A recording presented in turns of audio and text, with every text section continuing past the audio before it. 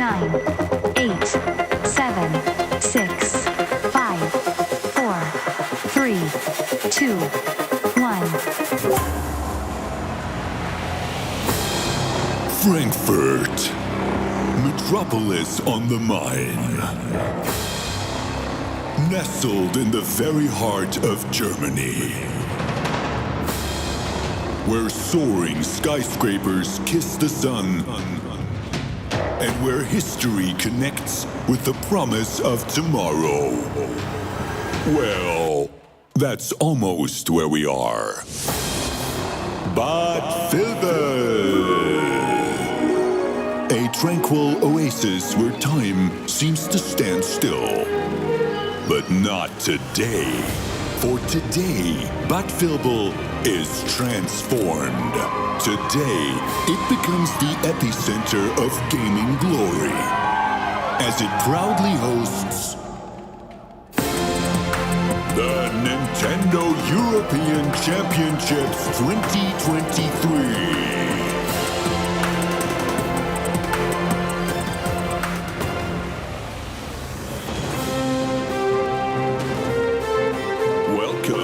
Germany. Gamers of Europe, brace yourselves. The arena is set, and he is ready. Please welcome your host, Nims.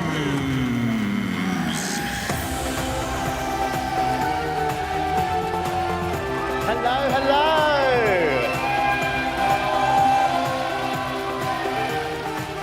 Hello to everybody watching at home, and of course, this amazing live studio audience right here in Bad Vilbel, Germany. Hello, everybody! Welcome to the Nintendo European Championships 2023. It's day 2, folks. Are we excited?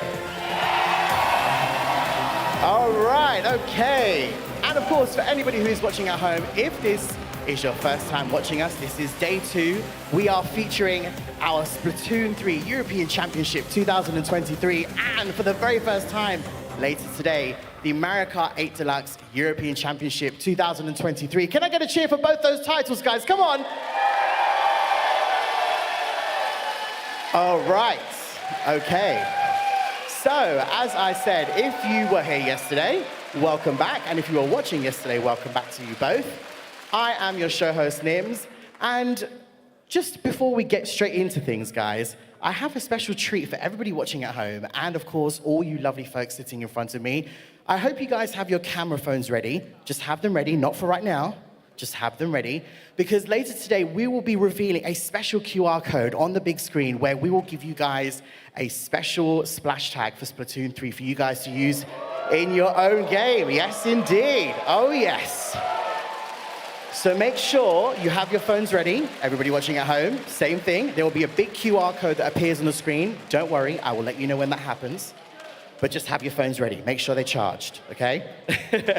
All right, I, of course, am not going to be alone on this main stage. Absolutely not. You saw them yesterday, but if you didn't see them yesterday, these are our 2 illustrious commentators. They are absolutely amazing. They took us through some incredible games yesterday. Yes, I'm sorry. The puns have already started. Forgive me. But please welcome to the stage, go absolutely crazy for Bowie and Charlie. Hello, guys. Hello, hello. I know. They are definitely awake today, guys. Hi, guys. How are you doing?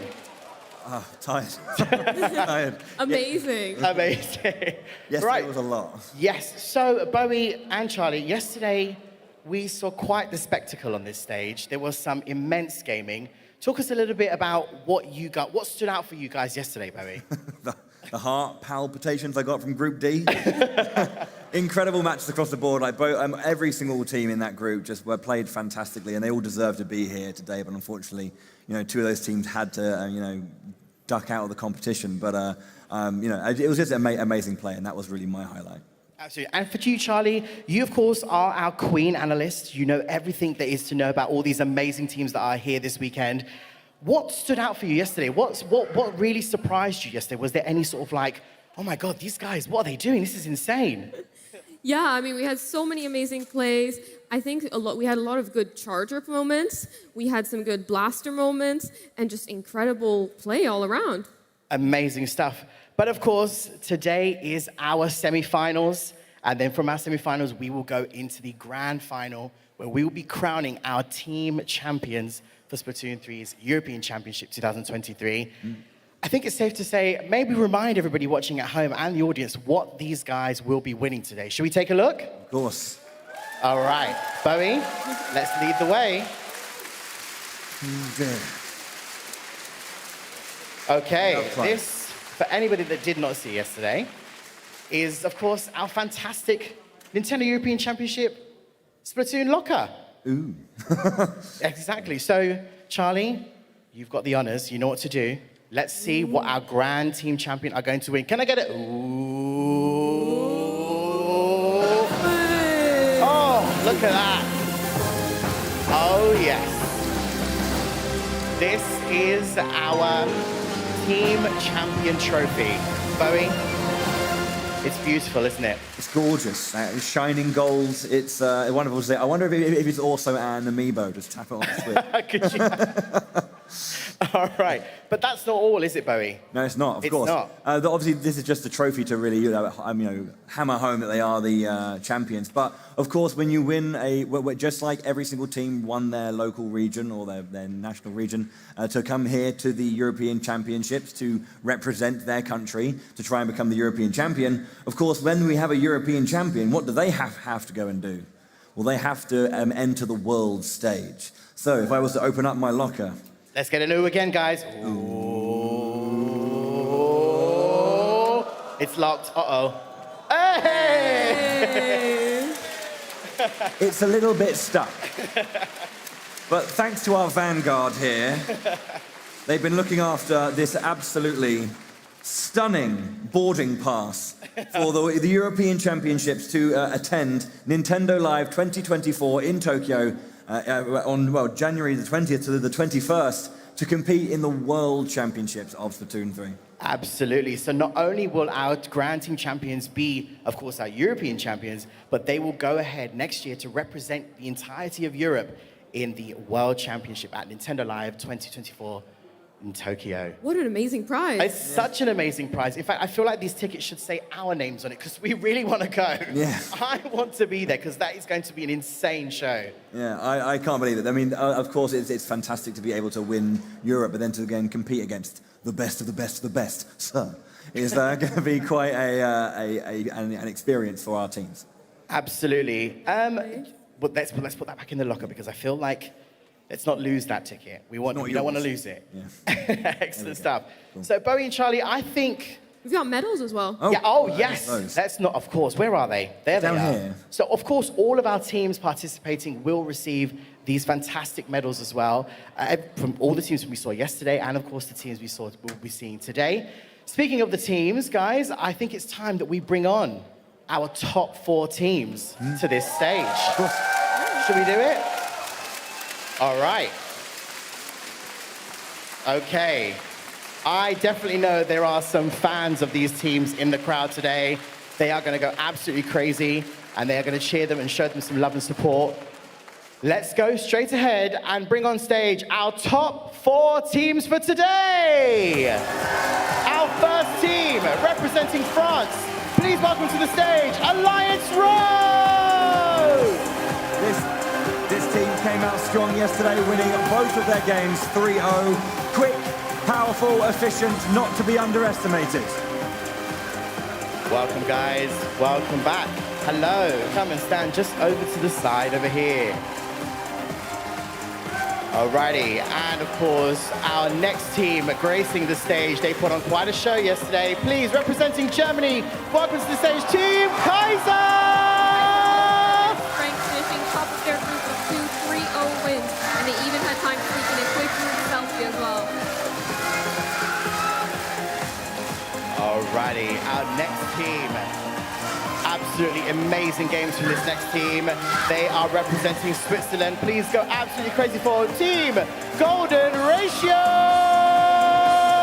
The first Swiss team to ever appear in a European Championship semi-final, capable of a big upset, and that would see them through to the finals for the first time.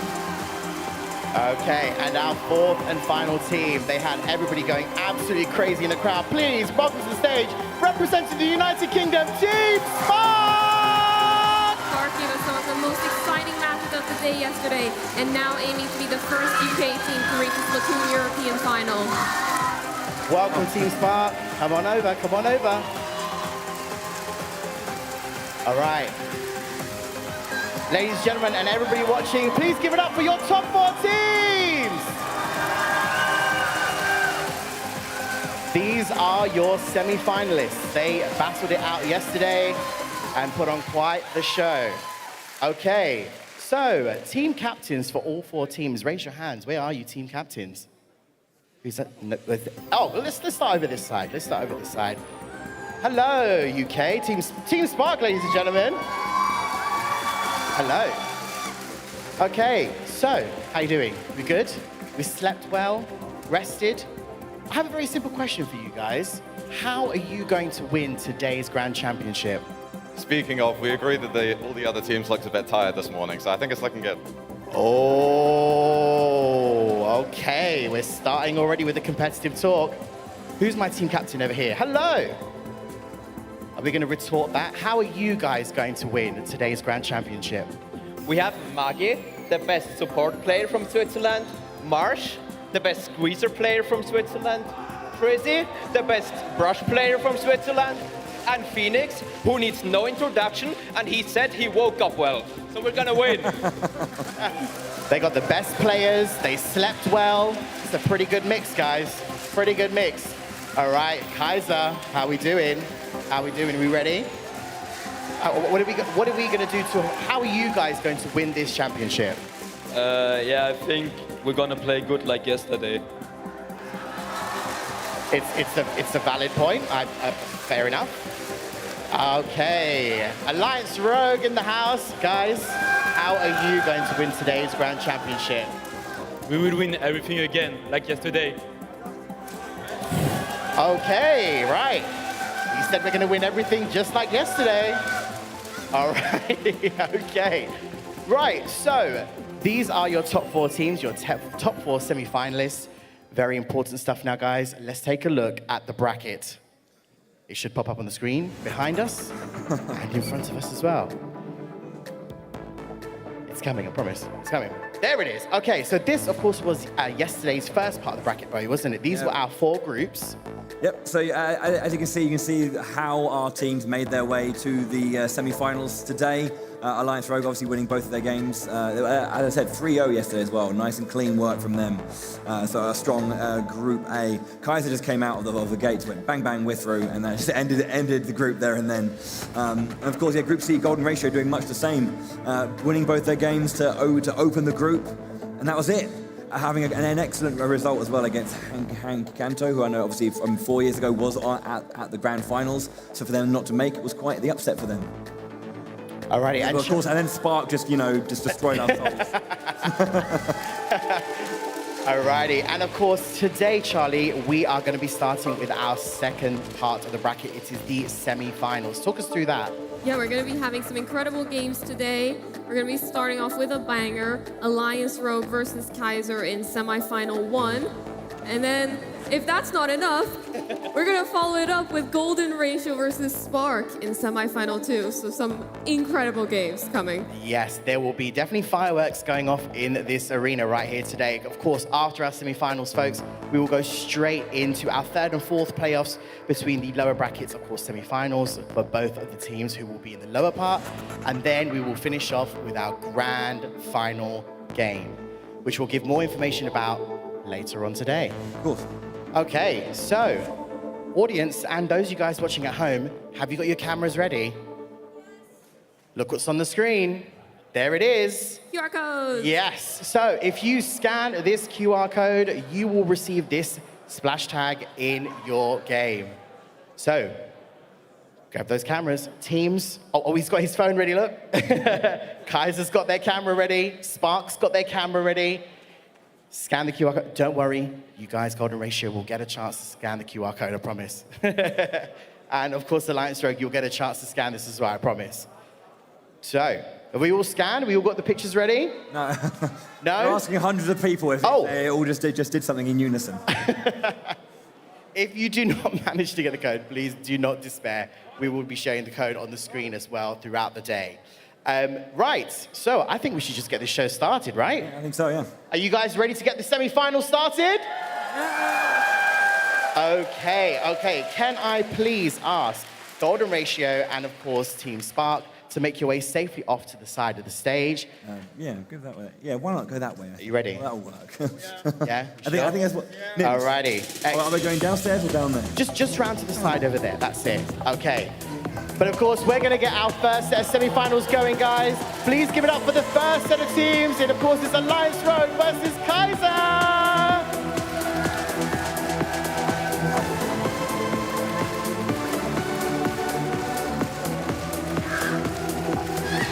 Okay.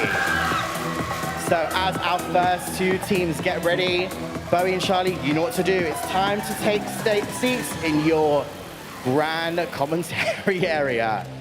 Grand commentary area. Yes. I like the name. It's a good name, I think. Stick. Oh, All right. good idea. So, of course, it's a new day. It's a new part of the bracket. Of course, we need to go through all the new modes, the new maps that we're going to see in these first sets of games. Of course, the format will remain the same. Bowie, we're going to be seeing, of course, Turf War, a best of three first again. I've also realised something. I'm just not sure why I haven't done it yet. But like, which one? Green? I think pink. I think pink. Who says green? Not many people. I think it's the Who pink says one. pink? Pink. Oh, I think pink. The important part of my day. Very important part of my day. Okay. So make sure this is I'm on camera doing it as well. We're just holding up the entire semi-final for Bowie to put on his bandana.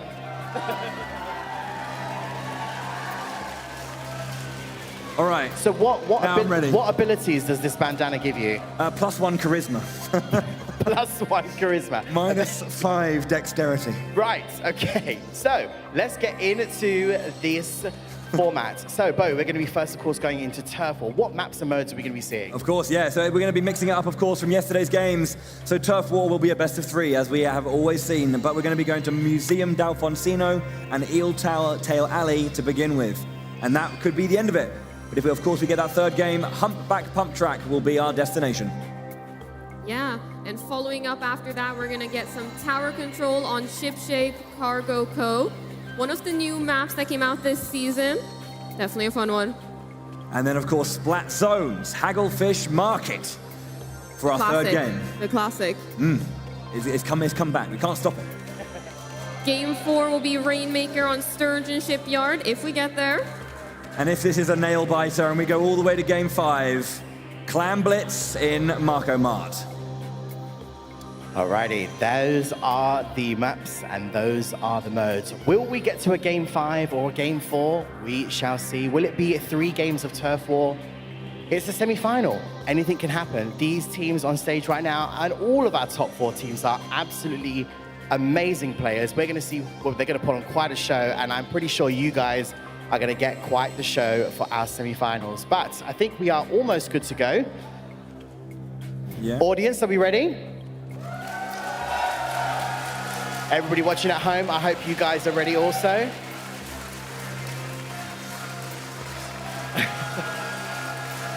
All right, we are almost there, folks. But just really quickly, in fact, Bowie and Charlie, now, this isn't the first time that we've seen France versus Germany in a Splatoon championship, have we? Correct. This is a kind of repeat of 4 years ago with France versus Germany as the grand finals back in 2019. Alliance Rogue obviously won that game, and they are the reigning champions. But it was a different German team back then. We've got a different German team. We've got one player that was on that 2019 roster, but brand new team with 3 other players joining. Yes, indeed. So this is going to be quite the interesting game. Are Germany going to bring the comeback, or is it going to be an Alliance Rogue game? Well, we're on home turf in Germany, so I think the audience would be a little bit deflated Yes. if it was a repeat, or at least not a close game. I think we've just got a few German fans in the house. Are there any German fans in the house? Just a few. But of course, we should never count them out. They are always loud, they are always proud. Where are our French team? There they are. I see them right at the front. Alrighty. So many flags. So many flags. So what do we think, guys? Do we think we're going to see, again, Charlie, a repetition once again of like perhaps just try-zookas everywhere? Are we going to see more crabs? What do you think? Are we going to have a different mix-up today, perhaps? Or are we going to follow same formulas, you think? I think we'll have similar comps from yesterday. I think these teams now are looking to secure this first win coming into the turf war, and I think this is going to be a nail-biter. Yeah. Absolutely. So, and again, with all the maps that we're seeing today, of course, they're different from yesterday.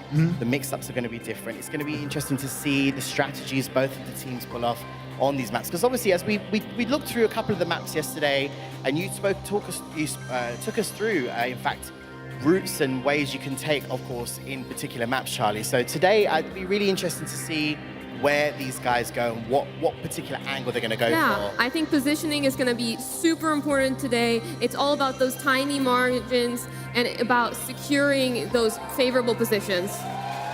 Alrighty. We are almost there. We're just waiting on a couple of players. We've got to make sure it's the semi-final. We've got to make sure that everybody is good to go. I'm seeing a couple of thumbs up. We're seeing more thumbs up. Our Alliance Rogue team, I'm seeing a couple of thumbs up happening here. Come on, keep the cheers going, guys. They're gonna need it. They're gonna need it. All right, here it is. I think we're good to go. There's the sound. Give it up, ladies and gentlemen, for your first set of semi-finals. Alliance Rogue versus Team Kaiser. Bowie and Charlie, after you. Our first semi-final of our grand final day. Alliance Rogue and Kaiser, a rematch of that grand final 4 years ago. Alliance, your reigning champions, and it starts on a best-of-3 turf war. Yeah, we're going to start off on Museum d'Alfonsino. Beautiful splat there to kick things off. Of course, we've seen Zare scary on this weapon. Yeah, very known for playing that Splatana Stamper, and we can definitely see why. Yeah. Coming out with a nice statement, I will find you, I will splat you. Every splat's gonna count for the audience today. Kaiser now off to a good start. They've got control of mid. They're trying to push in onto Alliance Rogue's side. Alliance Rogue now on the back foot. They've got that Tacticooler out, trying to see if they can find any picks. Looks like they get a first splat from the Nautilus right there, Scar. So yeah, coming down to about 2 minutes left to go. There's been some trades back and forth, but as you can see, there's still bits and pieces of the map available.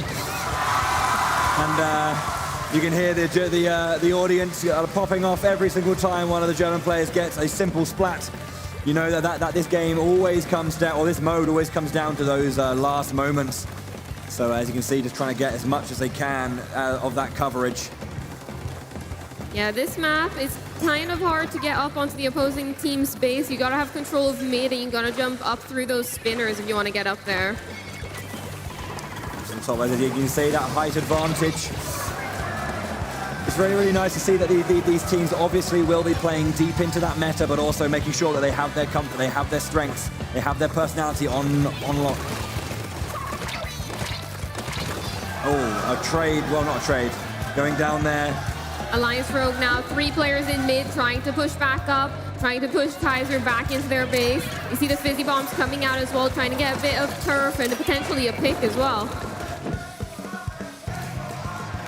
The audience really excited to see their teams play, as we have Zare on that Splatana Stamper, looking for a target, looking for a victim. They're trying to cover as much as they can in the meantime. Low Ink having to recharge a little bit, can see their opponents tracing around in the background. Spacing back a little bit. 30 seconds left on the clock.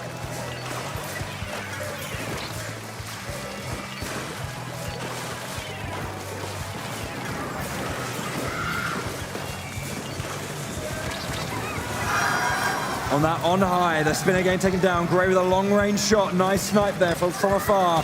Good coverage, taking them down. Last 15 seconds of this game, and right now, Alliance Rogue seem to have central control. Can Kaiser find anything in the last 10 seconds, or is that going to be it for this first game? It looks like Alliance Rogue with the upper hand in these final seconds. This is going to be a close one. You can see the Alliance Rogue members fist bumping. They know that they won when it mattered most. Strong first game for them. Alliance Rogue taking the first match of Turf War. The cool, calm, collected Kiva. Just one game at a time. Beautiful fist bump as well. That was a very close match, very contested middle area. Water bottles coming into the players, feeling super tense. We've got to do our scores, of course. 1 second. Not 0, but in fact... There we go. Oh. Different sport, but I appreciate it. Oh, the shaking. You can see, even though, you know, winning, there's always going to be tension here. There's going to be a little bit of those nerves on this stage. Playing against some of the best players in Europe, they know they have to bring their best. Kaiser focusing, though. They haven't lost that first point in the best of 5 just yet. But of course, losing that first game of Turf War, they have to make sure they win a couple more. But the volatile nature means that it's not just a guaranteed thing. Yeah, the thing with Turf War is we've got that best of 3 just to ensure the consistency. Turf War can go either way, especially those last 30 seconds can be very volatile. But that's why we have that best of 3 to show that these teams need consistency to secure the first point. Yeah. You can get lucky once. Not sure about twice. Allez la France, correct? No? No. Yeah.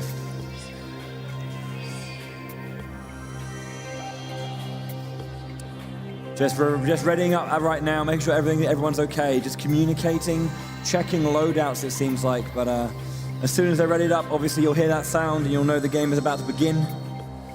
But yeah. Yeah, I think this match was very close. We saw Kaiser with an early lead in the Turf War. But those final seconds, Alliance Rogue really were able to push the line and push Kaiser back. Yeah. I think they just had to focus and find their way into it, kind of feel out feel out the approach that Kaiser were taking. Alliance Rogue noticing some game plans and responding, adapting to the situation and playing, you know, a nice counter game.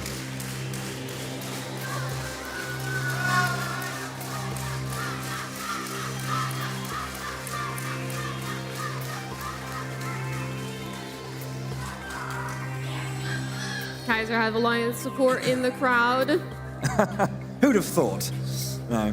On that home turf. Yeah, it is a thing. Home turf advantage is a thing. Sometimes, you know, if you're going up against the home team, you can sometimes get shouted down by the audience sometimes. It's hard. Yeah, last time Alliance Rogue, last time it was in Paris in the Splatoon 2 European Championships. They had that home turf advantage, but now it's Team Kaiser with the home turf. We're into game 2 of this turf war. Can Kaiser hold on and push it to game 3? Or Alliance Rogue taking that first point in this best of 5 and opening up a strong advantage for the opening semi-final? Hopping into this match right here, we've got Volty on that tri-slosher. We saw it yesterday as well, get used to great effect. We got both of those reflux as well in the back just to try and ink up lots of turf. Both of these teams now choosing to do an approach with 3 players in the front, 1 player in the back. That player in the back usually responsible for all of those 10-time missiles to grab extra pressure. We got Zeras now. Special charge. Does have that tacticooler as well. We might see Zeras with that Zipcaster very soon. Looks like they pick up 1 splat to start things off. Yeah, Scar going down on the right-hand side. There's a couple of traded back, though, against Kaiser, who now jump back to safety. Central section owned by Alliance Rogue right now. That said, Scar goes down again. Beautiful spot right there, and that jump to safety was really crucial. That's one of the things that, when I'm playing, I wouldn't have thought to do that. You see a bit of a scramble up top here now with the crab tank, trying to get some pressure, taking down one player, trying to get some more pressure and ink out. We've got that tacticooler coming as well. As you saw there, the tacticooler was down at the bottom, but standing on those top bricks, that they still could reach the tacticooler and grab it. Couldn't quite get away, but there was a trade there. Zer goes down. You see Scar now in the center, Inkjet out, looking for those backline KOs if they can, long range, pushing back their opponent. They can see them jumping around. Can they get the pressure they need? No, having to re-land, and they're safe. Ballpoint Splatling here, trying to get some pressure out onto the opposing side. Seems like Alliance Rogue are trying to secure this mid-control. Kaiser now a little bit on the back foot, trying to push in, seeing if they can pick up any splats. The fizzy bombs coming out, the burst bombs as well, trying to weaken some opponents. Yeah, basically a minute left to go. You can see Alliance Rogue have held on to this mid-top section for quite a while. Kaiser looking to maybe find a way in. It's very, very even right here. Nice and clean 50-50, basically. We'll see how it goes. So it's there looking to push forward with that Stamper.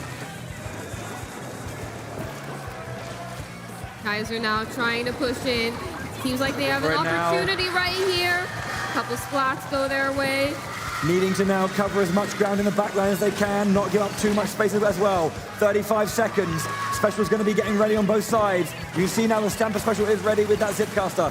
Will Zer be looking to make some power play? Or is he going to try and keep this nice and clean, keep it calm, and just do what he needs to do from that midline? 20 seconds to go. Special starting to build up as well on Alliance Rogue. Those Tenta missiles adding a lot of pressure. Alliance Rogue now trying to push back. We got the Zipcaster coming out. Guys are able to ink some of that backside of Alliance Rogue's base. Getting into the back line to cover as much as they can. Is that going to be enough, though, from Zer? Last second. Was that Zipcaster enough?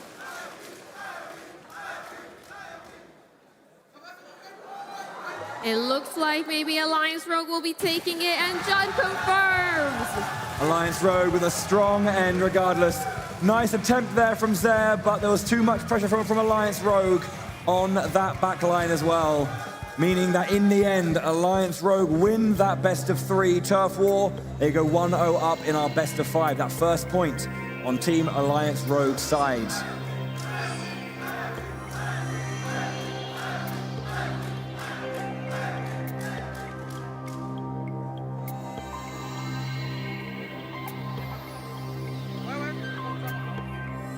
Okay, now we enter Anarchy. Yeah, hopping into these Anarchy modes now. We'll have to see how Kaiser are able to adapt. Are they going to be bringing out the same weapon comps? Are we going to see some switch-ups coming into these Anarchy modes? Okay. The focus and the concentration. Kaiser have lost the first few games that they've lost this tournament, so they need to now find a way back in. Where do they bring their quality to life? How can they shut down Alliance Rogue, who are as of yet uncontested? Yeah, this next map is going to be Tower Control on Ship Shape Cargo Co. This is one of those new maps that came in the most recent season. It's a pretty complex map compared to some others, maybe not as straightforward. There's a lot of different altitudes and different alleyways that you can take in this map. I think it's one of those things, whilst it is, it is new, so there is going to be a little bit of, that lack of experience compared to everything else. Maybe still trying to figure out particular metas or I think they've had enough time. They've had like a month.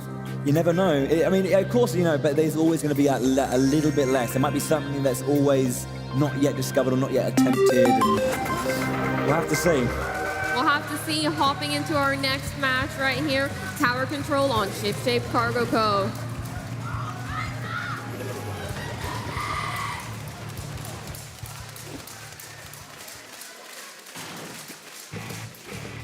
Off we go. So now again, it's not about waiting until the time runs out. It's all about that objective play. We've got an early inkjet coming out. We're about 10 seconds in, but they get splatted mid-air. Beautiful job here from Kaiser, being able to take control. Looking for a fourth. Can they get it? That's a virtual wipe. This is some early control here for Kaiser as they push that tower towards that first checkpoint. Lots of pressure. Alliance Rogue now on the back foot trying to get back in. Fly Zero with that Trizuka, trying to put some pressure onto the opposing squad. And you can see so much control there as well with that Killer Whale, keeping so many members at bay. These high shot Trizukas going in. They have point of their opponents here, keeping it pushing, halfway down already. Tactical Cooler out in an offensive position, looking for their way in. Can they get rid of the inkjet? Jump away, safe. Another one down, Volty falls. But a trade there in the end. And the pressure is relieved just for a moment. The tower back in control of Kaiser yet again. Alliance Rogue on the back foot. Alliance Rogue now trying to secure some control. They're being pushed back very far now by Kaiser. The Trizuka coming out. They're picking up that splat. Another couple of splats here. Doesn't get the trade though. That was if Kipper had gone down, that would have been huge. But 18, they're still pushing it. Kaiser, they're so close to ending it. As Zero pushes forward, nice shot from Scar. Excellent catch on the back line. Single digits, but Alliance Rogue end the push. That was a beautiful push right there. All the way to 9 points remaining, pushing through both of those checkpoints. Gonna be a very tough start here for Alliance Rogue. If they want to pick this up, they've got to go very far with that tower. Lots of pressure coming out here, though. This might be a chance for them to start their first push towards that first checkpoint. But Kaiser not having any of it, activating some of their specials, trying to make sure Alliance Rogue is on the back foot. Kaiser losing 2 for 2 right now. As this mid is contested. Tacticula out in a nice strong position there on the side. Just behind it all, but a Trizuka coming out from the back line. Trizuka play right there. Fly Zero now trying to push up. Another Trizuka happening right there. Ooh, manages to pick up a splat on the inkjet mid-air. Beautiful shot right there. Once again, we have the Germans pushing in really far. They want to end this game now, put themselves on the board. One of those things you should note is I do believe that Zero has put away the Stamper for now. Going away from that comfort pick to maybe something a little bit more strong and more meta. That was a smart suction bomb placement on that little pillar right there, but Kaiser saw it. Didn't want to take the risk of going up onto that tower, getting splatted. Kaiser now with quite a bit of pressure. Alliance Rogue gaining their footing. We've got a Scar on that inkjet. Ooh, beautiful shot hitting Fly Zero right there. Couple of splats down, yes, leaving on the back row. We now have a strong Alliance Rogue taking down 2 splats into the center. They're now going to start their approach, finally getting points on the board with 1 minute and 40 left. Alliance Rogue now starting their push. We got that ballpoint splatling on the tower. They're pushing towards that first checkpoint. Gotta make sure to push that tower and stay on that tower. Got a lot of pressure. The long range from that ballpoint as well, making sure they can keep their enemies at bay. Fizzy Bomb to the left-hand side. Covering. They've got a teammate already in there, so they're going to try Inkjet out as well. Safely started as well. What can they do in that back line? Trying to pressurize a little bit there. A lot of pressure onto them, but they get taken down at the last minute. The Inkjet, they're unable to make any plays happen. Kaiser's shutting that down perfectly. I think that Inkjet just had too many targets to aim at. Trizuka trades going in there, but no actual splat. With 1 minute left, you can still see that Alliance Rogue have not yet given up that tower completely. It's not over yet. These suction bombs getting used very effectively on both teams, just being able to zone out particular areas, forcing opponents to go around. Beautiful spot right here, and we've got another one. Alliance Rogue are back in this as they push the tower even further. Yeah, although the tower is slowly moving back, they've got one more checkpoint to go through though still, so they are going to have to be static for just a little moment. Double suction bomb to keep the tower safe for a little bit. Alliance Rogue need to find a couple of picks here if they can. 2 suction bombs, just taken down from the back line. Isik keeps the defense up. Can they take down the Inkjet as well? Scar goes down. Managed to get the spot right there. Got another trade-off right here, and it looks like Kaiser's going to come out on top. Last 10 seconds now. Kaiser just got to hold on to this tower. Alliance Rogue, they need a massive push. They need to go really far. It's over. It has to be. There it is. Barely getting on that tower too late. Up on their feet already. 1-1 in this semi-final. They knew that was hard fought. They knew even though they had got a 9, a knockout is not an immediate victory. Alliance Rogue fought back, but they managed to hold at that final checkpoint. Yeah, it all came down to that first initial push, pushing it down past both of those checkpoints. Very crucial play.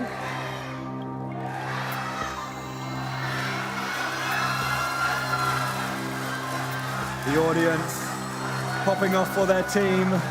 The team feeding off that energy. They're gonna want that. Lots of energy in the crowd now going into the third match right here. Kaiser now able to bring it to a 1-1. How are Alliance Rogue gonna switch up their strategies going into this next match? Indeed, yeah, they have had some questions asked of them. Before we jump into that next game, though, let's have a look at some of those nice moments from that previous game. Look, I think it's Kaiser's excellent control of that tower towards that opening push. If I heard that correctly, so let's run the replay and really see just how much control they have from this tower. They literally just got it from the first, that couple of spats immediately, and they just did not stop. 2 spats down, 3, and a virtual wipe, and away it went. Beautiful job right there. That initial opening play, securing that first massive push for them. And of course, it was so long until Alliance Rogue started it. When they started it, it was so scary. But yeah, great positioning and movement for the most part, and just finding their way through. And, it was just they spent a lot of time in Alliance Rogue's side. That when Alliance Rogue had to fight back, they didn't have too much time to do it. There we go.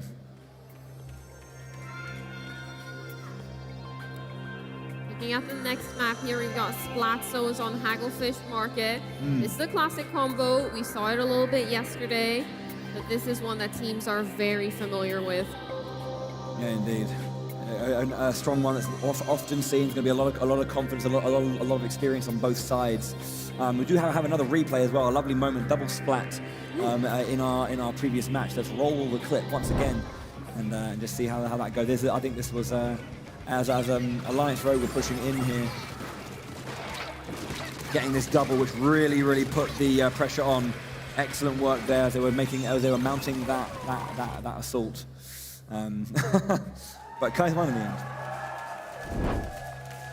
We like those moments, those kind of moments when you can just like this half the team size alone. Such a big play, and cannot be understated just how important it is to get those epic moments captured. Yeah, managing to find those angles, managing to get in from behind or from the side, just that movement, using those blocks to your advantage to try and have some cover as you push these plays. Absolutely. Kaiser now is 1 apiece. Our teams are readying up. We're almost good to go. We're jumping into, as you said, Splatoon's Hagglefish Market. A little bit more about turf control and I guess zone control as well. Obviously with that Splat zone, that timer has to tick down. That's the sound. Gonna be hopping into our next match right here. Splatoon's Hagglefish Market. The winner of this will be on match point. So that's why these 1-1s are scary. It's a best of 3 from here on out. Both of these teams now making their way towards that zone in the middle, trying to get some early control. You see a couple of flanks on that bottom side as well. Beautiful job charging up that Trizuka, already flies here, unable to get any picks. That was great play right there.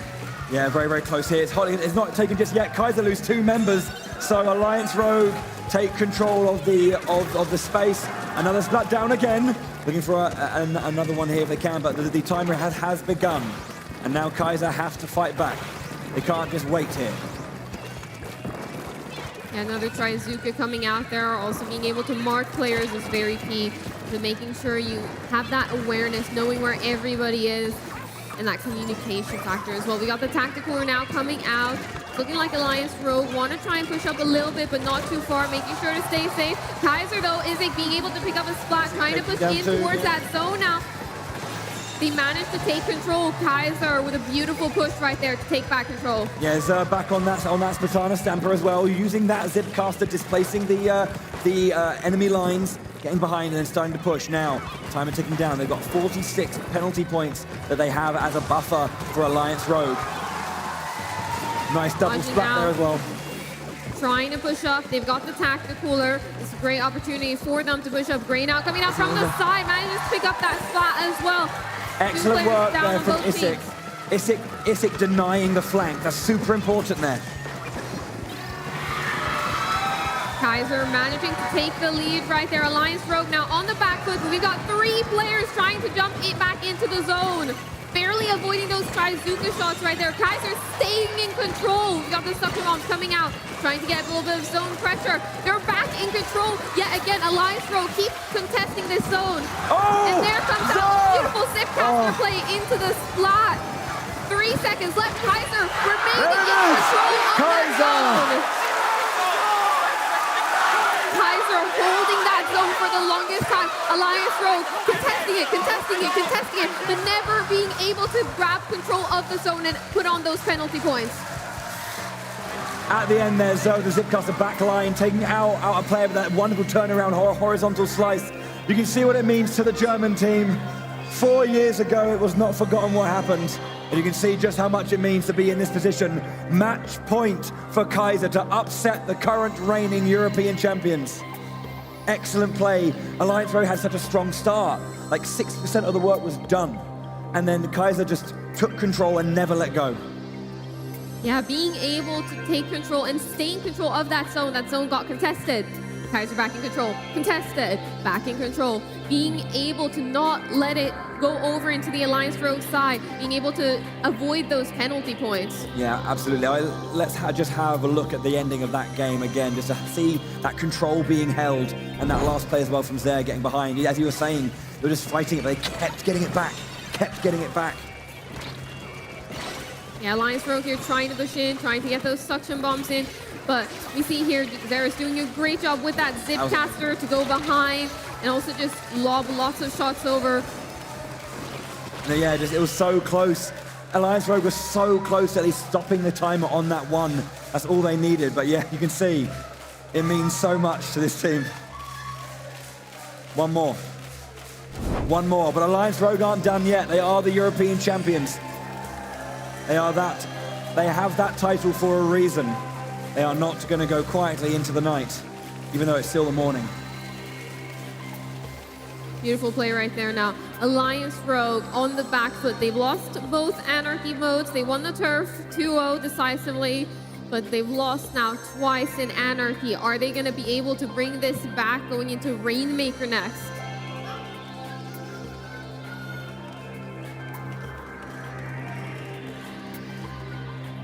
Happy birthday to you. Bless.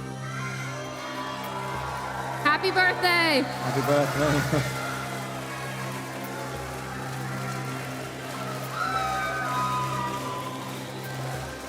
Bless. What a wonderful way to spend your birthday, eh? Coming to the European Championships and having a good old time. Okay. Alliance Rogue, backs against the wall. They've shown their quality throughout this tournament, and they need to just do a little bit more to hold the line. Seems like one of our players just has a quick moment. So I think whilst we're just getting ready, why don't we head over to our trusty tablet and let's have a look at this next match and this next mode, and let's have a look at the win conditions for our teams. Yeah, our next mode here is going to be Rainmaker on Sturgeon Shipyard. Okay. I think it's going to be important to make sure we grab these different alleys. We've got 2 paths, one zone here that we can push up towards. Making sure to shut down those alleys. To get up to that top checkpoint, you've got to jump from this block onto here. That's usually the path players will choose. This spinner will then spin down so that you have a clean path all the way to the end. If you do get splatted there, however, there's a chance that spinner goes up again and you'll have to go around the other direction if you want that path to victory. You can also take a little block jump over here to skip out going around all the way to that final podium. Excellent, yeah. So 2 very, very simple lines, but of course it's not going to be quite as simple as just, obviously you want it to be as simple, just run straight down that line. Timing will matter for that higher ground. The lower angle, you have to be a little bit more finicky, a bit more about control. Those power plays again to to get a team wipe and just push straight through. So it's going to be quite an intense one for Game 4.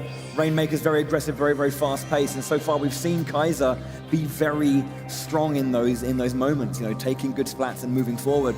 Alliance Rogue are all about that control and that slow pace and that just consistent march through.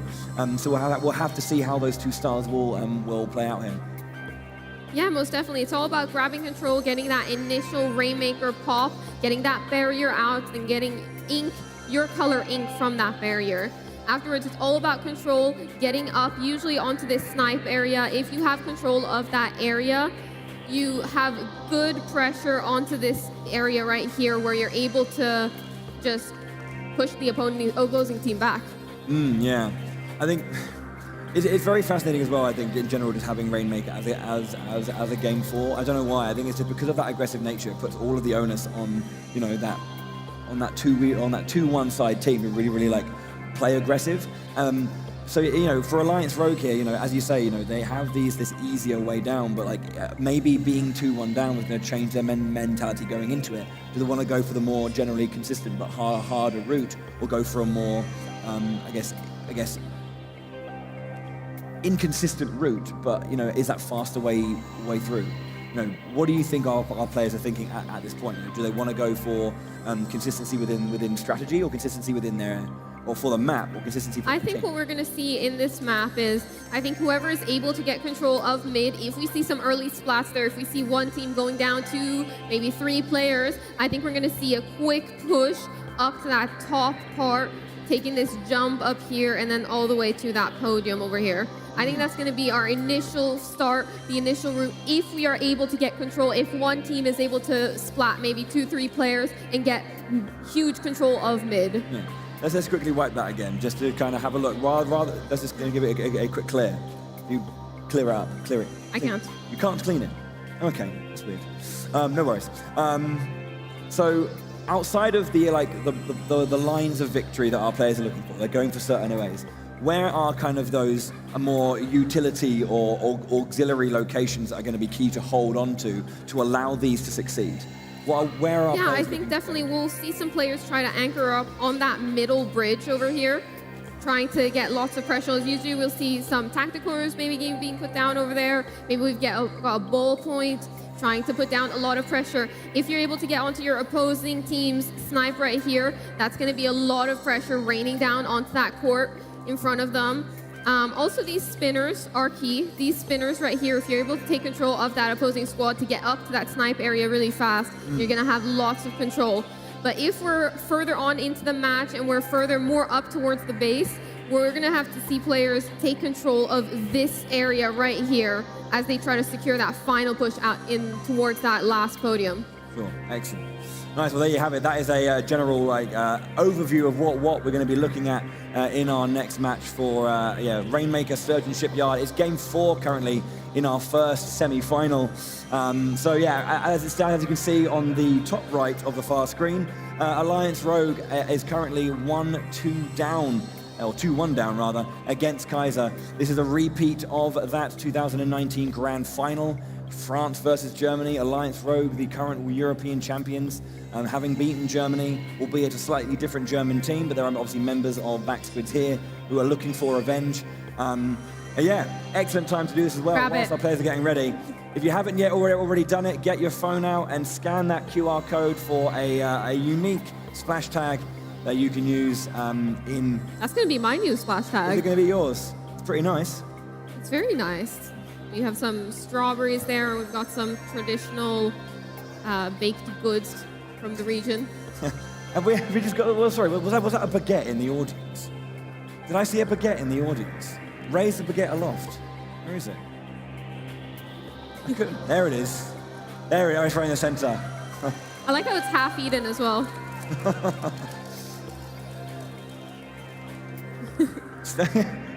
Never shy away from your stereotypes, friends.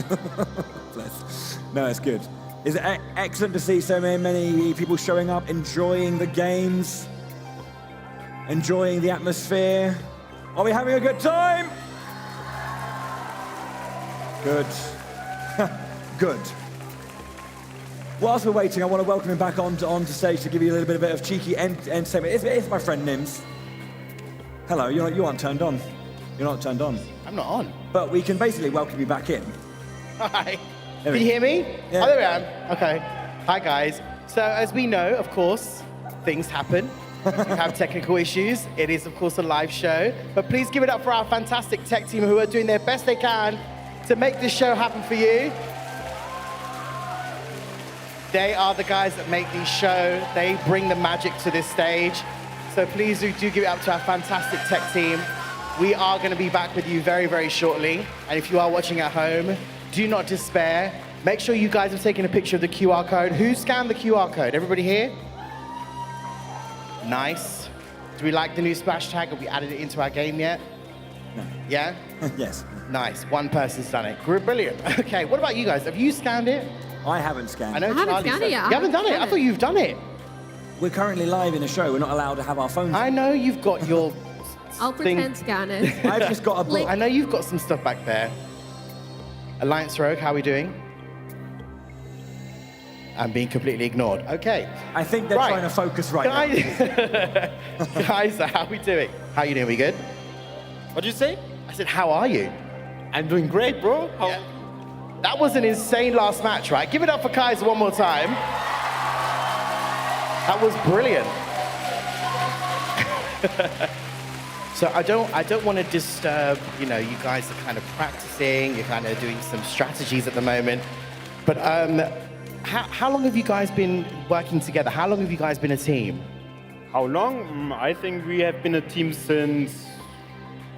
I don't know. How long have we been a team?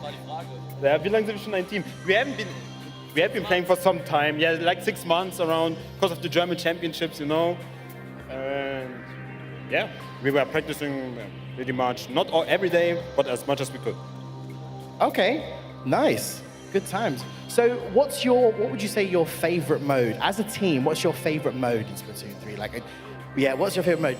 If you had to pick between any of the anarchy modes, or what would you say your favorite is? I think our favorite is tower control, since we have a blaster main, that's me, which just favors the mode, And yeah, I mean, you have just seen the match. Like, it was crazy dominance. That's confident talk there. Okay, nice. So we will be back with you shortly. I'll let you get back to I'll let you get back to your team. You guys can focus. Hopefully, Alliance Rogue won't ignore me this time. Should we try again? Alliance Rogue, how are we doing? I'd say they are focused. I'll let them focus. They are going through some strategies right now. I'll let them focus. We'll come back to them very shortly. But audience, are you guys having a good time? Yeah? Awesome stuff. We've got of course amazing people who were here yesterday as well. We've got some fantastic teams. We've definitely got some Kaiser fans in the house. Alliance Rogue fans, I see you at the front. I see you at the front. And of course, after this first set of semifinals, folks, we're going to have our second set. We, of course, got Team Spark coming to the stage soon. And Golden Ratio will be here as well for our second set of semifinals. So do not go anywhere. I think we're almost there. Bowie, Charlie, are we all good? Yeah, I'm still breathing, so great start, I think. Right. It's been some great games so far, obviously, and it's fascinating to see Alliance Rogue on the back foot like this. We haven't seen them on the receiving end of a deficit, so yeah. Good stuff. Yeah, it's going to be interesting to see how they choose to adapt now coming into these anarchy modes. They haven't been able to pick up an anarchy win yet against Kaiser, so we'll have to see if they're able to do that and keep this series alive. Alrighty, we're just, of course, waiting for the go-ahead so we can continue the show. And of course, once again, we do apologize. Of course, technical difficulties do happen during live shows, but we will get there. I promise you, we'll be there very, very shortly. It's definitely our not our fantastic tech team are on it. They are fixing it as we speak. We've got to make sure everything works. Yeah, I mean, it's obviously not the best time for Alliance Rogue to experience a technical difficulty. I think we just got everything sorted over there for them. But it's kind of you're on the back foot. You're trying to formulate and trying to stay focused, and you kind of get pulled out of it for tech issues. It's tricky, but they're a strong team. They have that mental fortitude. Mm-hmm. They'll hopefully be able to hold the line. Absolutely. So while we just finish up with the finalizing of making sure everything works, we're going to take a quick look at the bracket once again on the big screen.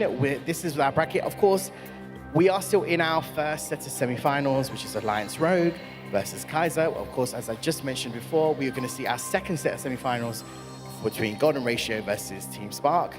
after these set of games. After that, we will then, of course, do our third and fourth player playoffs, or our third and fourth team playoffs, should I say, and then go into the grand final. Yes, indeed. Which is interesting, actually. We should mention that there is a little bit of a change-up, isn't there, in the grand final? There is. It's one of those things where when it becomes the grand final, we need to have a grand spectacle. So why not just add in a game or two? Game or two. It also has to show that consistency, that this is really the best team. Absolutely. So we will be talking a bit more about that as we get to the grand final. I think we're just doing our final checks here. Give it up for our tech team one more time, guys. Give them a cheer. Come on. They are doing their absolute best to make sure that everything is in working order. As we did mention, we do apologize, but these kind of things do happen on live show days. Alrighty. Remember, of course, that our teams are not only fighting for the coveted golden trophy, but also for a flight to Tokyo, Japan in 2024 to compete on the world stage at Nintendo Live. Absolutely. So that's obviously, speaking of the golden trophy, there it is, glistening in the light. That thing is beautiful. It's beautiful. I left the Vanguard out. I was meant to put the Vanguard back in the locker. He's guarding the big trophy on top now. It's just, I like his eye, like the Vanguard. I'm calling the little plushie the Vanguard. His eyes are just like peeking just out from the bottom of the camera. And of course, yes, I should remind everybody watching at home, and of course you guys sitting in front of us, that after our Splatoon 3 European Championship 2023, the show is not done. We then move swiftly on for the very first time ever, a Mario Kart 8 Deluxe European Championship 2023 very as well. exciting, yeah. We will be gracing some amazing Mario Kart players on the stage after our Splatoon 3 European Championship 2023. Indeed, whilst we are also waiting, I would like to quickly run a replay from that tower control game, just to have a look at how Kaiser got to this position. Let's do it. 2-1 up. So this is how Alliance Road held that line during the push that Kaiser made to get that winning score of 9, or 91.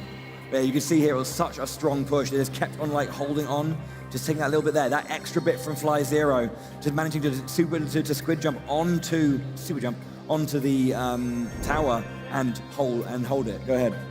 Alliance Rogue, they had some beautiful try to pressuring back their Kaiser with those suction bombs, the Trizuka coming out, some beautiful attempts there, but Kaiser doing a good job at maneuvering around that and managing to step on the tower, step off the tower, to dodge all of those and push it as far as they could.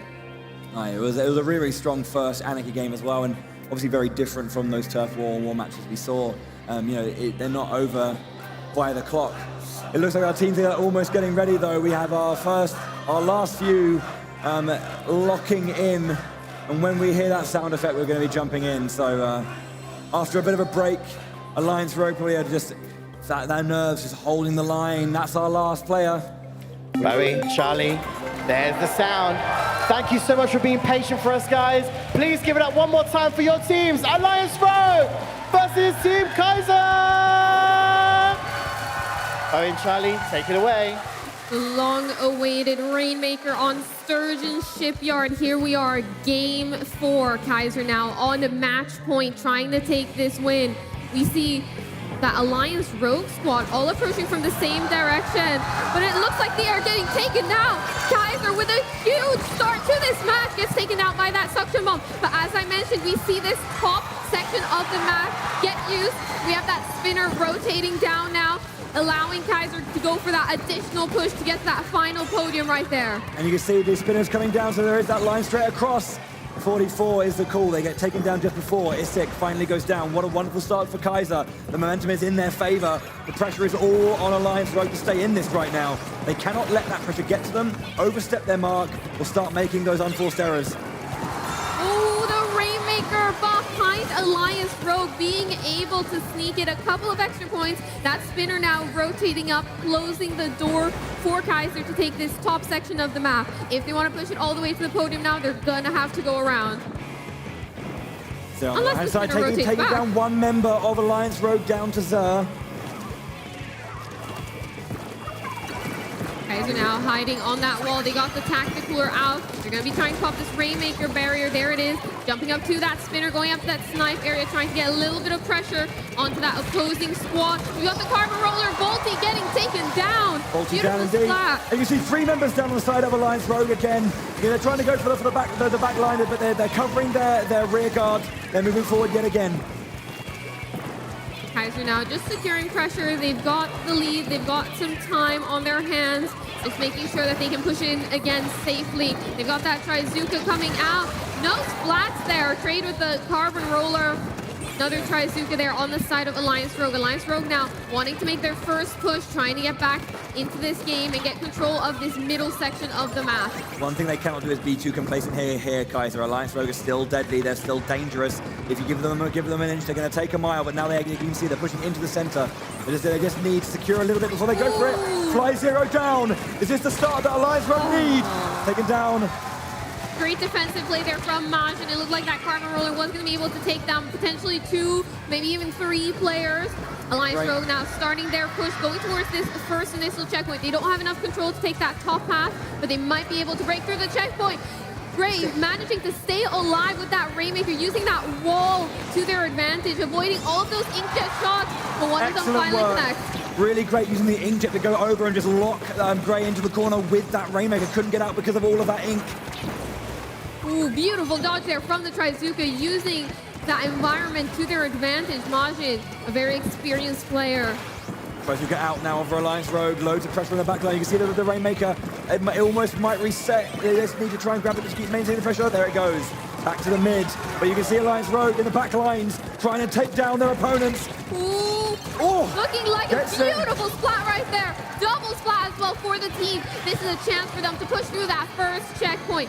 First checkpoint has been broken through now. Alliance Rogue gonna want to take this lead. Gray now on that Rainmaker manages to take the lead and push it all the way to 30 remaining points. Alliance Rogue not done yet. As I said, you can see they have the control into the front. They're making their way all the way up top.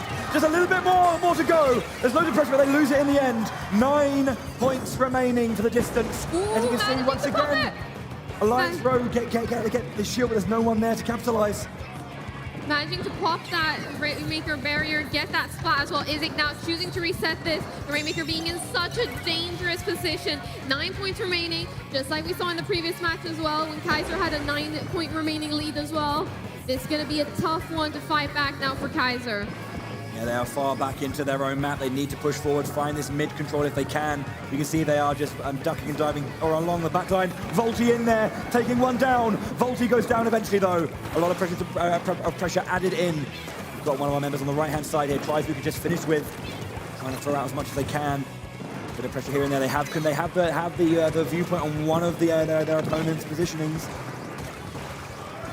Yeah. As we saw earlier as well, suction bombs are very good at breaking that Rainmaker barrier fast. Mounting yet another push. It's now Alliance Rogue. Gray's got that Rainmaker, carrying it across to this wall, trying to stay as safe as possible. They've got that tactical buff as well, trying to push it up even further. If they hold control, they have done enough.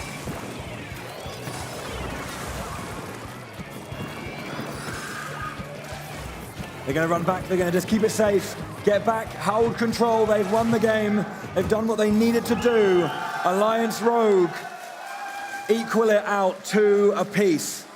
We are going to game 5. Alliance Rogue keeping that Rainmaker safe in those final seconds, making sure the clock just runs down, getting that win. Game 5 now. Yeah, a wonderful opening from Kaiser. A lot of confidence, a lot of control, but as soon as Alliance Rogue dug their heels in, it was just consistent pressure all the time. That's what I'm talking about, rather than these fast moments. It's just like, I wouldn't say slow, but this consistent trudge and this push forward. It won't be stopped, and it's so hard to fight back against that. It's choking gameplay, I guess. It's really, really hard play style to fight against, especially when it's executed so well, like Alliance Rogue are doing right now. 2 apiece is, I mean, what else do you want from a finals day, you know? Top teams like this, taking it to the wire. Yeah, definitely very close matches here, but this is what we were expecting. We were expecting these teams to fight and these teams to be super evenly matched. The audience are here are live for their teams, really enjoying play from both sides. It's going to be exciting.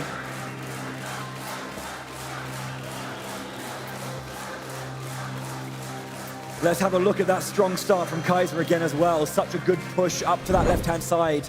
It was so clean how they just quickly just took out 3 members of Alliance Rogue and then just pushed on that left side immediately. And here it almost felt, you just think, you know, 2-1 up. This is the position they're in. You'd have to, you know, probably thinking maybe this is it already. Would it be over? But, you know, they just couldn't quite get over this line. It is a clear option, so it's going to be heavily defended. Yeah, this is what I mentioned here when we were looking at the map analysis. That top section usually gets used just because of how difficult it can be to get back up there. Teams can get stuck on that bottom section, unable to defend. So when you get an early wipe, that's usually where teams look to push. Yeah, speaking of unable to defend, let's have a look at that Alliance Rogue push as well and their checkpoint steal. I think it was a lovely, they got all the way into this like back line, getting these double splats so far back into Kaiser's base, which allowed that checkpoint to be taken and then immediately into a further push. It was such a lovely play. Yeah, definitely beautiful job here, grabbing lots of control, trying to push that Rainmaker up as far as possible. You're able to get lots of points from it. It was just so nice because, again, taking that lower side and just seeing those lines up, being able to get that splat, you know, because like the opponents are trying to fight back, but sometimes they're not aware of those sight lines that could be had on you. You're so focused on dealing with the enemy in front of you that you don't see that stuff coming from the sides. Alliance Rogue used that to their advantage in that play and could just push so far into the opponent line. So, yeah, excellent plays on both sides. Alliance Rogue equal it out. And as mentioned, we are going to Game 5. Our players are readying up now. The last game of our first semi-final is about to begin. Yeah, we're going to be seeing Clamblitz on Macklemore. It's a classic combo. Clamblitz usually paired up with Macklemore, Manta Maria, but this is a classic combination. We've got that Clamblitz barrier over there. It's actually above an area called Freezer, or what the community likes to call Freezer. I like the community names for certain segments of... We've also got a call out called Melons on this map. Yeah. The community comes up with the best names. They are fun. Oh, well, never mind. No, it doesn't matter. The signal has started. The lights have been lit. Let's jump into our final game. Whoever wins this will be in the grand finals with a chance to represent Europe on the world stage at Nintendo Live in 2024. It's Clam Blitz to close out. This is a very impactful game right here. We got that carbon roller coming out there from Volti, very experienced carbon roller player, very feared carbon roller player as well. The Null is coming out, gets taken down. Trades here and there. It's straight in nice and quick. Sarah's now on that Nautilus. Fly Zero getting a nice splat there, has one good one, trying to get into the back line just to see if they can push back their opponent from that shield, from the basket. The Trizuka's right here, trading a little bit. Trying to get that splat, but Fly Zero avoiding it on that wall. You see how close they are to the Power Clam here. Going to be looking to make that play soon-ish. There is a Power Clam on Kaiser's side. They're going to want to make their way forward if they can. But as you can see, Kiva holding on with 7 clams. He's trying to find. You can see the line in and punishes quickly. Yeah. Little scramble in the middle area here.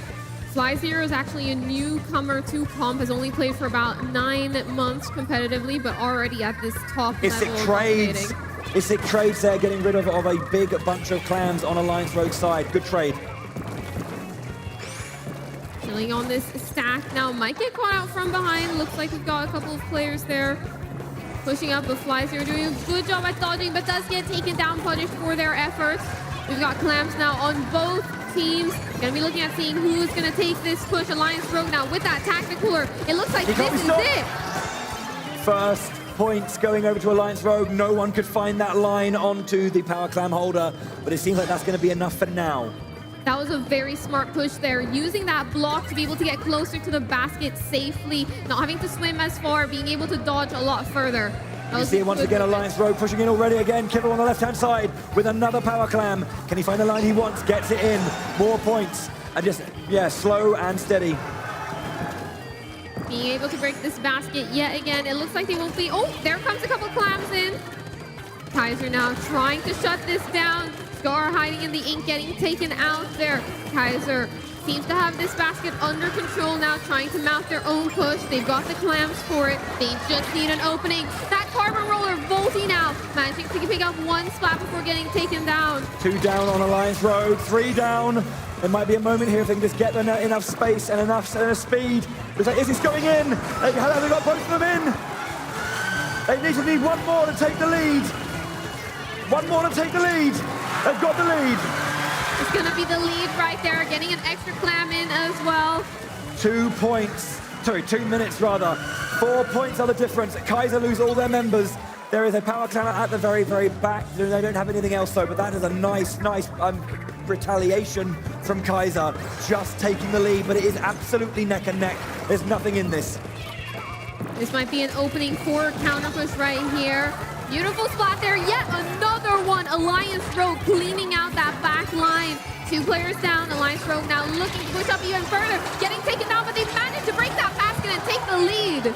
Volty been taken down a couple of points again, but now 23. They have to get 46 points in this next play to take the lead again. It's such a big difference. There were 2 power clams that came in. Isik now with the pity clam. He's making his way through. Can he find a line? Can he stay safe? Inside. Kaiser needs to push this now, need to break the basket again. It looks like there's going to be an opening to break the basket. The basket has been broken. Still a couple clamps need to get sent in if they want to take that lead. They managed to break through all of those penalty points. Yeah, just a minute to go. Remaining, but it looks like Alliance Rogue is shutting down this play. Kaiser now on the back foot. They've got to break that barrier yet again. 50 seconds left in the match. Yeah, there's not much time left to go. As you can see, there's also a lot of position strength right now for Alliance Rogue. They lose 1 member though. This is the moment that we need Kaiser to see something come alive if they want to stay in this one. Alliance Rogue, it's all on them. Well, it's all on Kaiser to do something now. Alliance Rogue need to hold. Kivers down. This might be the push that they're looking for. 30 seconds left in the match now. Kaiser have to break this barrier. They have to break this barrier if they want to win this matchup. Gets taken down there. Volty trading gets taken down as well. This has to be it. They've got to start mounting towards that power clam. They've got to start building a power clam. Looks like they have been able to get a power clam, so this will go to overtime. As soon as this is gone, it's over. Is it going to be the power play they need to take the lead and win the game, or are Alliance Rogue going to see themselves through to the finals? It's all on this player here to stay alive. Can they do it? The overtime is slowly ticking down. They need to find their line. That was so close. This might be the opening that they need. They need to break this basket. They get in. Can they get the lead they need? They get it. Kaiser win. The German audience on their feet. They do it. They can't believe it. Alliance Rogue, the European champions. Fight just beaten in the dying seconds of the game. That overtime push to take the win. Alliance Rogue, absolute heartbreaker for them, but you see the respect. These 2 played 4 years ago.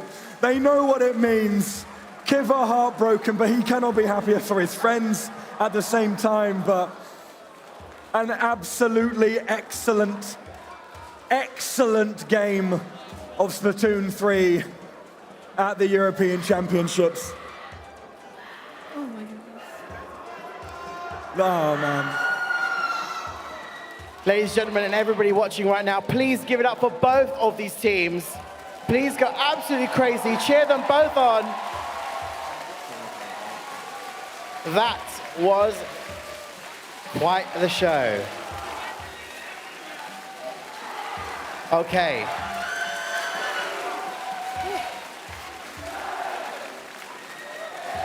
Okay.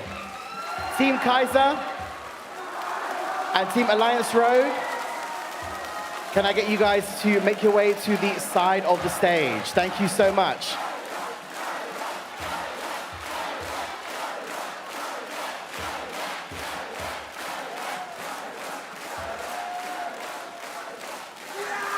Team Alliance Rogue as well, could you please make your way to the side of the stage? Thank you so much. Thank you. Okay. Bowie, Charlie, we've got to update the bracket. We do. We do. Okay, let's take a look at that bracket. So, Charlie, we have our first team going through the grand final. First team in the grand finals. Kaiser in those final moments in overtime being able to take the lead. Yes, indeedy. So our first team going through to the grand final, of course, is Team Kaiser. But of course, Alliance Rogue are not done just yet. They will be back on stage as well, Bowie, to play out in the third and fourth player playoffs, aren't they? Yeah.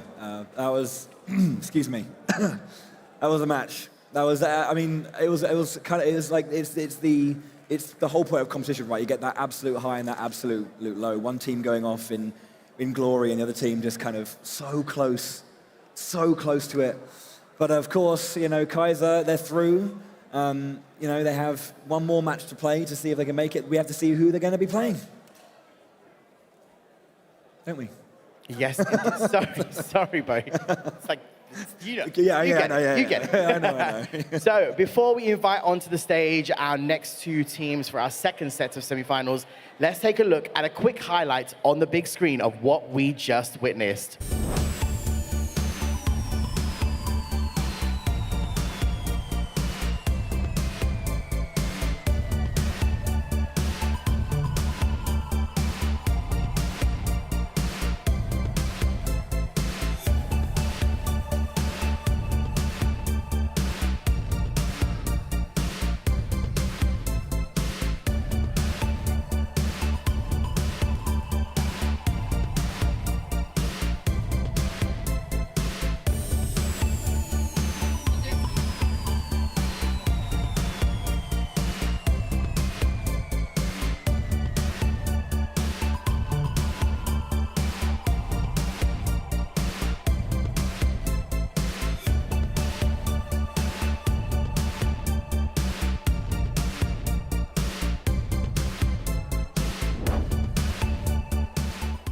Alrighty, you just saw an absolutely amazing set of games on this stage. But folks, we're not done yet. There's still more to come to this stage. Are you guys ready for our next set of semi-finalists?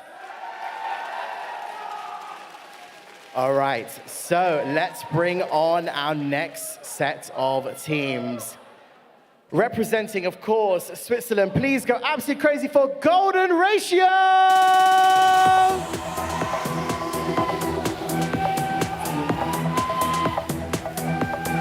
Hello, Golden Ratio. Welcome back. Welcome back. Please take your seats. And of course, they put on quite the show yesterday, folks. They had a lot of us holding on for dear life because it was such an immense set of gaming. Representing UK and Ireland, please go absolutely crazy for Team Spark!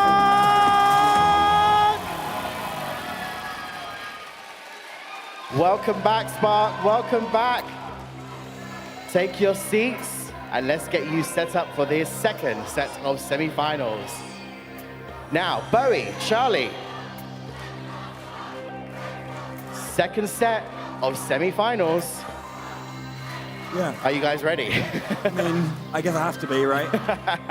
All right, so once again, for, of course, everybody watching at home and for our live audience, we're going to go through, of course, the maps and modes. It's the same format as we all said before. Bowie, we're going to go back to Turf War, a best of 3 again. Where are we going? Well, we're going to be starting again on the old Museum d'Alfonsino. And Eeltail Alley are our guaranteed matches, and then Humpback Pump Track available if we go to Game 3 of Turf War. We're going to be moving over to Tower Control on Shipshape Cargo Co. for Game 2.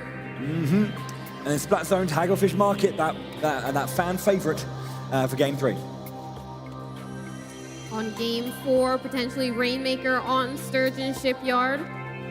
And of course, as we just saw, Clan Blitz in Mako Mart for our final if we go to Game 5 again. Gosh, be quite exciting. Alrighty, so as we saw in that last set of semi-finals, we did go all the way. We saw 5 games from both Alliance Rogue and of course Team Kaiser. They went all the way through. Will we see that again? Who knows? But we shall find out very shortly as our both teams get set and ready to go for this second set of semi-finals. After this, we will then move into our third and fourth playoffs for the third and fourth position, should I say. And then, and then we shall see, of course, our grand final battle on this stage. I can't wait. I honestly can't wait. I mean, we started off this grand final day as just in the best way possible.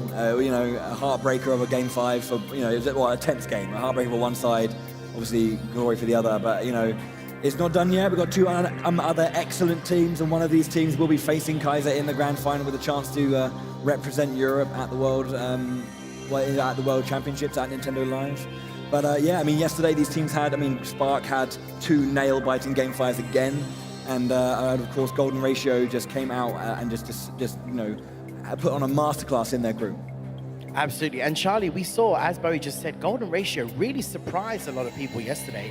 Yeah. What should I say? These strats, should I say? The strat. The strats, should we call it that, were just immense from the team. It was great teamwork between even just all the different modes. I mean, sometimes you see familiar gameplay in Turf War, very different gameplay in the Anarchy battles. I could see you were really surprised. Yeah, I think Golden Ratio, one of those teams that we maybe didn't expect to make it all the way to day 2, really showing up and playing well, showing that they deserve to be here. There were lots of incredible plays. We got Phoenix on that Nautilus. We had Trizzy with the Ink Brush. So we had lots of incredible plays and incredible moments that led to them making it all the way to day 2. Alrighty, and I believe there is the sound. Ladies and gentlemen, those of you watching at home, please go absolutely crazy. Our second set of semi-finals, Team Golden Ratio versus Team Spark. Bowie, Charlie, here we go. We'll get those names adjusted in just a mo, but yes, Spark in the purple, the lime green for Golden Ratio. Into our turf war yet again. See how much control we can find. Both of these teams now scrambling to try and get control of mid. Looks like we've got an early push here. Try and take control. Super jumping back in. We've got that Splatoon Stamper with the Zipcaster now making their way up into the base. Museum d'Alfonsina is that great map, has those great lines you can take with that Zipcaster to get lots of height and be such a difficult target to spot. Yeah, so looking at the teams right here, that Splatoon Stamper utilizing that height, utilizing that wall to try and get some shots above, get some damage up onto the map. We got both of these teams now still fighting for control of this middle section. Spark now 3 players down. It's looking like Golden Ratio is going to be able to take control here early on as they push up into that opposing side. Phoenix there with those beautiful Splatoon shots, trying to take out a member of Spark right here. Spark on the back foot, having to try and jump back into this matchup. We see one splat down. This might be an opening for Spark. The Tenta missiles coming through as well. All players are spread out, so just deciding which target, but also being a great recon point, being able to shout out to your team where everyone is located right now. Yeah, 1 minute and 17 to go. It's been a pretty back and forth one, as always, with Turf War. Again, nice to see another Splatoon Stamper as well. But yeah, we got in this last minute, it's all about what we can do when it matters most. Yeah, again, another Zipcaster right there. Getting punished for it, though. Spark now still on the back foot, picking up 2 splashes. This might be an opening for them to try and take control of mid. Golden Ratio still, though, fighting really strong here, getting pushed. You see a player cornered here from Spark. Golden Ratio have this control. Golden Ratio have secured control of mid and maintained it for most of the match. 40 seconds left now. Spark trying to get in on the back foot now. Still trying to make their way in. 2 players down yet again. They have to group up and get this push in. It's not over yet, but 25 seconds. This is the time that matters. Indeed, here we go. Dude going down there to one of the members of Golden Ratio. Gets a double. Shano as well. 17 seconds. Maggie doing a great job staying alive. We're going to be pushing into the center. A little bit, 10 seconds to go. Is there anything that Spark can do to hold on? Or will this first game go over to Golden Ratio? It's looking pretty good as Spark lose 2 members again. Looks very much to be a Golden Ratio Turf War victory. Beautiful game there from Golden Ratio. Massive control of mid, going up towards that spinner on Spark's side as well, being able to take control and just hold it for the entire match. This is a great first game now for Golden Ratio. Excellent, yeah, start definitely saying we are definitely here to play. Let's update the scoreboard. Oh yes, it's that side, isn't it? It's my side. You ready? You ready? First point over now to Golden Ratio. Are they going to be able to take the next one? We'll have to see. One more point and they have that first point in the best of 5. Yeah, they are playing very strong today. Spark didn't have the strongest start there, mostly being pushed out towards the back end of that game and completely at the very end. But I think there are times sometimes you just kind of think, don't put too much effort into this, just try and play around it, see what happens. Perhaps not wanting to bring out their best just yet. You never know what the team plans are. Golden Ratio though, really strong. They're quite almost unassuming, very quiet, very calm, but on the map they are deadly. Yeah, they're picking up these splats when needed. It's nothing fancy. It's just picking up 1 splat, 2 splats, always keeping Spark, having a numbers advantage over Spark, keeping them down a player, even 2 players sometimes, and just keeping them at bay. We have to see now the adaptation from Spark going into this next match. In this first match, we didn't really see much from them. We'll have to see some adaptations now. Spark focusing, teams are readying up. We're about ready to get into our next game. If I do say so myself, there it is.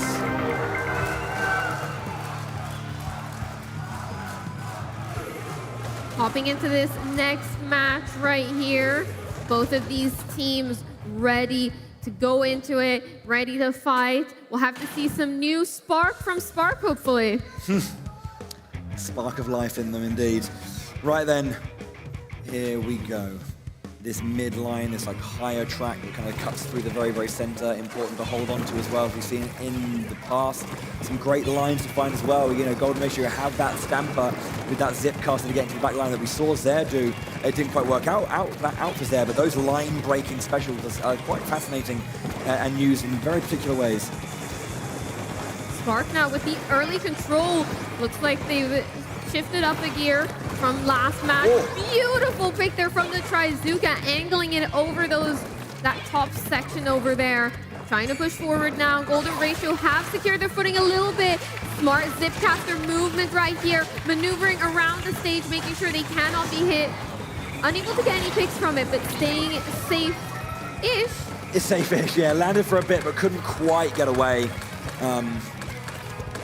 Close though, almost did. Right there. Now trying to ink that back line with that to try and charge up that special, those Tenta missiles that will give additional control to the rest of the team, supporting them in all of these games. It looks like we've got an inkjet coming out right here. Trying to find those shots, trying to thread the needle there underneath the sign. It was very close to getting that direct over there, but it opened up space, but they still were able to take down Spark's members right there. It is high advantage though, you can see just firing underneath that overpass, but yeah, pressure from the right-hand side, with left-hand side rather, with that zipcaster. Stamper coming through, Nebula stays alive. Nebula there with some beautiful movement. They were able to avoid that zipcaster when they were coming at them so aggressively, and even manages to get the splat onto Phoenix right there. Yeah, the last sole member of Spark alive for a little bit there, does get a couple as well. Last minute down once again. Of course, the next 25 seconds are going to be imperative for that last final push. Are they going to have plenty of specials ready? Big power plays from these special plays.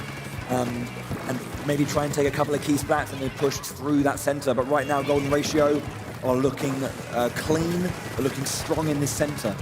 This game has been a shuffle back and forth. You've seen Spark having some advantageous positions, but it looks like Golden Ratio now having control of that mid. But as I say that, Spark charging up a bunch of their specials. We got the zipcaster, they're coming out from Golden Ratio. Manages to pick up a splat there onto Kimi. But landed straight into the way of Dude, who took them down. As that backline does need to be covered, though. Golden Ratio losing members in the last 15 seconds. Is this something that Spark can hold on to and take it to a game 3 of Turf War? Don't know how good that middle section is looking, though. It's just being so pushed far back and forth. I don't know, it's hard to say. Spark losing a couple of members in the back line.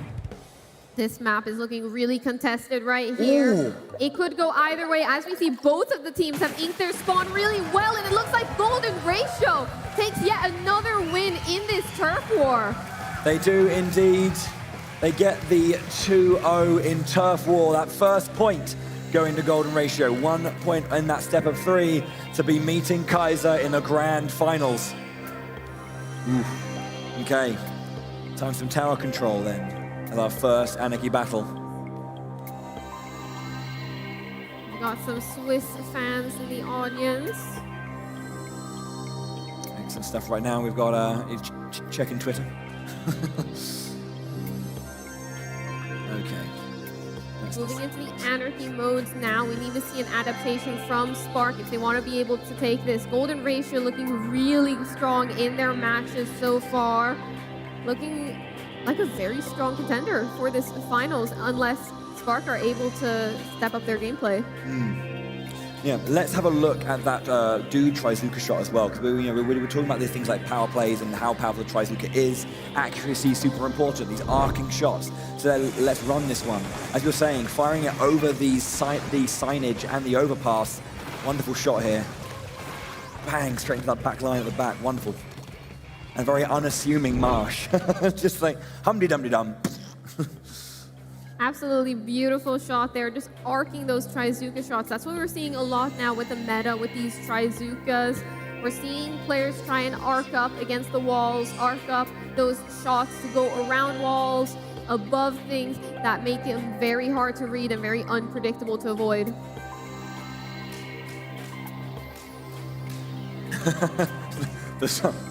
Starting a chant, maybe. I just heard there's just one person just clapping away. But the 1, 2, 3, they're very simple.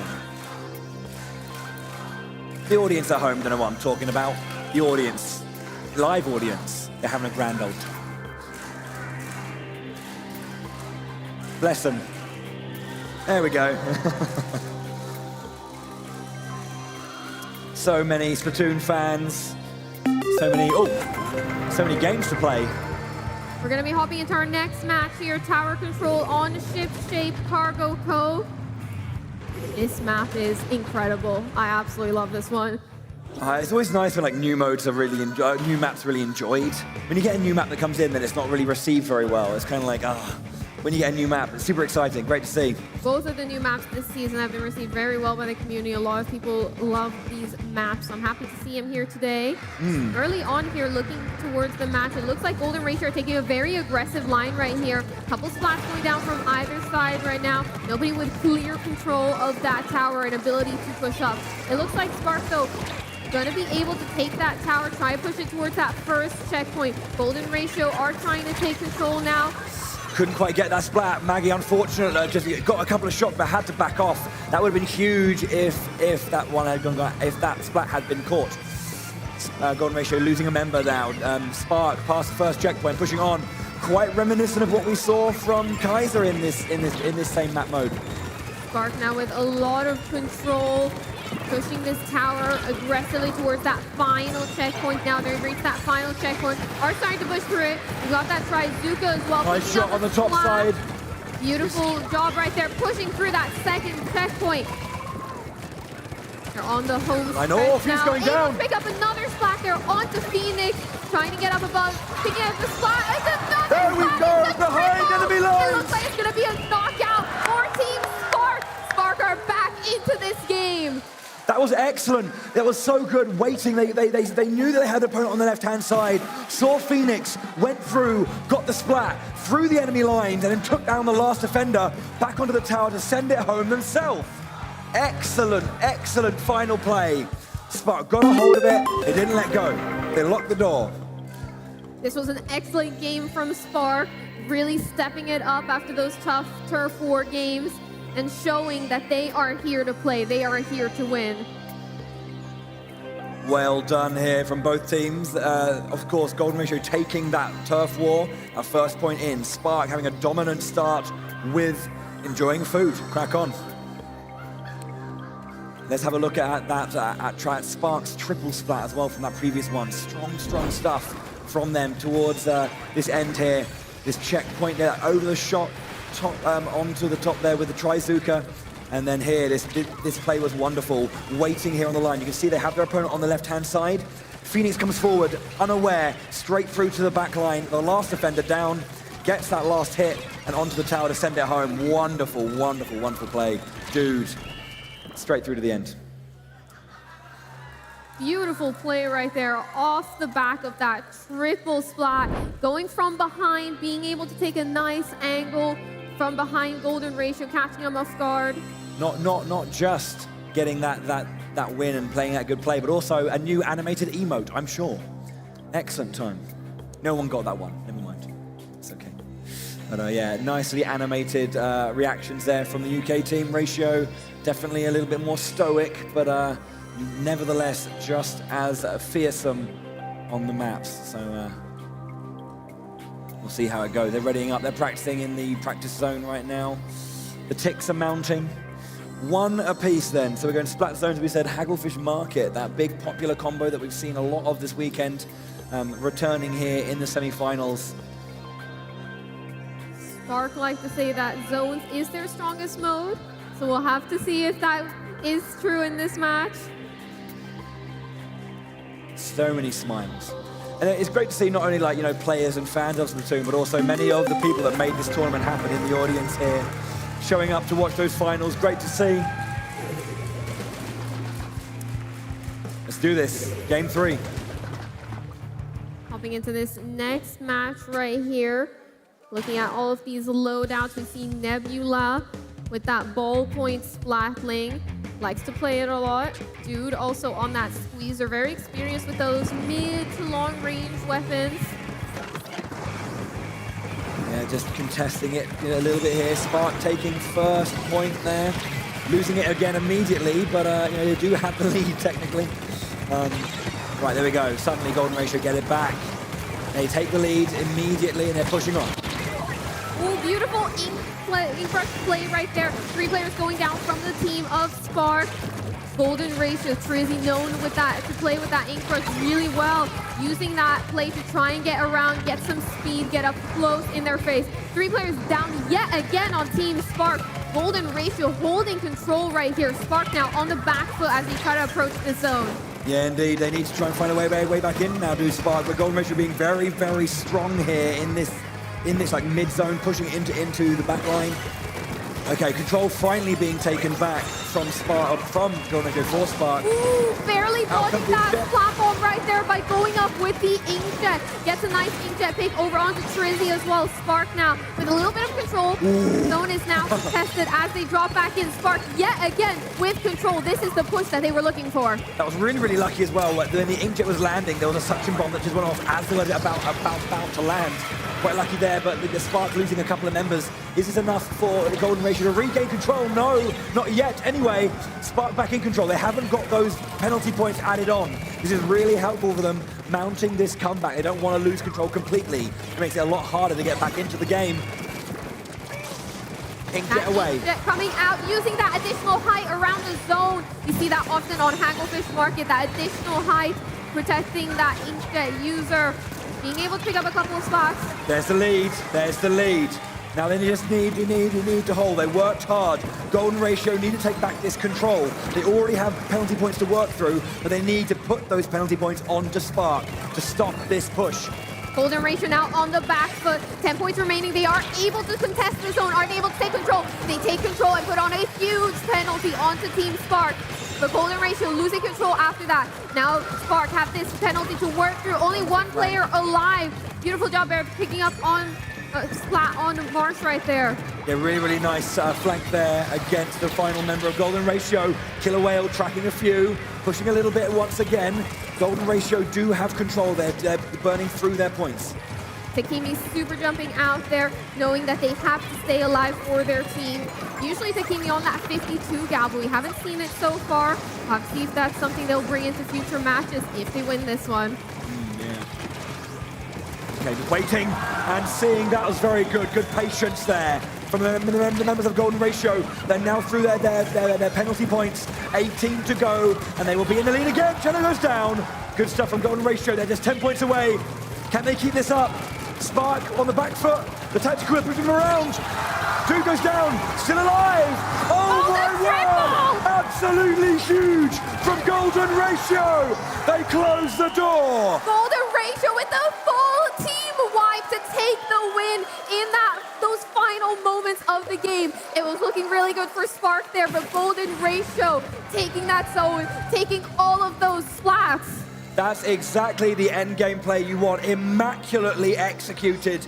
They just got into the back lines and did not go down. They held the control, pushed forward, and wouldn't let Spark back in, taking key splat after key splat.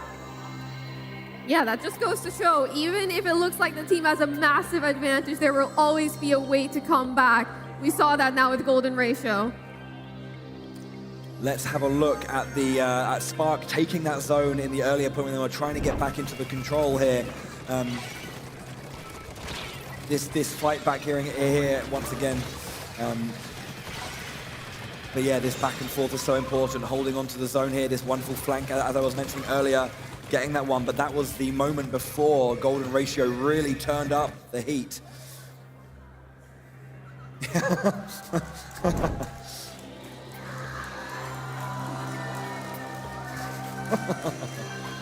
Yeah. Good. Okay. Let's focus on this next game. 2-1 to Golden Ratio. 1 game away from the grand finals. Spark with all the work to do here to stay in this game. And let's have a look at that. Go ahead, sorry. They've got to bring this back now. They have to win this next match if they want to bring it to a game 5. Yeah, and it's going to be on a Rainmaker, of course. But before we jump into that game, let's quickly have a look once more at the finale to that last game, because that was expertly done by Golden Ratio. What a shutdown they were after here. We're going to get quite a lot of play. Yeah. We're going to get this whole passage of play. It's so good. This moment here, I think, was like critical. Just that patience, waiting, taking down their opponent, and then going all the way through this ending play. Usually players like to hide in the ink, but just hiding far back towards that wall, not getting spotted so they could get the jump. Yeah, but yeah, this was the moment, the back line. So much pressure and patience. You can see that they're just darting around. One splat, darting around and waiting. Double splat coming out there with the Trizuka. Excellent, excellent stuff. And that was it. Ooh. And still so stoic. Okay, so let's have a look then. As I was saying, we've got Rainmaker on Sturgeon Shipyard. Yeah, we've had a look at this map. We went through it a little bit earlier, but it's yeah, definitely got some interesting stuff going down.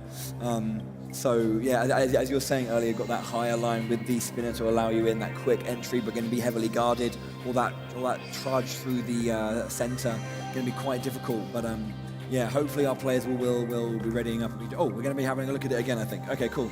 Let's jump through. Yeah, we did show this a little bit earlier, but let's just recap over what we were saying about Rainmaker on Sturgeon Shipyard. We are going to be able to do a little bit more fancy stuff here. So yeah, let's just recap. We've got this higher line on the top with this spinner. Yeah, we've got, as we mentioned earlier, we've got this top section here. If you're able to get an early wipe, like taking this block to jump all the way up to get this checkpoint. Once that has happened, you're going to have this spinner rotate down, and this will allow your team to just be able to push up right towards that final checkpoint.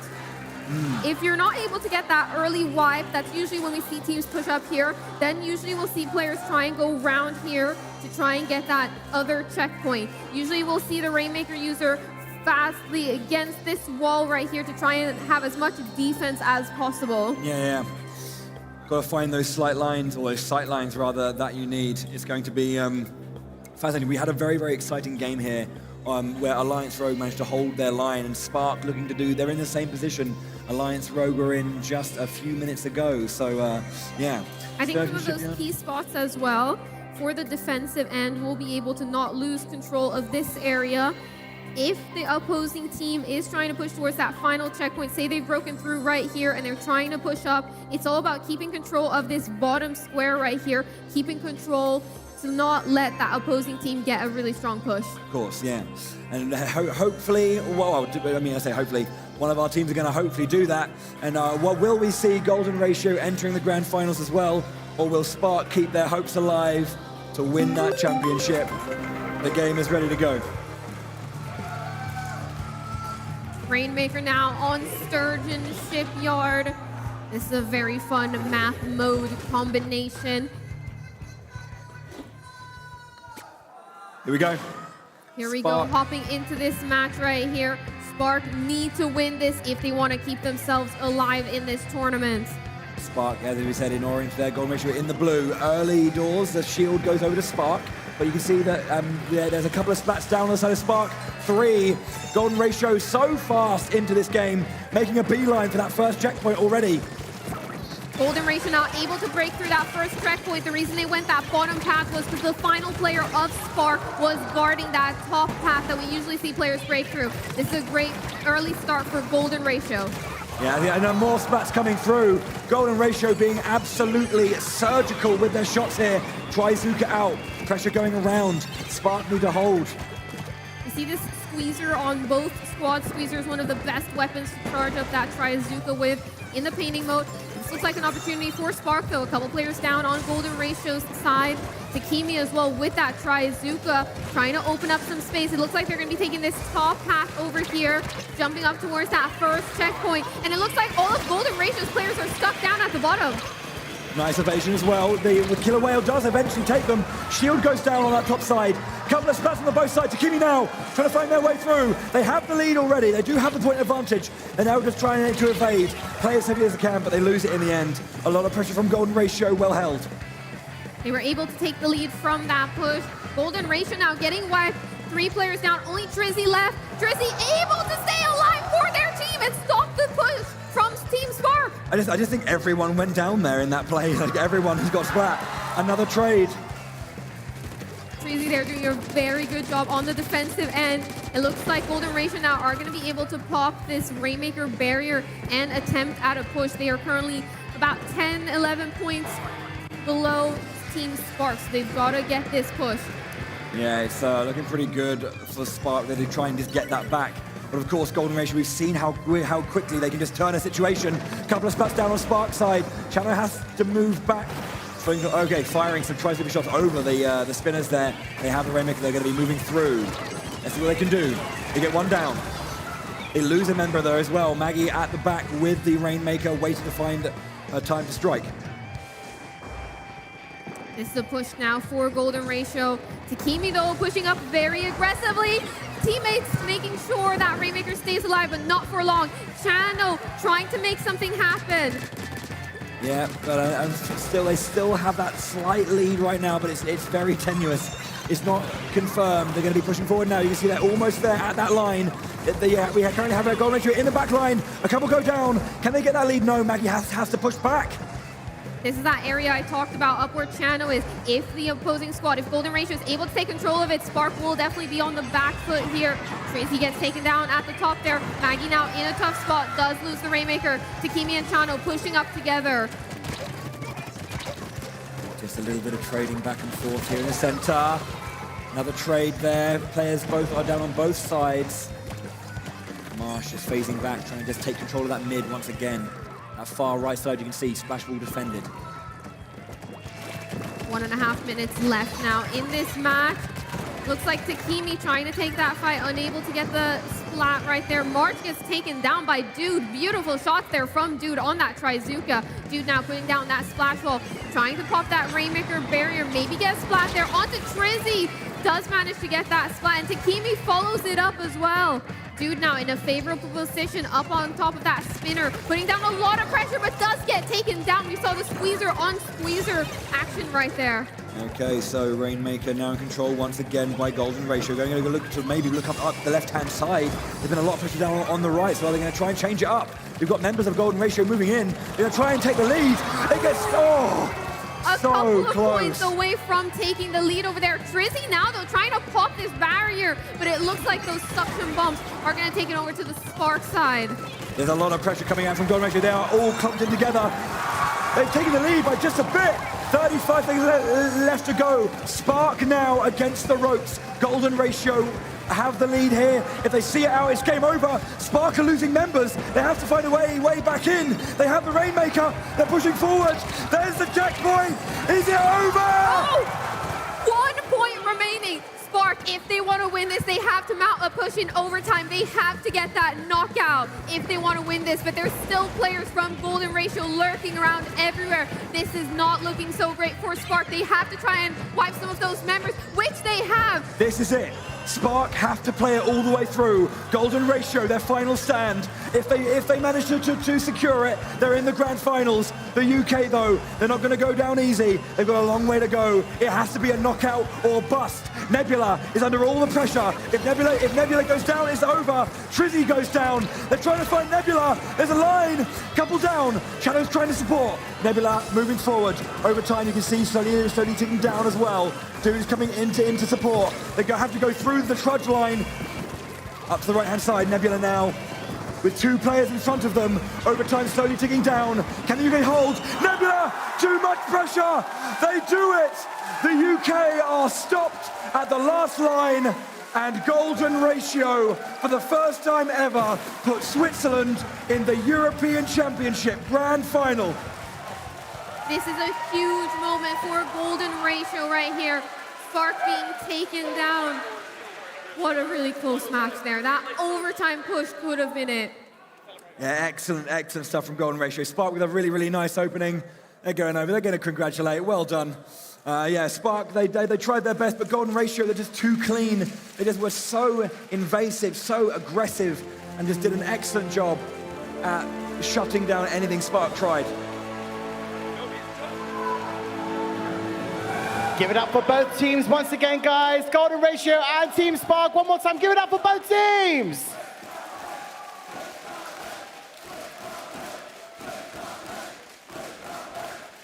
Okay.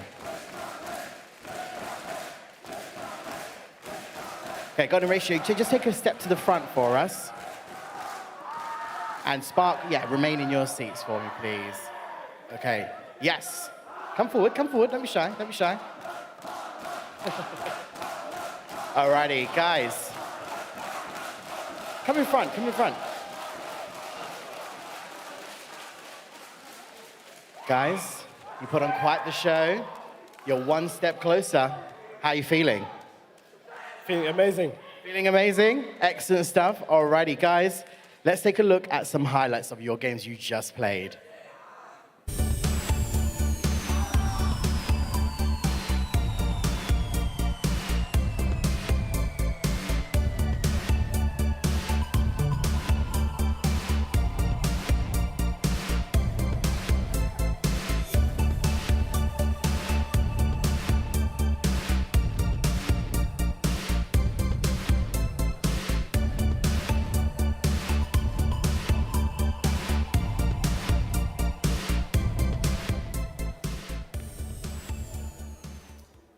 Alrighty, ladies and gentlemen, for those of you guys watching at home, and of course our live audience, give it up for our second grand finalists, Golden Ratio! Guys, we will see you very, very shortly. If you'd like to make your way to the side of the stage. Thank you so much. Just head that way for me. Okay, all right. There you have it. There you have it. So, let's take a look at the bracket. Bowie, Charlie, we got to update the bracket. Those were quite some games we saw there. What's happened, Bowie? What have we updated? What are we seeing? We saw Golden Ratio beat Spark. So Golden Ratio put Switzerland into the grand finals for the first time ever against Kaiser. And the defending champions are now in the third-fourth playoff against Spark. So that's going to be an exciting third-fourth playoff and a really exciting grand final. Yes, and Charlie, we did say before, I mean, we were amazed by Golden Ratio's gameplay yesterday, and of course today. Yeah, but are they going to go all the way? Moments. Are they going to go all the way? Yeah, we saw so many impactful moments there. Golden Ratio, I think Trizzy on that ink brush multiple times were some of the reasons that this defensive line was able to stand up against Spark. Yeah, consistently just being like a menace and a thorn in their side. And those kinds of moments are kind of what, I guess dictate the results of games. But yeah, I don't know. Good to see some good stuff. You know, Kaiser are strong, but Golden Ratio have shown they are just as strong. Okay, alrighty. So without further ado, let's move swiftly on because we need to do our third and fourth playoffs with our teams who were just previously on the stage from our semi-final games. Please welcome back to the stage, Alliance Rogue! Welcome back, guys. Thank you so much. And of course, you just saw them play some amazing games on the stage. Please welcome back Team Spark!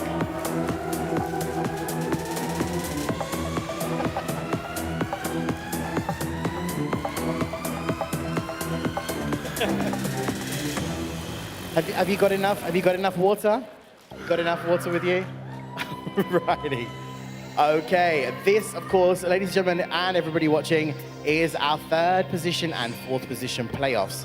So at the end of this, we will know our team is third, and of course our team is fourth in this tournament. Bowie and Charlie, it's that time. We've got to take a look once again at our maps and modes. Yes, of course. We're going into the third, fourth playoffs now. So yeah, this one's for a trophy. We're going to be changing it up a little bit once again. So best of 5, starting with a best of 3 turf war match. Flounder Heights to begin, with Mahi Mahi Resort to follow. And if we go to game 3, we're going to Hagglefish Market. We're going to follow that up with some Rainmaker on Undertow Spillway. Yeah, game 3, we're heading on over to the Scorch Gorge for a little bit of Clam Blitz. After that, we're going to see Splat Zones on Inkblot Art Academy. Big fan. And then game 5, if we get there, is going to be Tower Control on Wahoo World. So yeah, that'll be a nice finale. Okay, so those are the maps and modes in particular order you are about to witness with both of our teams, Spark and, of course, Alliance Rogue. Once again, for everybody watching, this is for the third and fourth position playoff in our Splatoon 3 European Championship 2023. We already know who our 2 grand finalist teams are, but we now need to secure who is going to be our third place winner and our fourth place winner. So, ready? I think so. I mean, I think it's up to whether the players are ready, but I am. And I think Charlie is too. Are you sure? I'm definitely ready for this. She's definitely ready. Alrighty, so we're going to see quite an interesting play, I think, here. Because both of these teams have put on quite the show throughout this entirety of this tournament. And we've seen some right down to the wire games, of course, Charlie, with Team Spark yesterday. And of course, Alliance Rogue with that solid play yesterday. Clean wins throughout their games. But of course, today was quite an interesting play from them as well. What do you think we're going to see here? Yeah, I think now we're going to be seeing lots of really close matches. Both of these teams now, Spark had a tough day 1, tough loss just before here. So we'll have to see if they're able to step it up.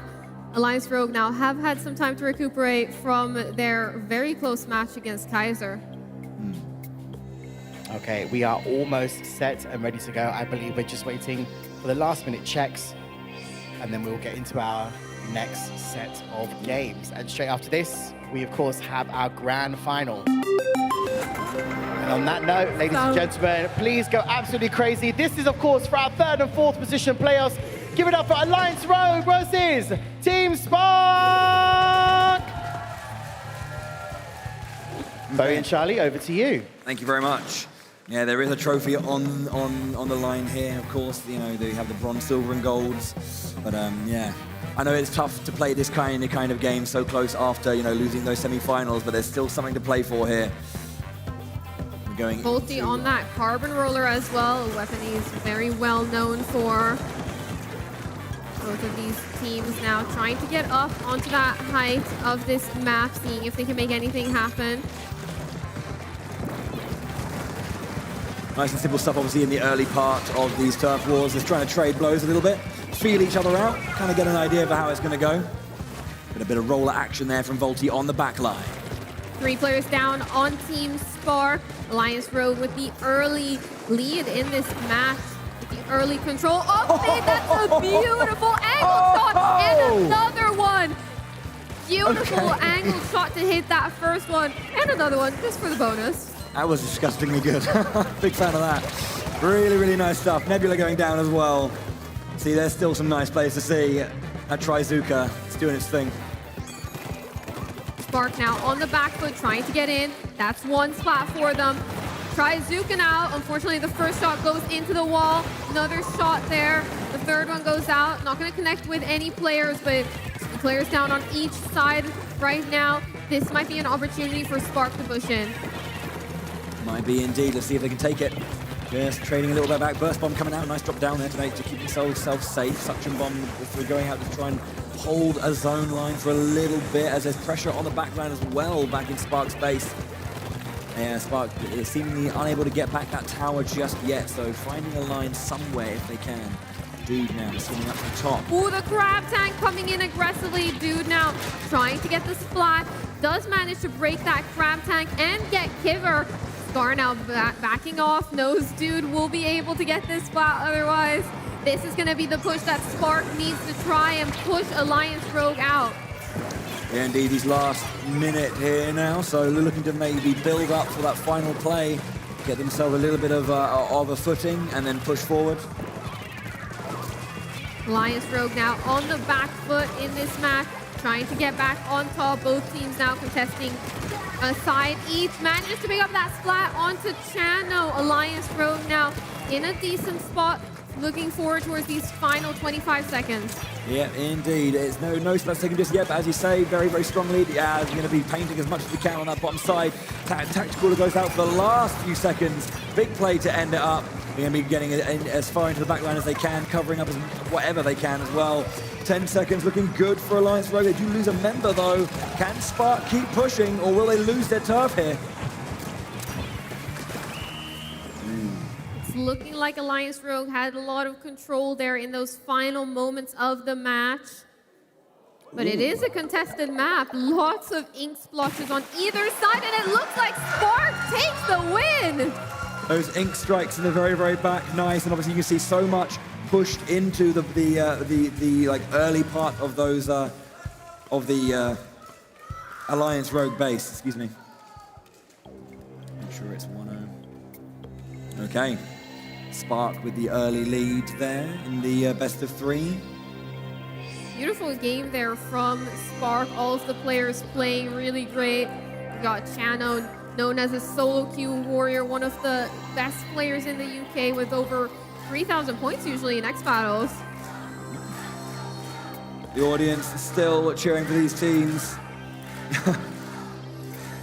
There is something on the line, of course, so they're going to see if they can become the third place in Europe.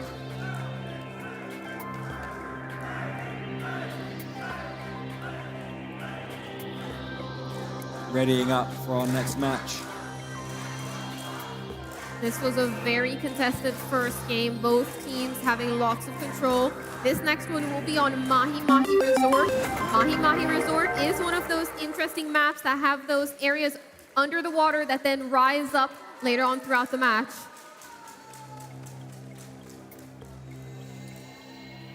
False alarm.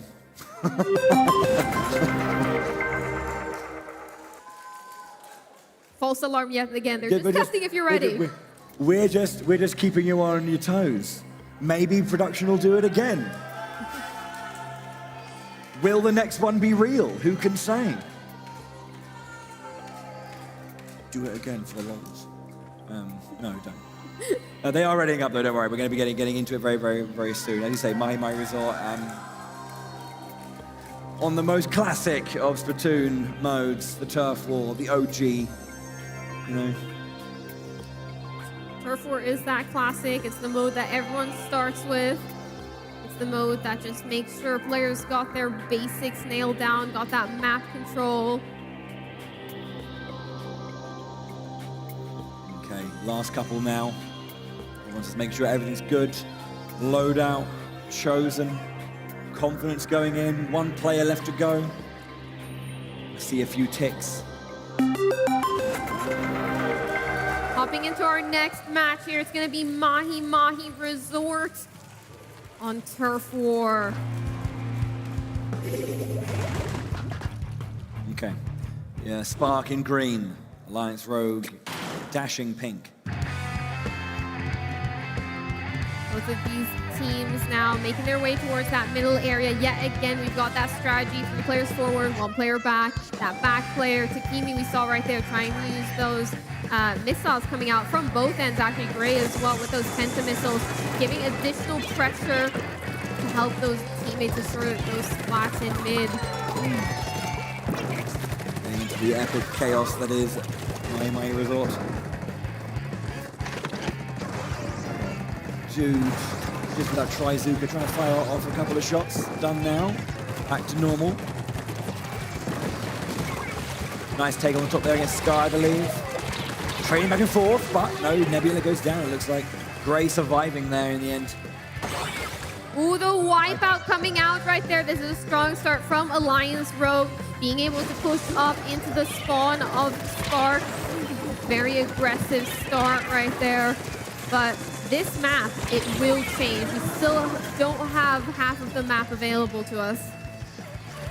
Just trying to find what they can here. Spark just to get back into it, but Alliance Rogue, nice and strong, good position. Just punishing it whatever they can. Nice and quick reactions there. Trizuka coming out, forcing the retreat. It goes down regardless. Nebula as well on the Inkjet.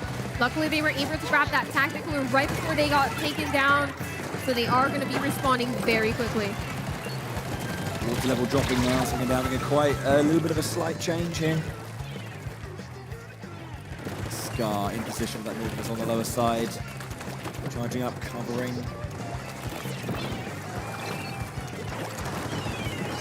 Got that Nautilus. Looks like most of the map is available for both of these teams now. This map growing as time ticks down. 1 minute left on the clock. You see it's increasing inside, as we mentioned. There's even more to do. These objectives change and force your hand. Is a bomb out. Retreats again. Finds a mark. Doesn't get it though. Has to retreat. Tactical out. Buffs are going on. See if other members of the team can grab those on their retreat. There's an Inkjet out with the slosher as well. Manages to take out Nebula on the Inkjet.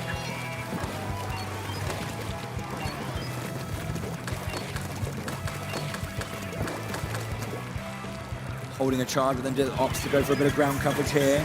Pushes back, tries to just again recover the option thrown out by the fizzy bomb. Make sure all of their space is free. There's a lot of pink available. Last 10 seconds here. Spark won in the last 10 seconds last time. Can they do it again on their second game in Turf War? But looks like Spark have lost all of their members. Alliance Rogue running rings will win that second game. That was very close there at the end. Alliance Rogue able to take back a lot of turf. This might be a win from them, and it looks like it is.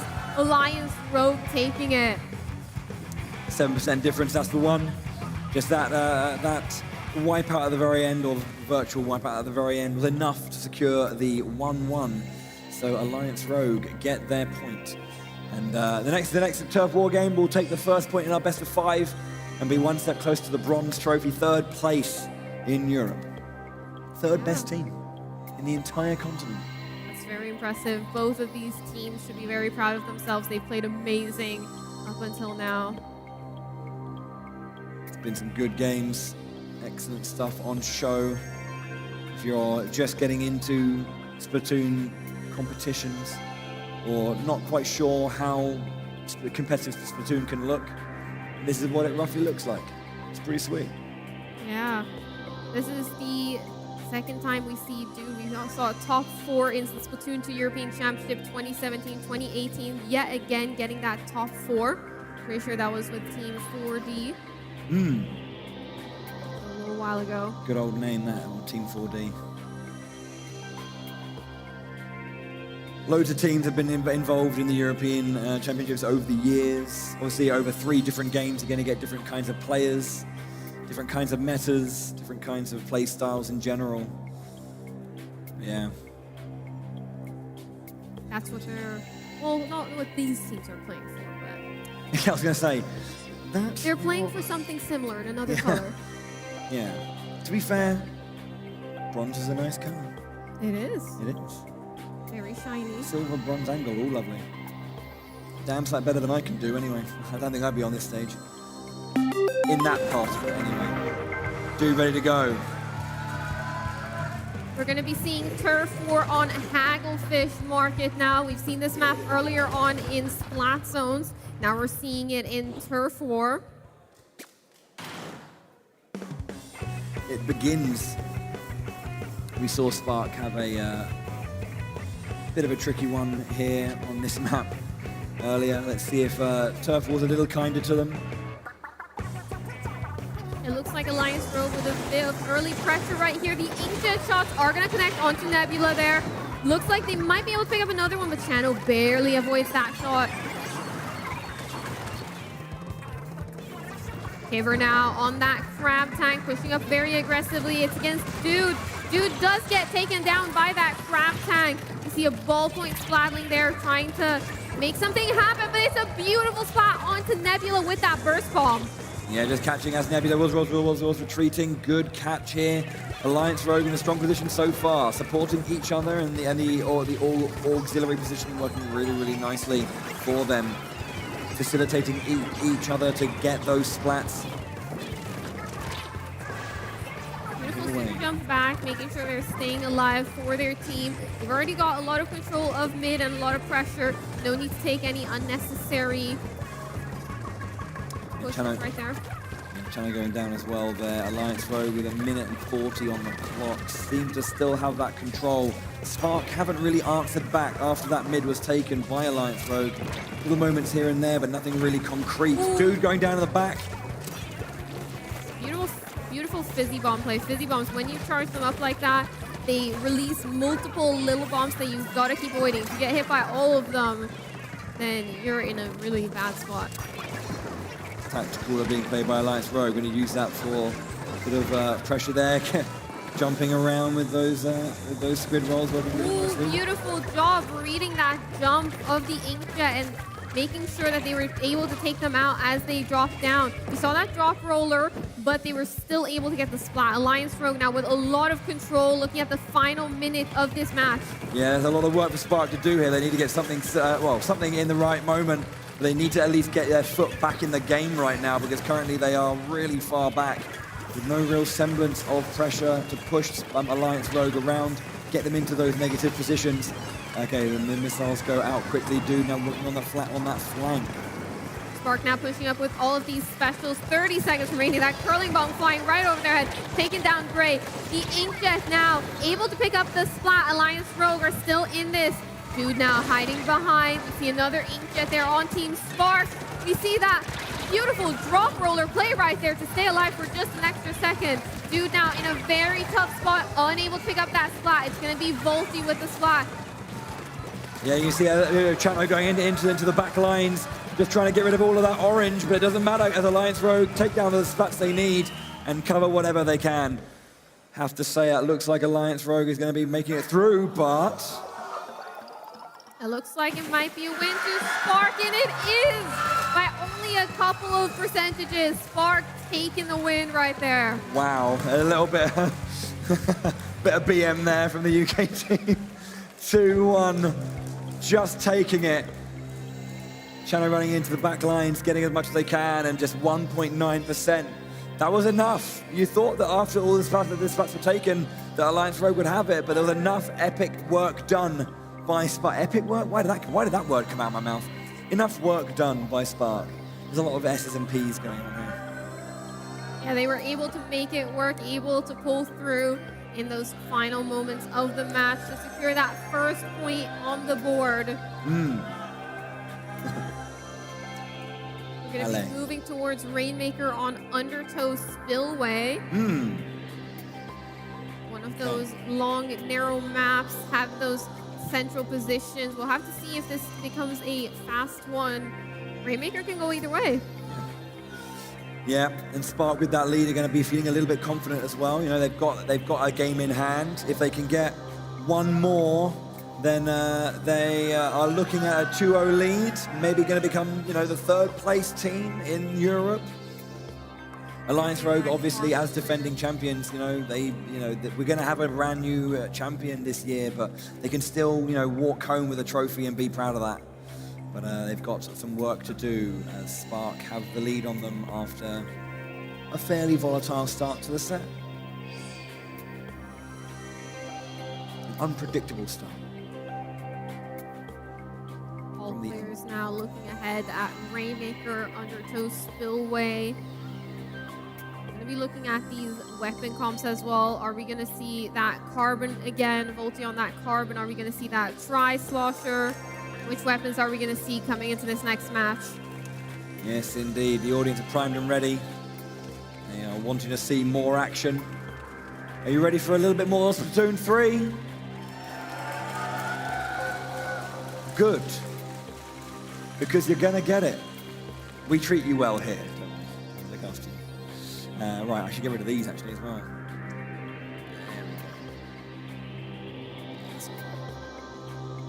On it. This scoreboard is silly. It's so far away from me. Anyway. It's time. Game begins. Let's go. Rainmaker, as you say, Undertow, Spillway. It's pretty okay. Ooh, Volty with that Carbon Roller. We've seen it quite a bit now. It's definitely a weapon they're very comfortable with. Being able to pick up those splats, being able to swim up really fast, lurking in the ink with that Ninja Squid ability as well, picking up some beautiful splats. Early on now, we see Spark being able to pop that Rainmaker shield, getting a bit of map control, but it's very contested at the moment. Tactical are down for Alliance Rogue. We see that Inkjet as well, trying to get a splat up on that edge. Yeah, Volty getting taken down by that Trizuka gives maybe a moment for Spark to try and push something if they can, but then they want to have a little bit more control of this mid before they start doing anything silly. Right.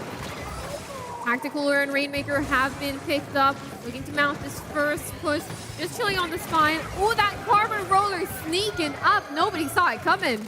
Yeah, Volty with that vertical shot, trying to get another finish. Nebula goes down as well. There is another one. It looks like Alliance Rogue now having a lot of space to be able to push forward. They take the lead, and it looks like they're going to be looking towards that first checkpoint.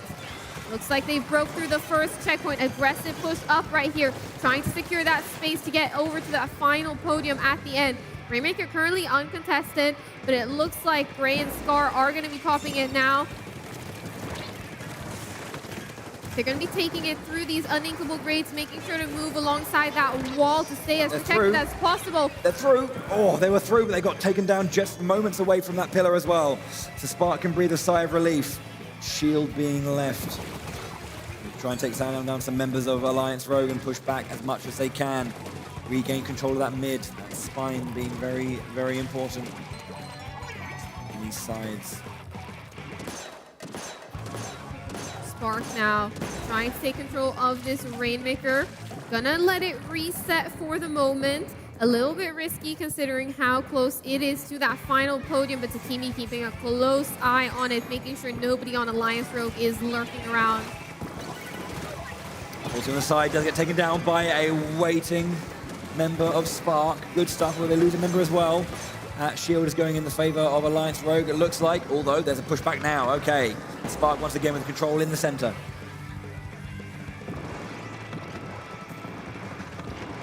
Spark now trying to mount their first push. They still got that checkpoint to push through. Nebula now holding on to that Rainmaker. Let's see which direction they decide to push up. Looks like they get taken down by Alliance Rogue. Alliance Rogue managing to get 2 members, 3 members now. This is looking great for Alliance Rogue to be able to grab control of that Rainmaker yet again. It looks like they have it. They've got that Tacticaler down as well. Going to be pushing up towards this left side of the map. It's usually where players choose to go. It's a very safe spot to push up from. Volty getting taken down there as well. You see the Rainmakers coming forward. Spark need to find something to push. If they can, they're going that's close. Okay. Just push down into the center here. Takimi waiting, just seeing what they can do. Pushing a little bit of knowledge out for the teammates here. Inkjet's gone. Getting a lot of height with that Inkjet. We see Alliance Rogue being able to get that splat, and this player super jumping out as well. Alliance Rogue with a lot of map control in these moments right here. Dude barely missing that Trizuka shot, trying to get up towards that middle section of the map. We see a Fizzy Bomb thrown in that direction, so they know. Scar moving back a little bit there. Okay, Nebula once again with the Rainmaker on point, going to try and get into these. Checkpoint does connect it. Very, very nice. Shield coming back up. Nebula escapes. Breaking through this checkpoint right here.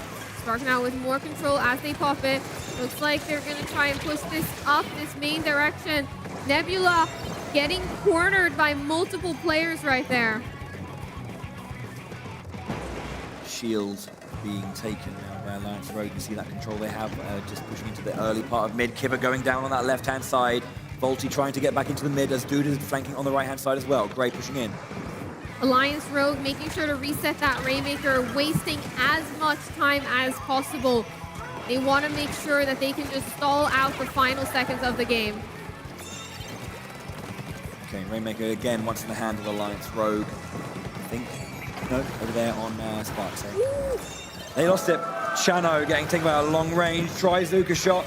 Maybe looking for a third, but a second, but didn't quite get that one. It's very hotly contested in the center. Spark now need as we're getting to the dying seconds. That's a wipeout. Spark, you have to say, aren't probably going to be getting this one here, as the Rainmaker's probably going to be run back to the very, very back line. And Alliance Rogue looking to take this game. 1-1. Alliance Rogue with that final wipeout, securing the game for them. Here we go. One apiece for these two teams. We're going to game 3 now. Game 4 is at least guaranteed. Alliance Rogue showing that, you know, they may have lost their semi-final, but they're not out of this tournament yet. They can still get their hands on that third place.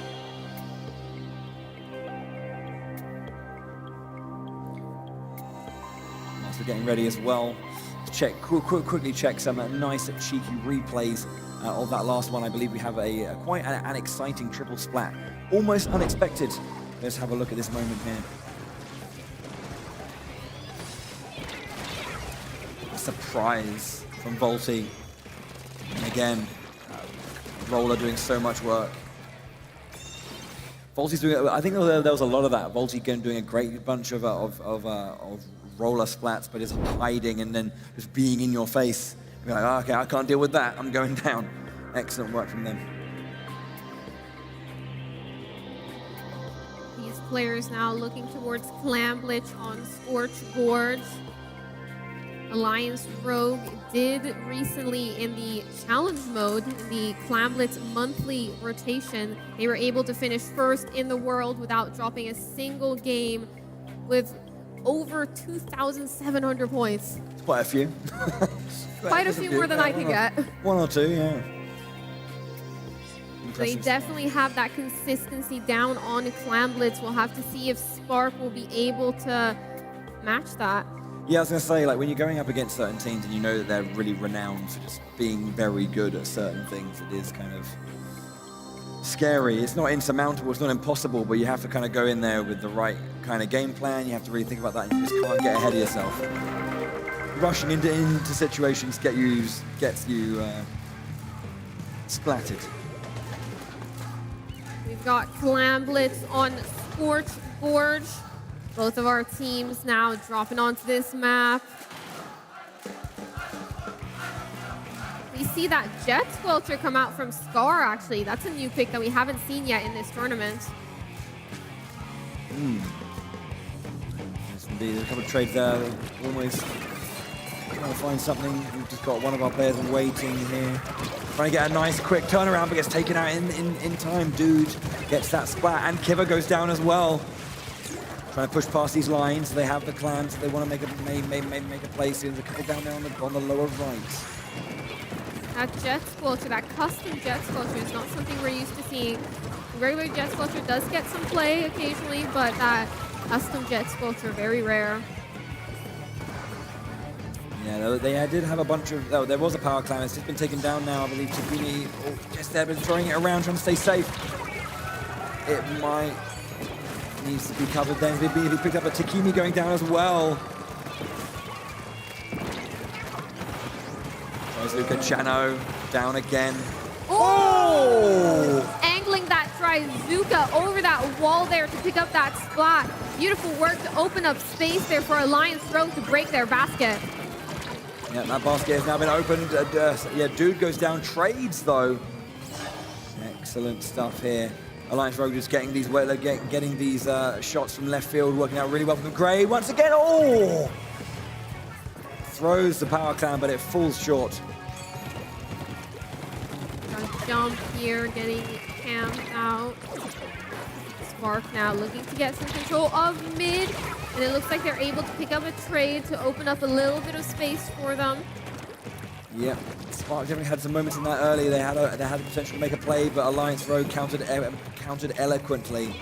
Right now, though, Spark collecting their clans, recalibrating themselves, and regrouping. Triple Ink strikes out to try and get a bit more control from the zone they want to push through. Lead down the left side.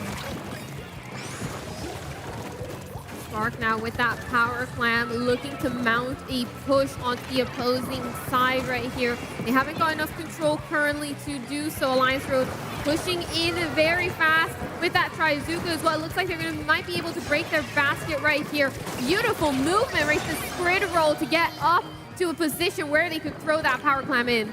Yeah, there are more clams going in here, and they're just keeping it up. A couple player spats on both sides.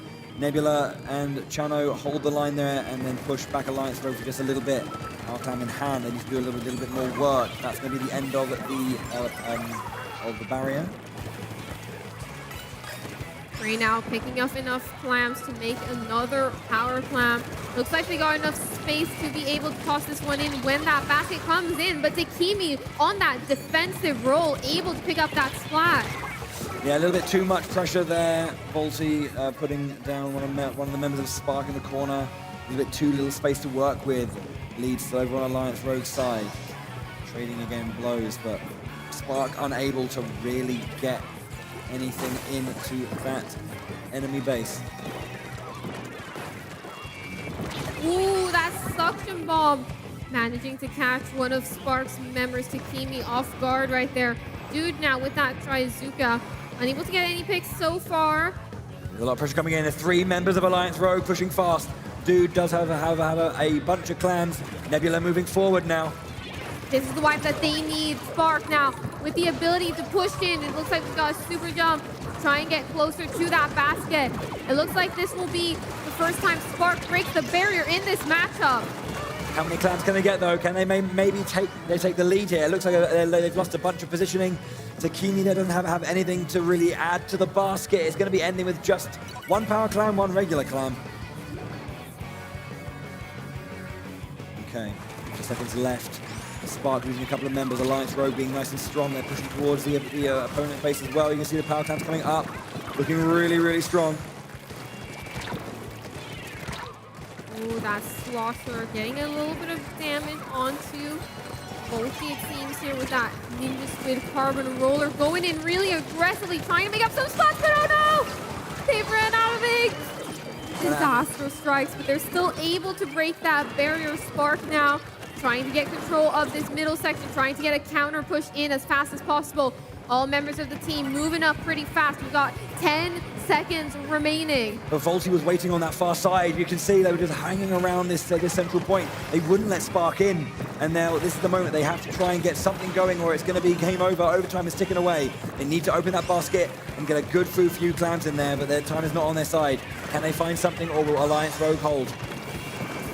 We got a little bit of time left here. Nebula and Chan are trying to get up towards that basket. They've got 2 clams to try and get it.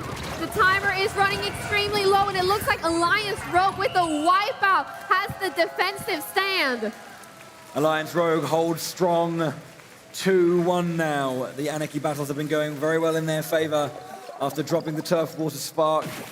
Alliance Rogue showing up in the Anarchy battles. Nice and clean. Wasn't a wipeout, of course, but they just did enough work.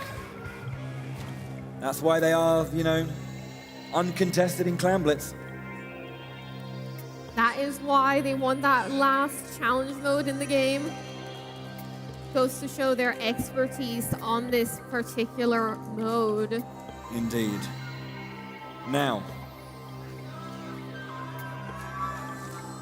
Yeah, let's check out some of those moments from that previous game as well, because there were some excellent shots from Alliance Rogue. You know, let's think about that overarching Trizuka catching Nebula. Brilliant, brilliant shot. So yeah, here, lovely. Beautiful shot right there. You cannot see that coming. Nice wiper in the crowd there. The audience still very much alive here. Of course, this is our second to last match at the European Championships. After we crown after we just find out who is our third place, we are going to crown our European champion, and it will be a new European champion. So we have a lot of excitement to go. Not done yet. Alliance Rogue looking to make sure that they can at least end up at third place here, remain in that top 3, remain in the medals, Olympic medals. We're going to be going to Splat Zones on Inkblot Art Academy. Splat Zones has that one central zone on Inkblot Art Academy with that middle pillar with a bit of height in the middle. That top part doesn't count towards the zone, it's only that bottom part, but it does make for some interesting movement options. Indeed. Let's see how it goes. They're readied up, they're going in. Splat Zones for game 4. Can Spark bring it to a game 5? Can they hold on a little bit more? Will Alliance Rogue shut the door, take home third place, and call it for the day? Both of our teams now making their way as fast as possible towards that zone, trying to ink it up. You see that heavy splatling there coming out from the side of Alliance Rogue. We saw that Jet Sculpture in the last match. You see that heavy splatling trying to get an anchor down. But it looks like Spark's going to have the early control here. 3 splats. Nebula gets another one as well. Nebula now looking to push up really aggressively. Chooses to back off, making sure to support their team. NZAP, the role of NZAP is just to be that supporter. It's not to be aggressive up into their face all the time. It's to support your team, get those tacticals up. Beautiful job there getting that splat onto Volty. Yeah, just putting a lot of pressure around from the flanks, making it hard for Volty to make a decision. Control lost, but not completely taken over. Looks like, it eventually does get it. Nice work from Alliance Rogue to hold the line. Spark lose 2. Alliance Rogue in control. Alliance Rogue now starting to mount their push. Manages to pick up a couple of splats, gets the number advantage against Spark right here. That splat bomb being a menace right there. These teams now looking to charge up that Trizuka. It seems Kiver will be able to come back with that Trizuka. Gets lots of pressure down off the opposing squad once they start using those special. There it is, Kiver activating the Trizuka. We see a Trizuka from Dude there as well. Getting that splat, beautiful movement there from Dude to get that splat and then go and hide behind that wall. Spark now back in control. Yeah, lead being taken by Alliance Rogue on that nice play. So they've got to get through a few bonus points before they can get back into the lead. Spark looking to stay alive. Volty's into the center, causing a little bit of havoc. Does go down though. Spark hold for a little bit longer. Alliance Rogue is wanting to remount their offense. What can they find? Tactical is ready to go. Now they're going to start pushing forward. One member of Spark down. Control lost. Can it be regained before? That tactical is a great moment to try to push forward. The zones are so close right now. But it looks like Alliance Rogue takes control right there. They've got the lead. Yeah, it was 3 points almost there, but Kiver was in the center. They almost uncontested and just causing it a little bit of havoc, taking it back. Control, can it go back over to Spark's side? That left-hand side being left open, but good catch there to cover the left side. Back in control, Alliance Rogue holding. Some lovely splash right there from Alliance Rogue. Alliance Rogue now trying to push down through that penalty, trying to push their score down even further. They've got the lead now halfway through the match. They're going to push it further, make it even harder, take it away from Spark a little bit more. Can they find what they need? They're pushing really far back here. Nice movement. Nice movement with the squid roll there to get past that unequal area and onto the wall as well. What is happening? 5 seconds remaining. Alliance Rogue are going to take this win. Absolutely excellent work. They had the lead, and that was incredible play to push so far into Spark's base and just dance around, play around with their food, and finish them off. That'll be the end of Spark's push They end up 4th here in Europe. They're going to congratulate Alliance Rogue, who whilst losing to their rivals, Kaiser, leave the tournament in 3rd place, the 3rd best team in Europe for 2023. They take home a bit of metal. Excellent gameplay from everyone. Hugs all round, but in the end, it's Kiva, Scar, Volty, and of course, Gray, 3rd place. Give it up for both teams, ladies and gentlemen!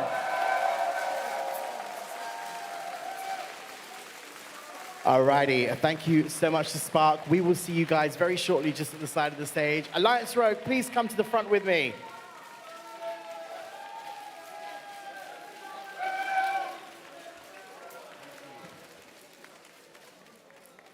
Alliance Rogue, you guys have had quite the roller coaster these past 2 days, but you, of course, are not going away until you are, of course, our winners right now on the main stage. Please give it up for these fantastic players one more time.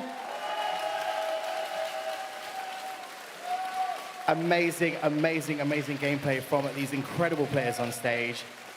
Guys, we have, of course, a little highlight reel for you to watch. Please take a look at your best bits just at the top of the screen there.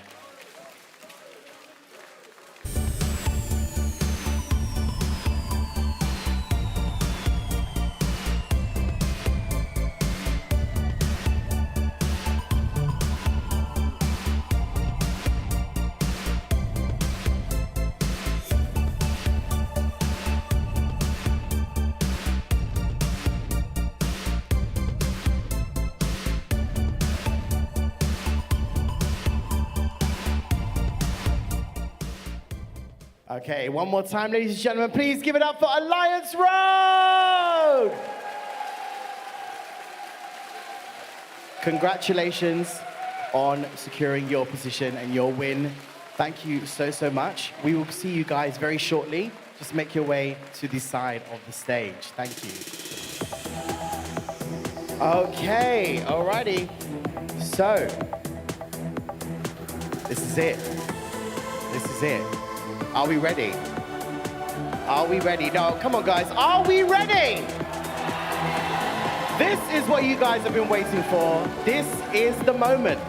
Charlie, we're going to take a look at this bracket real quick before we invite onto the stage our 2 teams. Let's take a look at this bracket here. Charlie, of course, we now have our 3rd and 4th placements in, of course, this tournament. Alliance Rogue taking 3rd, Spark taking 4th. And now we're going to see our 2 next teams coming to the stage. Now we're looking towards the grand finals, Kaiser versus Golden Ratio. This is going to be a very, very good match.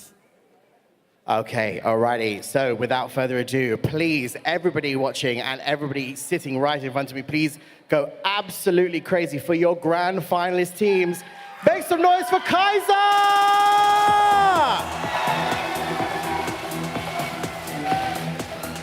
Welcome, Kaiser. Welcome back.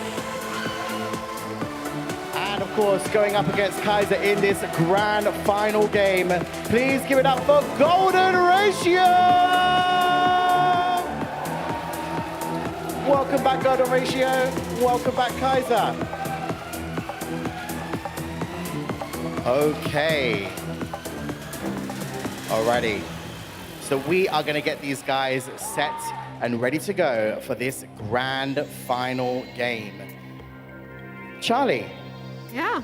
A couple of changes happening in this grand final now, aren't we? Of course, we're going to take a look at the maps and modes very quickly, but before we do, we just need to, of course, remind everybody watching at home and, of course, our live studio audience here, it's not a best of 5, is it? It's a best of 7. Aha!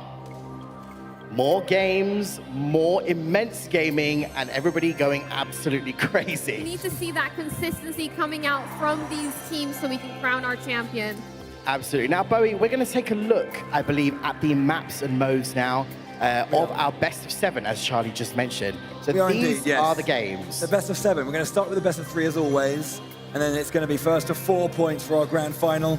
So Wahoo World to open with Brine Water Springs, our second match. If it ends there, it ends there. But if not, Scorch Gorge will be our final turf war game.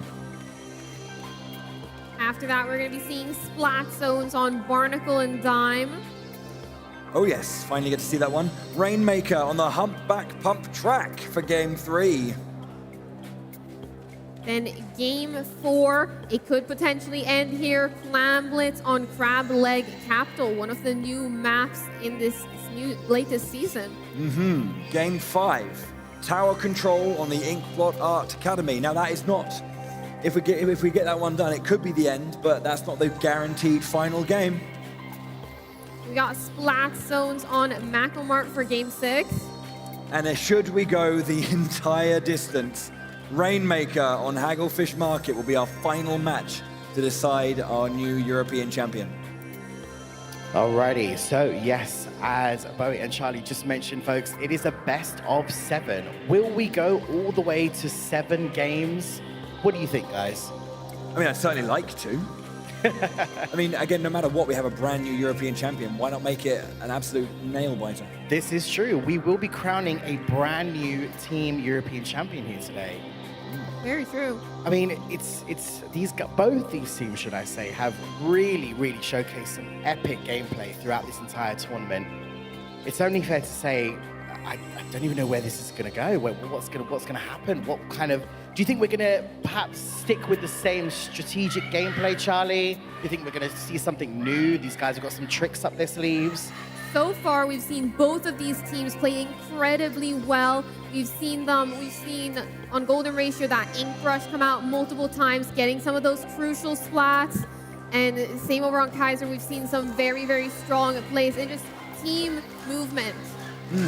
Absolutely. And again, team movement is key there, Bowie, because both of these teams, again, we had some surprises from Golden Ratio. Kaiser really strong all the way through today's games.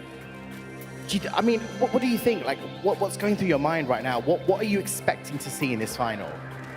Well, Kaiser are going to be really hungry for it because they were denied it 4 years ago. So there's going to be a lot of emotion, I think, from that team. Golden Ratio are going to do, I think, to kind of add into what Charlie was saying a little bit earlier about, the game plans and stuff. Both of these teams, you were saying with the Ink Brush, they have a player who is known for a weapon. It's going to bring something unique to it. And I think that is going to be really key here. I think, how do they utilize their unique aspects of their game plan within the overall meta to to go at each other? I don't know the history between these two teams. They've played each other a lot. Obviously the players individually know each other, but as teams, how do these two compare? It's going to be very exciting to see.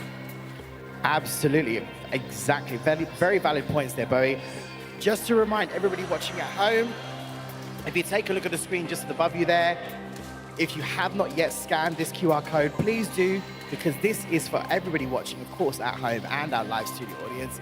You can gain yourself a very special splash tag right here at our Nintendo European Championships 2023.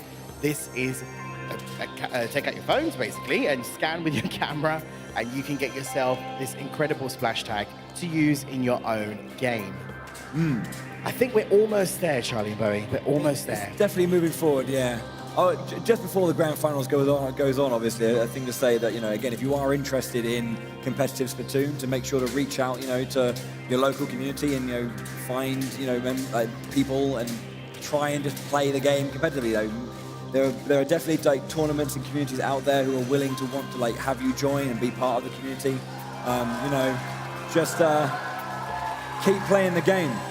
Alrighty, we are just making sure that everything is set and ready to go. This is the grand final, so we do need to do double and triple checks for both players on each side of our teams. Charlie, we're going to take a quick deep dive on the first map, I believe, because there are, of course, some maps that we haven't seen particularly just yet. Obviously, it's the grand final.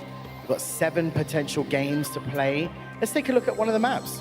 Yeah, let's take a look at this first map. We've got Turf War on Wahoo World. This map has that central podium raised up compared to the spinning rotation underneath. This section over here, you can climb up the wall here, and this is a great angle to push into that opposing base or push into mid. by climbing up that wall, by inking it and climbing up that wall. That's one of the ways we're going to see players now try and push onto that aggressive, like with an aggressive push onto that opposing side. We've got the middle as well, which can be tough to reach in some situations depending on how the map is spinning and if those bigger areas are like accessible towards that middle. Turf War yeah, I mean, overall it's got a lot of weird eccentricities. Turf War just kind of like just makes you have to deal with all of it as well. There's no kind of like ignoring certain parts of it. I think that's kind of fascinating about Turf War as well. Like certain maps, you don't need to worry about it too much, because you don't really deal with it if you just ignore, like, you know, especially in like Rainmaker, you can just choose a side to go down and focus on. You can, you know, not ignore completely, but you can just kind of prioritize it less. Yeah, absolutely. Let's take a look at the next map, Charlie. Yeah, the next Turf War is going to be on Brine Water Springs. This map, we have those big areas that lead up towards the spawn. That's going to be important. We're going to see players push up to try and keep the opposing squad in their base. We're going to see them try and maneuver around this little bit in the ground here. This is a great place where you can try and maneuver, shot strafe, left, right, try to maneuver around as much as possible to pick up some of those splats. But before that, we're going to see this middle area probably get very contested. This middle area of the map has two of these sides that overlook onto that middle section. So we're going to see probably a backline stationed up on either side here and try to rain down a lot of pressure on this middle area. I just noticed actually that the character players here are called Hello and Europe. I don't know why, I just realized that. Hello, Europe. That's some good, like, it's good. I don't know. That's some good. That's some good.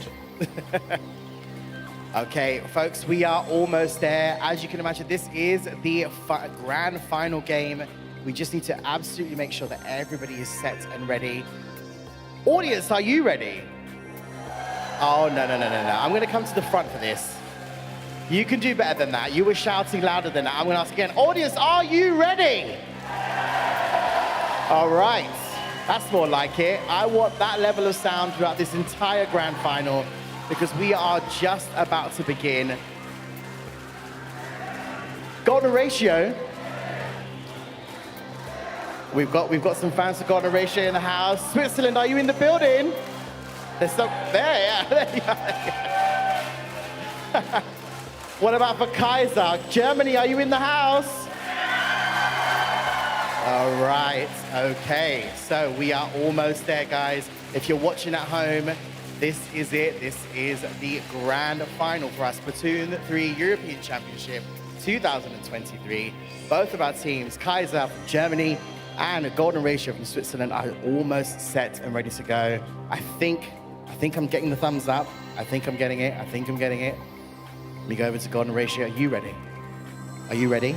Yes. Ready. Okay. Let me try over here. Kaiser. Oh, I see. Okay. Wait, we're like seconds away, folks. I know the anticipation is absolutely immense, but we're gonna get there.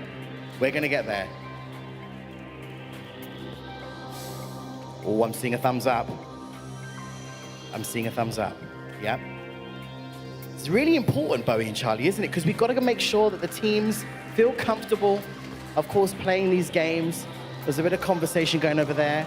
I wish I could hear what they were saying, but I couldn't. But it looked like a very intense conversation. Is it there? Okay.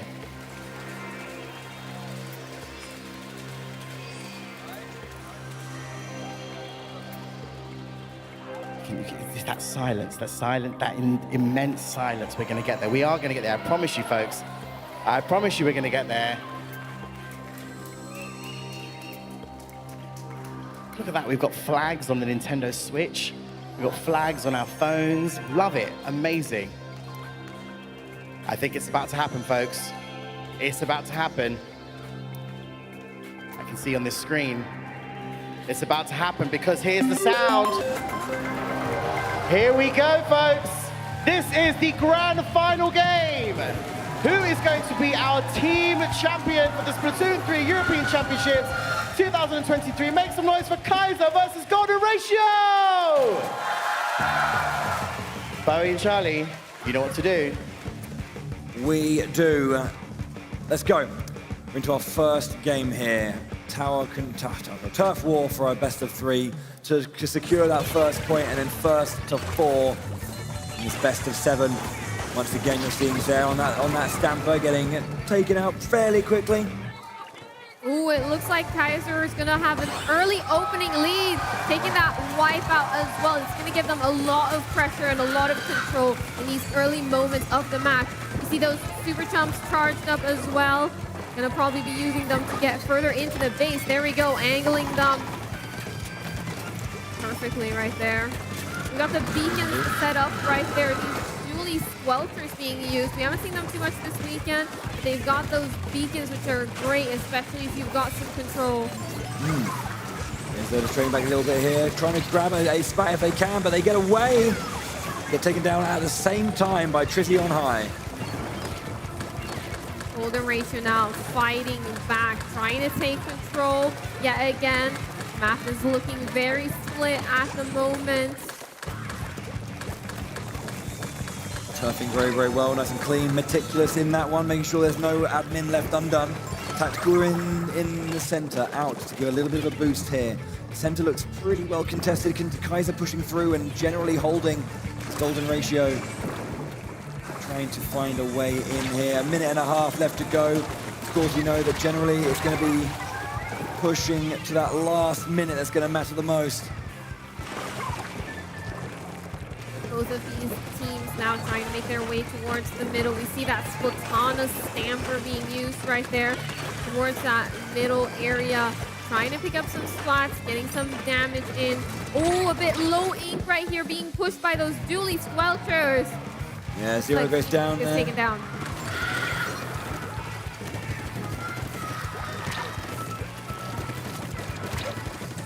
Just fighting back, yeah. Maggie going down there as Isik takes a splat. Pushing into the center of the last 43 seconds. This is where it starts to matter here, folks. Oh, the squeezer. Marsh going down. Isik strong. Just making sure to get this lower ground covered because of these rotating walls. It's very easy to lose control of one of your areas. You see right now he got the stamper in the corner, Zero. Maggie having to trace back there as the the zip cast is being thrown around.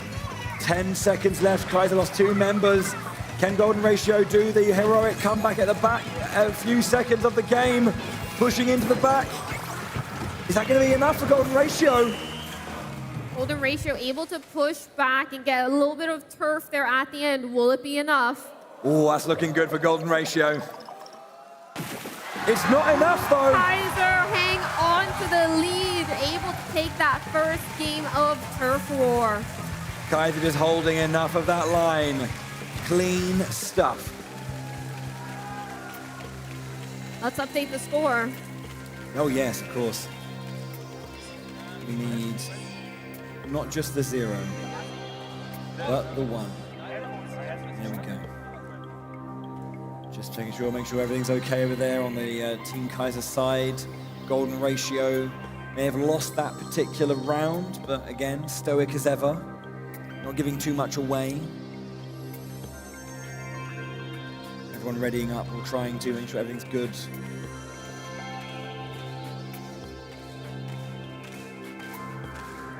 As a round of applause is slowly building up in the audience for clapping.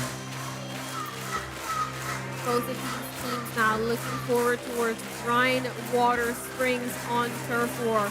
This first match on Wahoo World was incredibly close. Golden Ratio almost able to steal the win in those final seconds of the match. I think more and more people are getting Kaiser like screenshots on their phone. It's slowly making its way around the room. It's growing. Nice to see the energy there for these teams. Looks like we're just getting everything sorted. We've got a few players readying up. Seems like all of Golden Ratio are feeling pretty good. Kaiser to make sure. Yeah, opening start, it seemed pretty good. Like Golden Ratio, we've seen them do this a lot, where they kind of like have really strong plays in certain locations, and normally towards the end, you know, that's how they manage to get those over spark. Yeah, it's kind of, it looked pretty good. You know, it was pretty close, but it just wasn't enough to kind of like work back into what Kaiser had managed to build up. But here we go. It looks like we're ready to go, going into our second game of Turf War. The Germans, Kaiser, in that nice turquoise, and the orange there for Golden Ratio, the Swiss. Ryan Water Springs. Ryan Water Springs, both of these teams now dropping down. We see that Squeezer come out. We've got the Splatana Stamper, one on each side. Both of them going down actually in these initial first moments of the match. Both teams now just trying to make sure they've got everything in. We've got Tacticaler out already so early on into this match. That's one of the things we've been seeing in general all throughout this weekend. We've been seeing teams be able to charge up those specials so fast. Yeah, Isik Surgical there, seeing their mark, taking them down.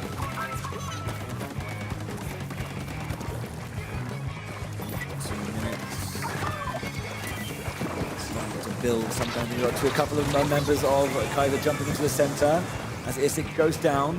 Marsh is trying to evade but gets taken down eventually, not enough distance. Phoenix in the back line using that zip caster to jump around but couldn't quite get much done there. All the work put into that taken away. The Tactical are coming down there.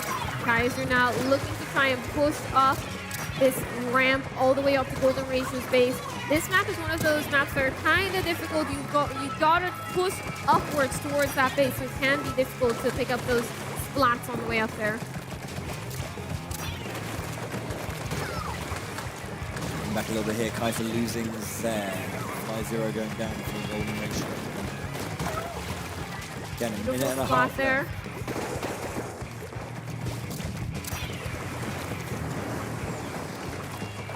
Kaiser now looking to push back into this corner. Looks like that Trazuka is cornered, does get taken down, but Maggie coming up with the cleanup, able to take control. Golden Ratio now have control of mid, have control of both of those side sections as well.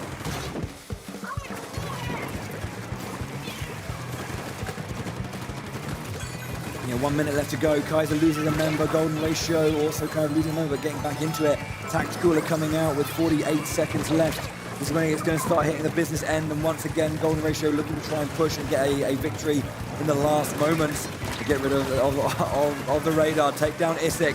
Start pushing up aggressively. There's 35 seconds, which is a bit too soon to find this moment. Is there enough time now for Kaiser to really fight back? They have to get back and start preparing. 5-0 goes down.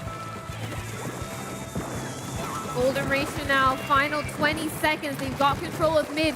Can they hold on? Kaiser now with the super chum, looking to get a lot of pressure. Many of those super chums getting broken by Golden Ratio already. Zipcaster being used as well in the back line by Zaire. Going into the end, Golden Ratio lose 2 members. As a perfect timing now for Kaiser to confirm and finish it and end it. Kaiser having a good pushback at the end there, but it looks like that might be a win for Kaiser. But Golden Ratio barely inching it out.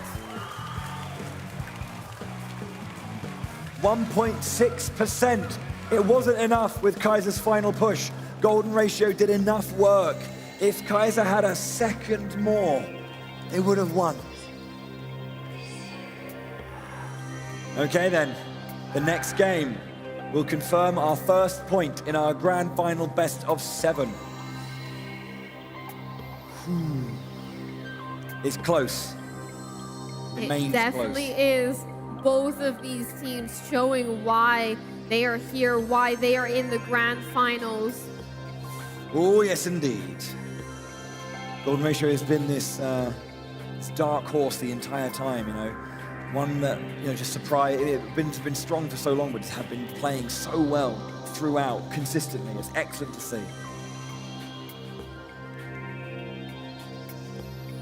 Next match is going to be Turf War on Scorched Gorge. That's going to be the decider for that first Turf War point. Who do we think is taking this? This is impossible to predict. Yeah, I mean, like, yeah, well, question. Who's going to win? I don't know. I have no horse in this race. I mean, I feel like Golden Ratio are just really good at, like, finding their moments, you know, to collapse. They're really, really good at that. And I have to say that maybe that's why I'd say I'd probably put it in favor of Golden Ratio. But if Kaiser just do what they do best, and that's just play hard and fast and get those big power plays when they matter, you know, Kaiser will just be able to take it home. But, you know, the thing is, Kaiser in their semi-final they beat Alliance Rogue, their big rival, or who was considered to be like the favorite for this. They cannot get complacent now. It's not over until they're raising that trophy above their head. 1-1 in the best of 3. Kaiser looking to put their mark on the history here with Splatoon. Golden Ratio looking to upset. You see that double Splatana stamper yet again on both of these squads right now. Yeah, Golden Ratio in that pink, Kaiser in that turquoise.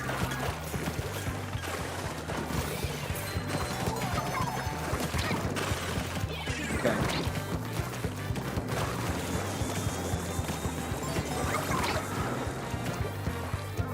Movement begins. Marsh on high, trying to find a pick if possible. Is pressurized from the back line. Into the black line. Phoenix has the Zipcaster out, going to cause a little bit of chaos in that back bit as well. Marsh is going to protect the spawn point. No, looks like Phoenix did go down during Zipcaster. Golden Ratio now trying to fight up this wall. Both of these teams scrambling to get some control. We see the Super Tom come out right there. We see the Zipcaster as well. The Zipcaster finally able to pick up that splat. Is it able to make it happen? Ooh, it looks like almost another splat, but had to retreat for a second there. Kaiser gets a little bit of control here. Yeah, it was looking a little bit just neck and neck, but finally the dam breaks. Bit of a push here. Kaiser is looking strong still. We're at a minute and a half left to go. Halfway through the game, there's still plenty to happen.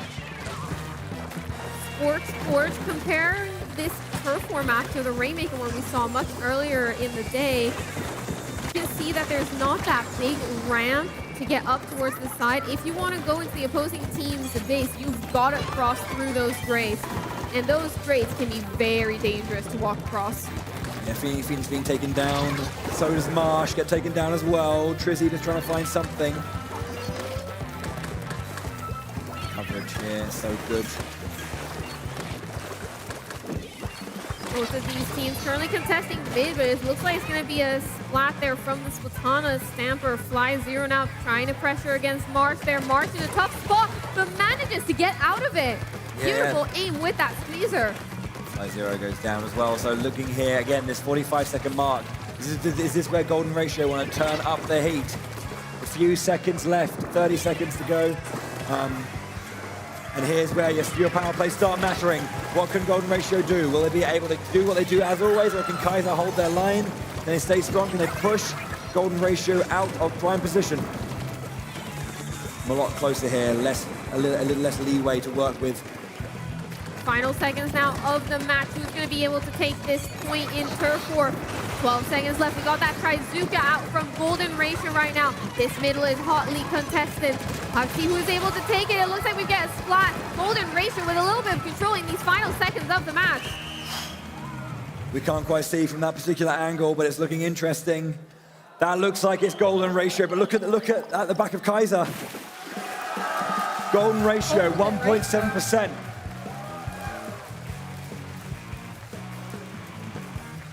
2-1 then to Golden Ratio, taking that first point in the best of 7. Ooh, up in the grand finals, 3 games away from that gold trophy and that trip to Japan and Nintendo Live. Whew. Yeah, definitely a very good prize that these teams are working towards. Getting to go to Japan, getting to visit the country Nintendo was founded in or is in. Yeah, that's where they are from. And it's always a nice place to go to. Very lovely country, of course. Tokyo, a very exciting place that most gamers have probably heard of and want to go to. So, kind of a dream trip. You can see there again, the very specific, bit more emotion coming out of Kaiser. Golden Ratio showing, so letting the cracks, you know, show a little bit. They are excited. They know what they're slowly working towards and what is possible here if they just keep at this quality. But they can't let themselves get excited. Again, complacency, anticipation can be the downfall of games like this if you just let it go a bit too much. Hold your ground. Splatzones on Barnacle and Dime is the next map mode combination. Yes, whilst we're just preparing for it as well, let's quickly just run the end of that last game to see how close it was. It's hard to tell from that position, but Golden Ratio were getting key splats and covering ground. So let's just roll it once again. At this point here, there's 20 seconds to go. It was just so clean, you know, just finding moments, pressure to the left, noticing that it's happening on the right-hand side here as well. That final try to do a shot, hitting that tacticaler. Unfortunate. And you have to say that key splat there against Isik was definitely the reason it happened. The audience though, tense stuff here in the grand finals.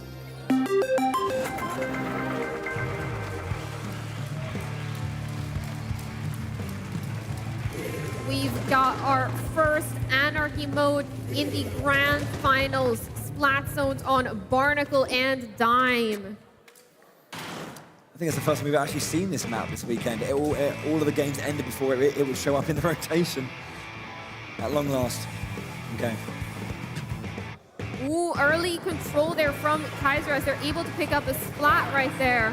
Not able to take the zone just yet, but they are now going to be in control. Golden Ratio, a little bit on the back foot. They've got that tactical now as they try and push in. Yeah, you see as well that it looks like Phoenix has stepped away from his Skatana Stamper, but they're staying on it. Change up in the loadouts here, different modes, you see. Kaiser now pushing forward, managing to line up their team, covering up all of the angles that Golden Ratio can take to get out of their base. Now towards that middle area, we've got that Ink Rush Trizzy getting taken down with the Inkjet. Yeah, good stuff here as well against there on that Zipcaster. Maggie going down as well. Golden Ratio pushed really far back. That was a clean team play right there with the Zipcaster and the Inkjet being able to corner that player. Reset now, you can see Kaiser is so far ahead. There's a trade there. Can Golden Ratio get back into this, or is time just ticking away? I mean, it is. But can Maggie and Marge find anything to go forward with?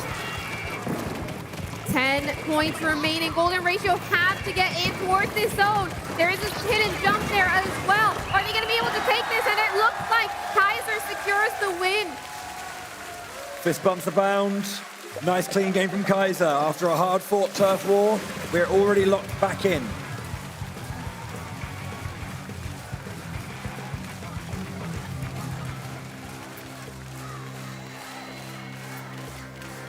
The audience erupt, of course, the home crowd.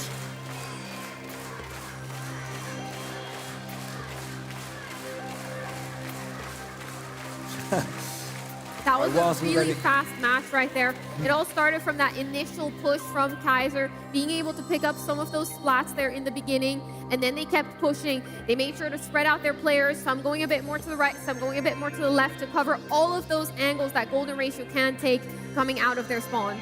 Indeed, yeah, they're definitely finding every single angle. And speaking of those angles as well, let's have a quick check at that lovely team play with the Zipcaster and Inkjet play. This was really, I think, crucial to kind of pushing back Golden Ratio so far back into their spawn. They made it a lot harder for them to recover here. Excellent job just to get out of the danger zone as well. And as you can see, you've got Zare going to be going in now as the Inkjet is pressuring to the right-hand side, and then double going for the 2v1 on that bottom left corner. Excellent stuff.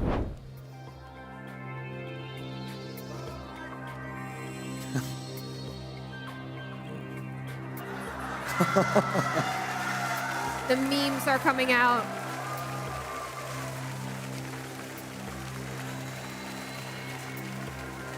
Okay. Now we memeing. Okay. I think the audience are finally ready. Jeez. Okay. Yeah, but just make sure, people are starting to tick those boxes, get readied up. Game 3 then, locked in at 1 apiece. We're going to be moving over towards Rainmaker on Humpback Pump Track. Yeah. Humpback Pump Track has a lot of curvature, has a lot of different angles you can take going into this. You got to make sure you find those splats and those lines over these curves.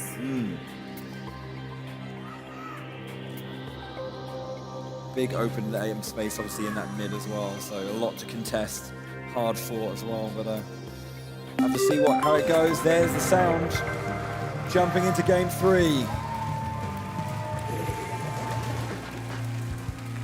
Ballpoint coming out there, as expected, I'd say. Ballpoint very strong in this meta. Has dropped a little, but still very, very strong. Trizzy bringing out the ink brush again. We've seen a lot of play with that, just to kind of confuse and go heavy on the lines. But a complete 3-for-1 in the middle means that Kaiser have an early advantage. Instant checkpoint. Wow. Sharp start for the German team. Not even 30 seconds into the match, Kaiser has already broken through that first checkpoint. Golden Ratio now on the back foot, forced to defend, forced to try and push them out. Drizzy with the aim thrust, able to stop that Rainmaker, going towards mid as well, trying to get picked onto that ballpoint splat lane, or at least force them to back off. Yeah, I feel like that opening play was a little bit too overzealous from Golden Ratio, and Kaiser made them pay. But now Golden Ratio can finally settle in. Just need to be a little bit calmer with this play. Need to just find their moments, find their time. Don't push too hard. Golden Ratio able to stop that first initial push from spiraling. Now trying to take control of that Rainmaker. Ink Crush being very weak. Does pick up that Rainmaker. I think that might have been on accident.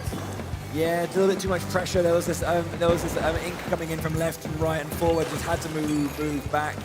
Bit of an unfortunate one, but you know, Kaiser still have the Rainmaker pushing forward. They're getting past that line now, lowering those points, creating a lot of pressure with Crab saying at the back. Zipcaster in, surging as much as they can just to get this. Oh wow, double in the middle, but gets one.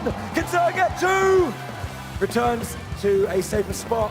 Still working hard though. Trizzy gets taken down. Zer is just one-manning the entire team. Maggie taking that Rainmaker out of the danger zone, making sure to drop it down that ledge. Kaiser, though, with immense control right near this podium. They're going to be bringing it right back up there. Yeah, they're doing so much work, just completely controlling this front line. Nothing the Golden Ratio can do against him.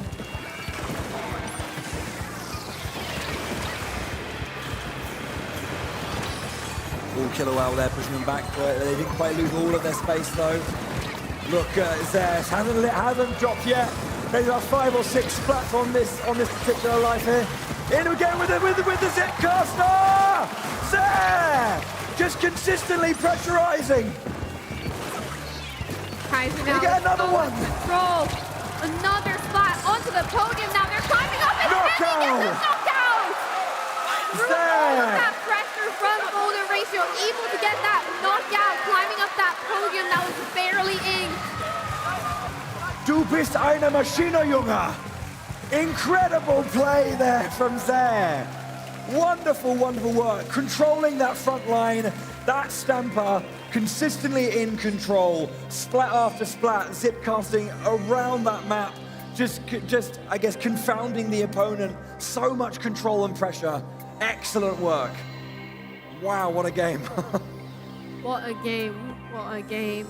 Just having control throughout that entire match, not letting up pressure there on that opposing side. Constantly with that Zipcaster pressuring. And it just didn't relent. That was such a good passage of play. It was one of those things where it wasn't just straight through, but it was just consistent. And it was holding, it was waiting, it was just biding its time, slowly but surely whistling down the defense of the Golden Ratio, really just becoming more and more tired as that game went on, until they found their moment to just push straight through. There was so much pressure on the checkpoint as well, they just couldn't take them down. Ooh. Yeah, speaking of Zer's excellent play, let's have a look at some of those Zipcaster moments from Zer. Excellent work, just This is the kind of play that decides games, that as you saw here. Just waited, bided their time, got a splat down there on Phoenix, straight back up, had everything ready, and then pulled the trigger. Straight in, one. Pressures another one. And then down to the back line again, but it's just, and then they just continued it, just kept going. It was just so much. Paved the way. Able to climb up that podium despite multiple players shooting at them there. Everyone going home and saying, that was sick. What did I just do?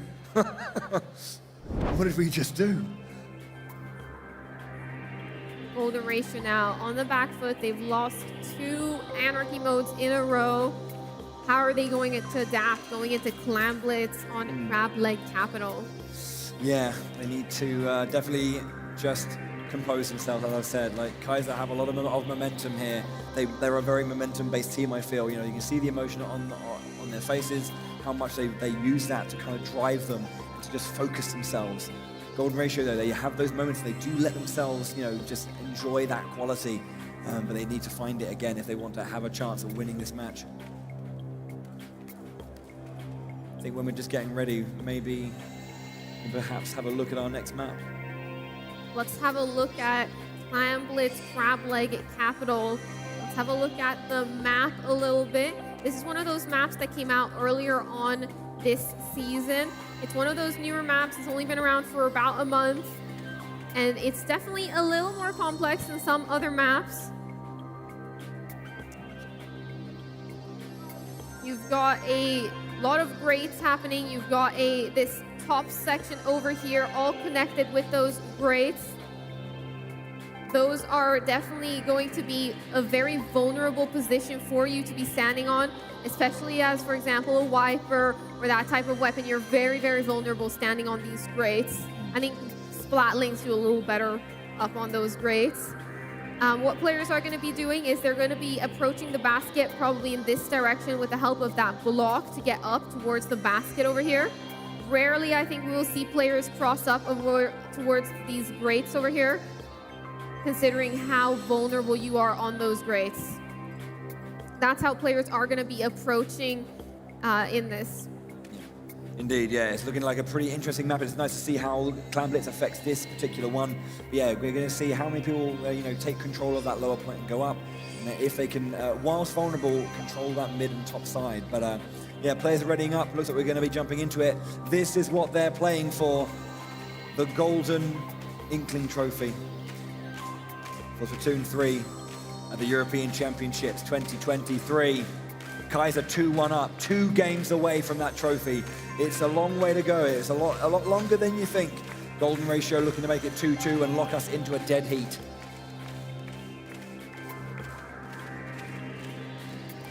Our players now are focused. They want to get this win. They are hungry, and they are so close to it. Hopping into our next match here, Clam Blitz on Crab Leg Capital. Okay, the game is set. We've got the Germans in the pink, and we've got the Swiss. Ooh, the green. sloshing machine coming out. Yo, okay. Stand usuals, yeah. Nice quick change, we're going into it. Clam Blitz. As you know, 8 clams, power time into the basket. 100 points to go. Already got the Killer Whale 5.1 on deck. No, we'll just try and get around this line here. Trying to get these long shots, or these snipe style shots. They're pushing forward. Oh God, splitting the sea there. We got that zip caster now charged up. Probably gonna see it get used in just a second here, and there it is. Zip caster able to get behind up towards that basket. Does manage to pick up a splat and squid roll out of it. But Phoenix, beautiful shots right there with that sloshing machine to pick up that splat.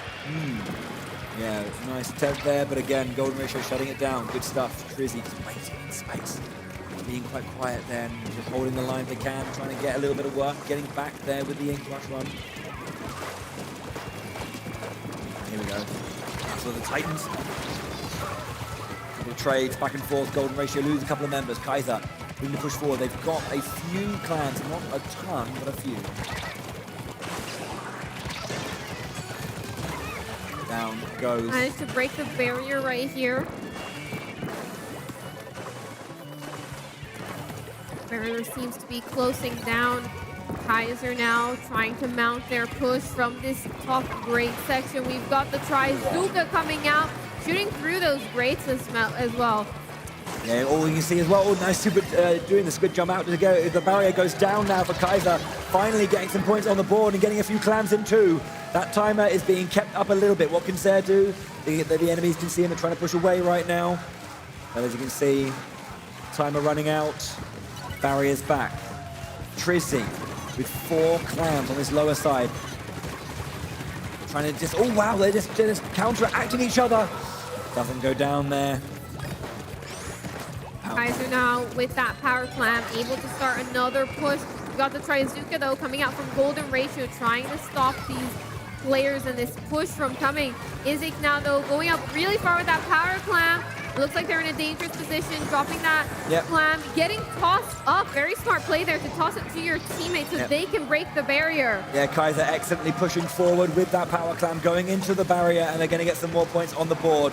More clams around Zer, just grabbing a clam, zip casting around, Trizzy down into the back line, up on the top there with Maggie. Can go, and Zer gets taken down by Maggie. They protect their base a little bit longer. So the Kaiser lose all of their members now. Golden Ratio want to push forward. They have their power clam as well. Can they get some points back in there? They can. The barrier is open. What can they get here? Can they take the lead? They need just 6 clams in.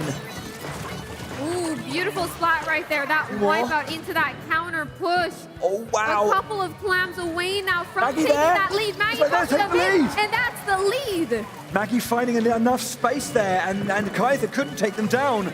Golden Ratio with the lead with 1 minute and 40 on the clock. Excellent work from Golden Ratio to hold it. Kaiser looking like they could have just run away with that, but they aren't now. Kaiser now trying to mount this push. Golden Ratio having a lot of pressure. Gonna try and maybe sneak up that block, but Kaiser spots it out. Golden Ratio yet again with another power clam, trying to mount the push. But that Trizuka coming out. 3 players down, and it's a wipeout. Team Kaiser have a chance to push up and break that barrier. Yeah, 2 power clams are going to get rid of their penalty points. They take the lead once again. Maggie here with the penalty with another clam in the back. 1 minute left. Barriers back up. Trizzy goes down. Maggie loses her clam. Fly 0 and Zer pushing forward. Can they reclaim that clam, or is it gone forever? It's gone. 1 more clam there. As you can see, right again on the offense again. It's just never ending. Complete pressure. 2 members down from Golden Ratio. Kaiser looking to end it here if they can. A few more clams. 3 in the handle of Isik. Can they end it before the time is down? 10, 7. 3 more clams, but Kaiser lose their members, making it even harder and harder for Golden Ratio. Golden Ratio staying alive, preventing that knockout in those final 20 seconds. Now this is their chance to push back, try to take the lead yet again. They got a power clam. They've only got a couple seconds remaining. This is going to be an overtime push. Here we go. This is it. Can Golden Ratio hold it? Can they stay in this match? Make it 2-2. They got 2 members down of Kaiser. They lose a member though. Can they hold on? Maggie gets the barrier down. Can they do the magic play? Kaiser did it themselves in Alliance Rogue in their semi-final. The time is ticking down. There's a power clam coming in. They hold it. They need 1 more. Oh, Golden Ratio lose all of their members. Marsh trying to is a wipeout. They've been denied. Kaiser stands strong on defense. There were just too many points for Golden Ratio to push through right there. Kaiser as well with the little group selfie. Kaiser can breathe a sigh of relief. Golden Ratio had the 2 power clams in, made it so close, but it wasn't to be. 3-1 now to Kaiser. 1 game stands between them and Nintendo Live in Tokyo 2024. Golden Ratio have a lot of work to do. They cannot afford to make any more errors here. They cannot let Kaiser dig their heels in any further. What a close game right there. Those final moments in overtime could have been the difference. Golden Ratio were so close right here. They really were close. Speaking of close, there's definitely some nice moments that we want to capture again. Let's have a look at some of these 1v1s that happened in this last match. Some extremely close fights happening everywhere. This back and forth here, just couldn't find a shot. Trading blows, and then eventually the flank comes in to support. That kind of team play is nice to see. They're enjoying themselves.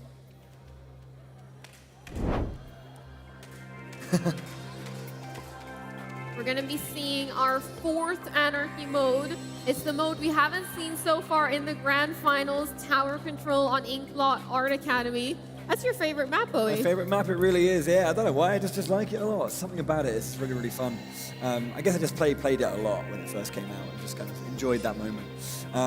But yeah, before we just jump into that, let's have a look again at that wipeout that Kaiser managed to get to play, to make that big power play to get that an ever extended lead.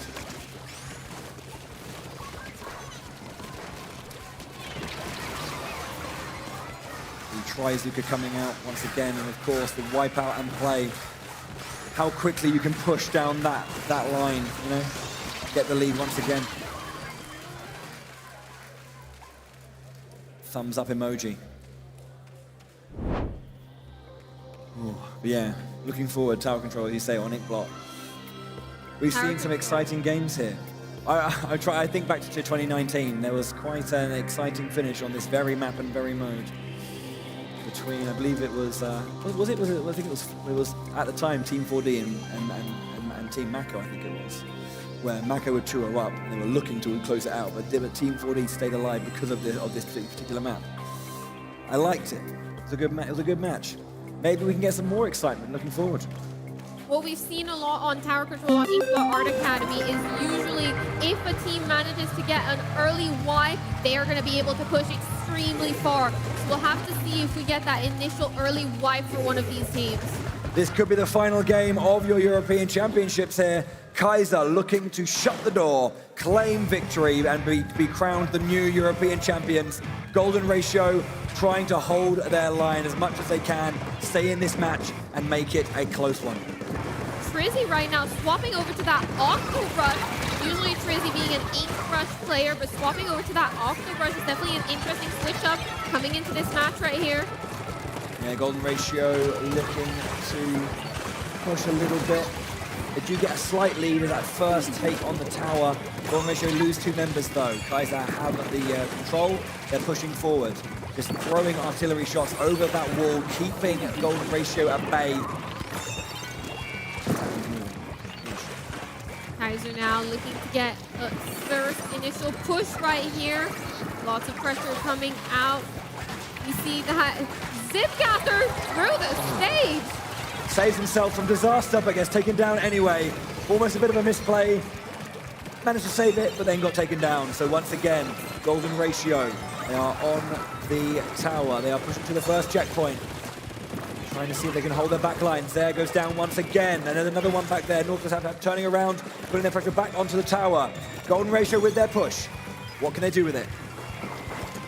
Storing that Nautilus charge up that ink rail, storing it even further yet again here, making sure it's fully charged, making sure the first person that they spot will get a barrage of ink towards their direction.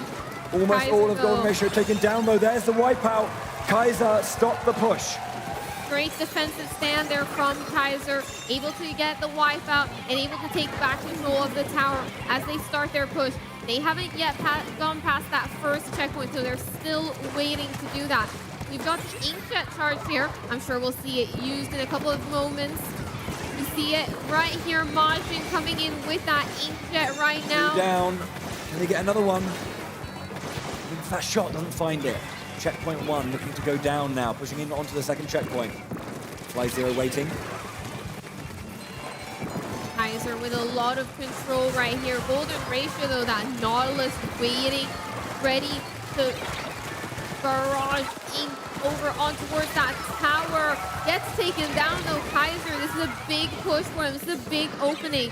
Yeah, they still don't have that lead. But Trizzy with the Octo Rush, able to secure control of that tower. That Octo Rush being a little slower than the Ink Rush, but has a lot more power. Yeah, Trizzy's the only one alive after that big altercation, but we have in the back line, zip casting Trizzy. The Zip Caster, the Octo Rush in general, benefits a lot from being on high ground and raining down ink below. So that's what we saw there with the Zip Caster, going up those walls, trying to get some high ground to rain down ink.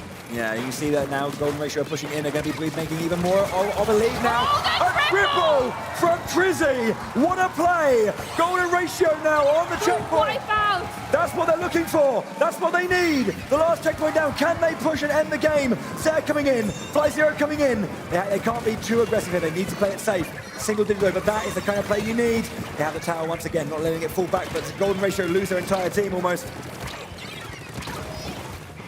What an insane push right there off the back of that triple. Trizzy with the Octobrush putting in a lot of work right here. That Octobrush push and that Octobrush changed weapon there seems to have really paid off. 1 minute 15 left on the clock. We are entering the dying minute. You normally say that about seconds, but you know what I mean. We're in end game. Kaiser with the control. It's definitely not over yet. Golden Ratio cannot get complacent. They cannot relax. Kaiser now mounting their push. They still have that second checkpoint to try and push through. Currently at the second checkpoint, starting to push through it again. And now they pushed as far as they did last time. Now they're starting to gain a couple more points, and it looks like they're past checkpoint too. They're going for it. The zip caster out again from Zare, getting onto the back line on high as well. Oh, but Golden Ratio lose there to complete wipeout. Kaiser looking for that push. Can Golden Ratio hold it? Again, these moments are very key. Can we stop it? 10, 7, 6, 5. There's the stop. And Golden Ratio lose again. They lose the lead. And there it is. Kaiser are your European champions. An epic, heroic play ends the game for Golden Ratio. They had such a good tower control game. They had everything in their hand. And Kaiser turned the screws. They kept pushing. And they did what they could not do 4 years ago. Reign supreme over Europe. Kaiser taking it in those final moments right there, following that wipeout. Your European champions.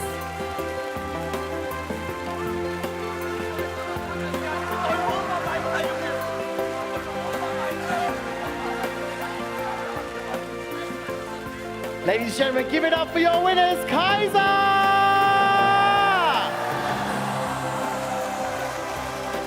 Okay, there you have it. We have our winning team. Amazing stuff. Thank you, thank you, thank you. Okay. Whew. That was some immense gameplay we just saw there on the main stage right here. And now, ladies and gentlemen, and to everybody watching at home, we would like to invite back to the stage all of our incredible teams that you have seen this weekend. Please give it up for our top 12 teams. You, of course, heard from Austria, Team Schwanz, Flossenbachen. From Belgium, Overtime. From Italy, Cotoletta. From the Netherlands, Hollantis. Representing the Nordics region, you, of course, had Hanky Kanto. From Poland, Hidrowski. From Portugal, Mafarikos. From Spain, Zenit. From the UK, Team Spark.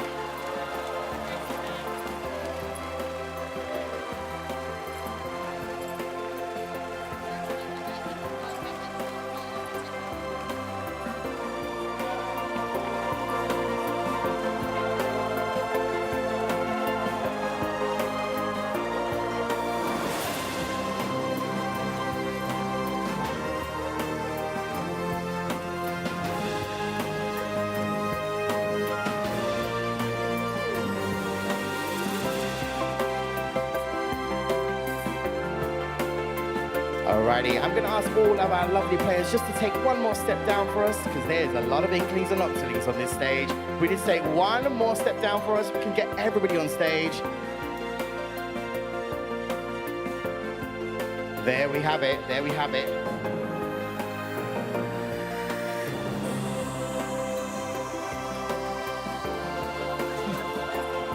Okay, these were of course your fantastic teams that we saw throughout the weekend. But of course, in our third place winners, ladies and gentlemen, one more time, give it up for Alliance Rogue!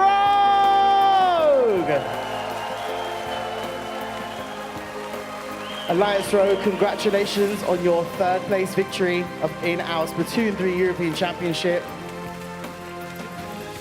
We of course are going to be handing you guys some incredible medals. Yes. These are for you guys over here. GG's. Given to you by our illustrious caster, Bowie. And this, of course, is their trophy. Please give it up one more time for Alliance Rogue!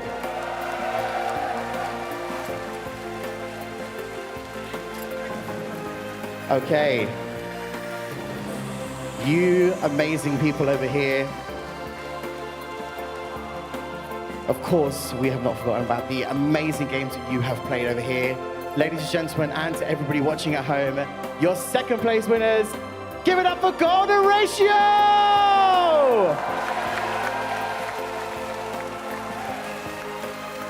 Golden Ratio, these are for you. GG's. Wear these with immense pride, because you put on an amazing show. Round the hat, round the hat. Congratulations. Alrighty, and one more time for everybody watching, give it up for this fantastic team, Team Golden Ratio! Our second place with victors. But of course, there can only be one grand champion team. You saw these guys. They put on quite the show all day yesterday and today. You guys did it. You did. Yes, sir. You guys did it. These, of course, are your medals. Please wear these with pride. As these medals are being given to them, please give them a round of applause once again.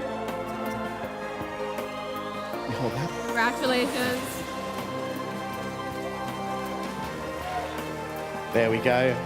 Brilliant stuff.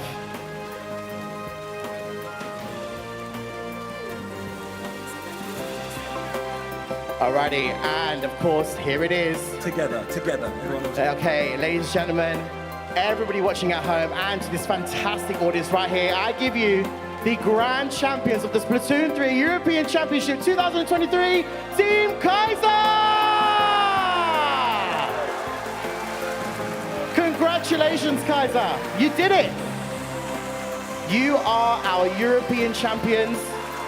And of course, not only are they our European champions, they will now go ahead and represent Europe in the Nintendo Live 2024 Tokyo Championships for the Nintendo World Championships, should I say, next year.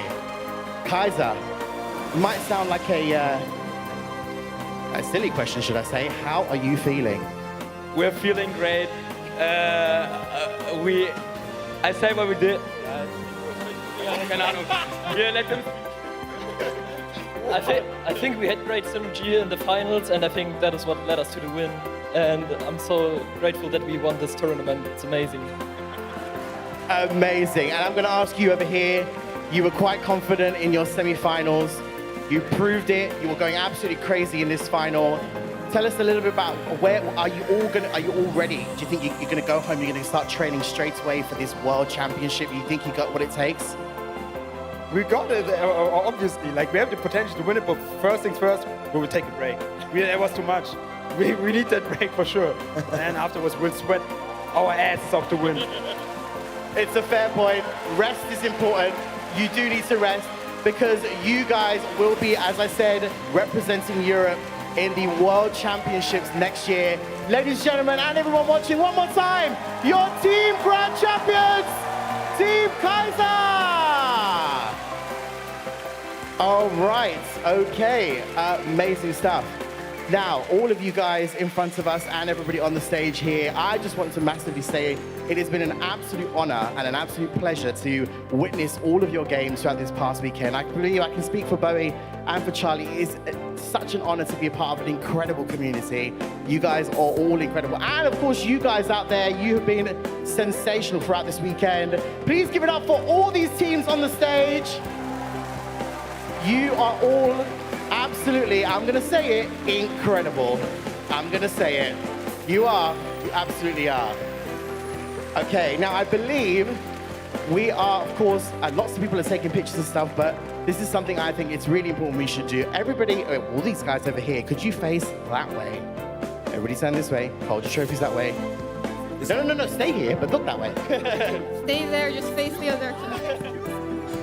Excuse me, that's okay. Just everybody needs to look that way, that's it. Everybody turn and face this way, because we would like to get a big group picture with all of you guys, and of course our fantastic audience just at the front over here. Here we go, we're gonna get a big picture of everybody just at the back there. I believe we have a camera at the back, is that correct? Let me go and check, I will go find it. You're all going to be involved as well, so don't worry. No, why? Okay. I got it, we found it. We found it. Okay, are we ready? Audience, are you ready? You're in this. Okay, after 3, 1, 2, 3, yay! Thank you so much. And once again, everybody watching, please give it up for your top 12 teams and your grand champions, Team Kaiser! Thank you so much, everybody. Can I ask you all to safely make your way to the back of the stage? Thank you. Thank you so much. Make your way.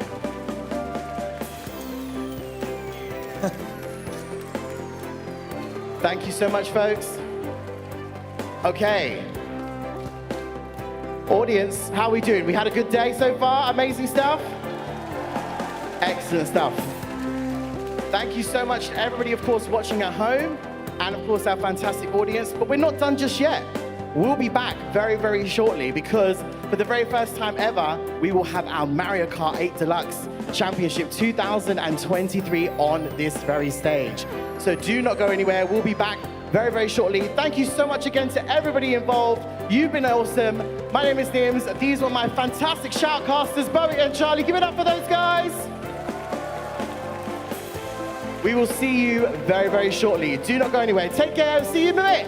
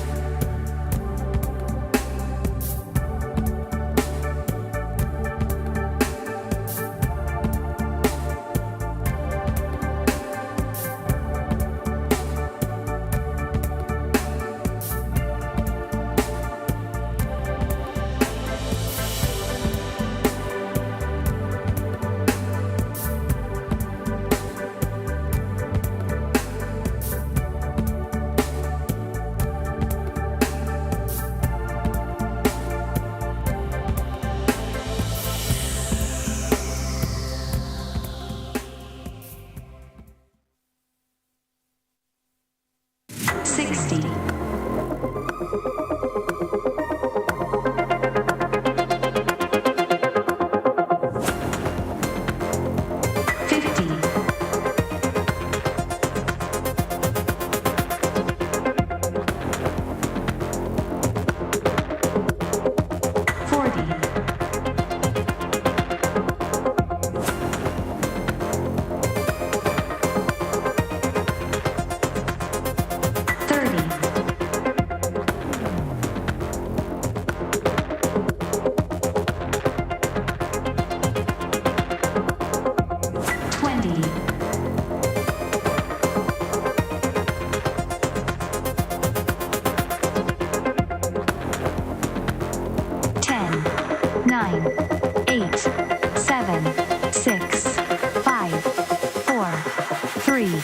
2, 1.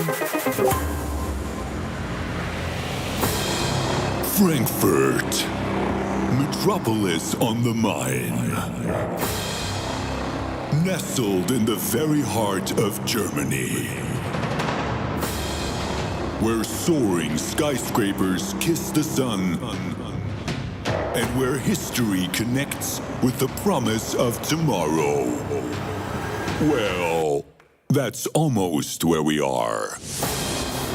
Bad Vilbel! A tranquil oasis where time seems to stand still. But not today. For today, Bad Vilbel is transformed. Today, it becomes the epicenter of gaming glory. As it proudly hosts the Nintendo European Championships 2023.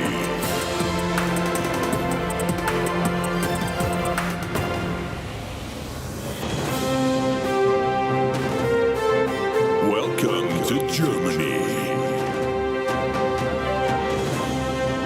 Gamers of Europe, brace yourselves.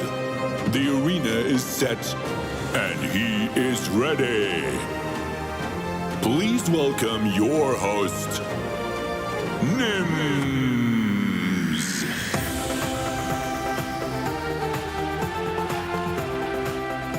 Hello, hello, hello.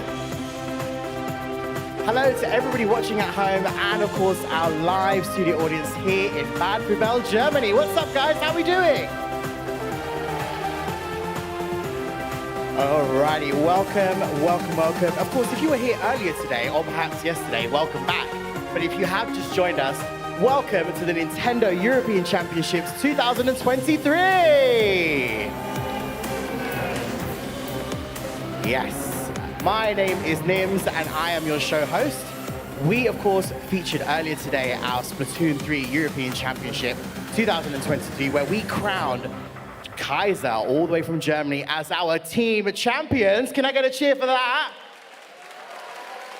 Oh, yes.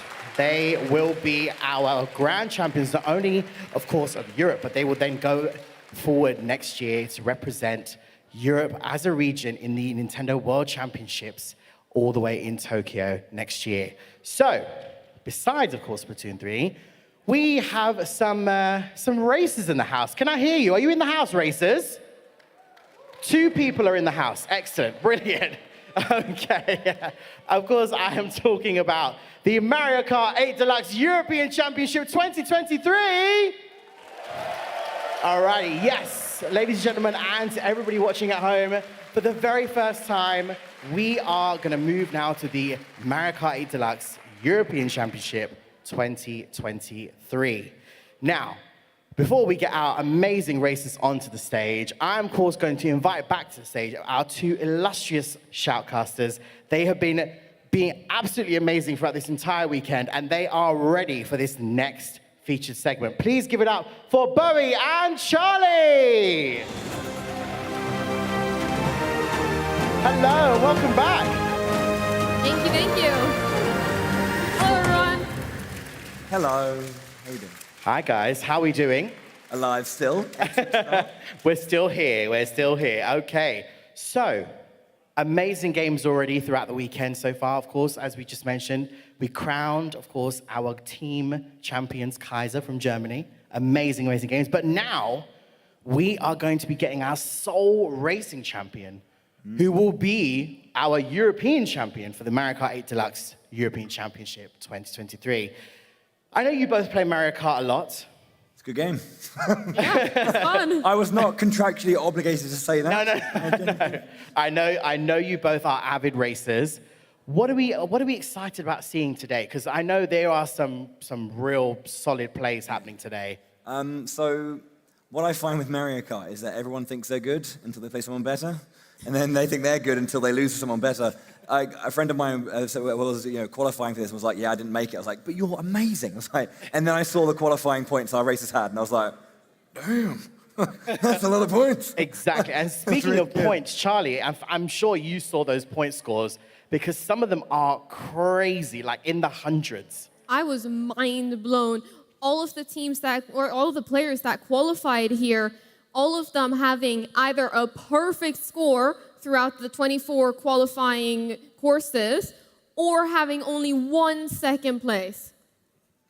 I think that deserves a round of applause and a cheer, right? Come on, give it up. I'm not even going to try to reveal the highest score I've ever gotten. It's definitely not in the hundreds at all.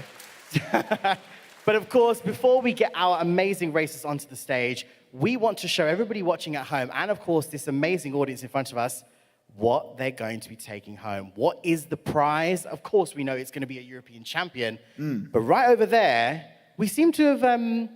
acquired a shelf. A shelf, and well, the locker's gone, I think. I think Kaiser might have taken the locker. But let's go and take a look at what our sole racing champion is going to take away with them today. Oh yes, look at this. Bowie, take us through what is our sole champion going to take home? They're going to win this bomb. No, they're obviously going to be. You see this wonderful, beautiful glass trophy, of course, when they are crowned the European champion. We have this lovely, I think, certificate certifying that they are indeed super sick at Mario Kart 8 Deluxe. But if you look at the very back of the shelf, just right in the back, if you want to grab that for me there. What is this? Oh, let's take a look. I don't think I can grab it. It's stuck. It's stuck down. No stealing. Good security. We like it. Secured it. Good security. Only the winner can touch it. Only the winner can touch it. The winner will receive will basically be representing Europe and receive a trip to Tokyo, Japan in January 2024 to compete on the world stage at Nintendo Live. Yeah, yes. Very nice. Very nice. We've said it once before, Charlie. We'll say it again, just so that perhaps somebody can hear us. We want to go to this show. Yes, hello. We want to go, hint, hint. Okay, but as Bowie just did mention, of course, our sole racing champion not only will get this amazing trophy, they will get that ticket to go and represent Europe in our World Championships next year in January. But as also the certificate you're seeing there, all of our racers who are participating today, so our top 24 racers will receive this certificate because, let's face it, they're pretty good. They're pretty good. They are our top 24 racers, all from around Europe. Should we meet them? I would love to meet them. Would you guys like to meet our top 24 racers? All right, let's head over to the stage, Bowie and Charlie, because I think it's time we call to the stage our first 12 racers. So, of course, as we mentioned, there are the top 24 racers, but we're going to see them in groups of 12. We'll take you through the tournament rule sets and, of course, our brackets, etc., very shortly. But we are going to invite to the stage the first top 12 racers who are going to grace us on this stage. Please give it up for all these racers. Our first racer is Fresh, all the way from France. Fresh is a big fan of Bordeaux. Enjoys a bit of Mushroom Ridge. Let's see if that is going to come up today. Welcome to the stage, Fresh. Up next, all the way from Belgium, please give it up for Noel. Noel's favorite course is Coconut Mall. Also likes to race as Waluigi. Maybe we'll see that today. Alrighty, and all the way from Germany, please give it up for Mio. Neo's been on the competitive scene for 15 years. Plenty of experience here. All the way from Spain, please give it up for Michael! Likes to race as the light blue Yoshi. And representing the Netherlands, please give it up for Alpaco! This racer currently holds one of the world records in 150cc time trials. Good stuff. Our next racer is from France. Give it up for Tanguy! Favorite course is Wario Stadium, but actually stated that it's Baby Park. Our next racer from Spain. Give it up for Alicia! Big fan of the black Yoshi and enjoys a bit of water park. Good stage. Another legendary racer from Spain. Please give it up for Caesar! Loves racing on the Mario Kart Wii DK Summit. All the way from Italy. Please give it up for Marcus! I like this. Marcus is a big fan of the GBA Mario Kart, one of my favorites. Good shout. All the way from France, please get from Mars! Favorite track is Tick Tock Clock. From Spain, please give it up to El Quito! A quote to live by when you're a Mario Kart competitor: the best don't always win. And our 12th racer, please give it up from Spain, it's Drag! Drag likes to race on Mount Wario and DK Summit. Also, fun fact, Drag is lucky. Alrighty, once again, ladies and gentlemen, please give a massive cheer and a round of applause for your first top 12 racers. Give them a cheer. Okay, right. So we are now, I believe, going to take a look at the tournament rules. Yep. Before we do. Go ahead. That's actually a good point. I do need to ask these guys some questions. Yeah? Let's investigate. Yes, we need to investigate because it's important for everybody watching at home and, of course, you guys in front of us. What are we going to see on the stage? What kind of strategic play are we going to see? So I'm going to ask all of our players. Let me start over here, actually. Hello. Very simple question. What are you going to do to be the Gran champion today? How are you going to win? I'm gonna start to beat all these great players, first of all. Then I think the fact that we are all great means there are only one spot to be champion, so playing safe, I think, is the key to win. So yeah, playing safe. Playing safe here. Playing safe. Give it up, guys. That was a very detailed answer. I like it. How about you? I'm gonna try to win and do my best. He's going to try and win to do his best. Give it up one more time. Very good. I'm just gonna play and win for Germany.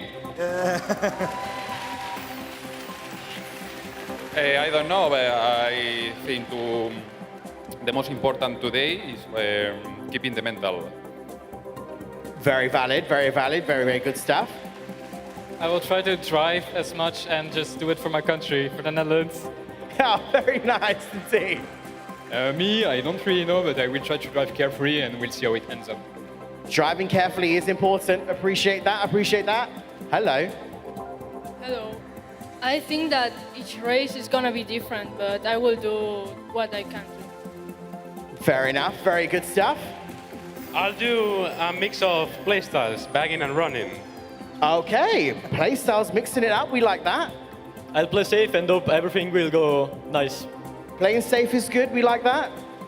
I just need some luck and everything is okay. Everything is okay, folks, nice and calm. Just trust the process. Trust, look at these inspirational quotes, guys. Trust the process, I love it.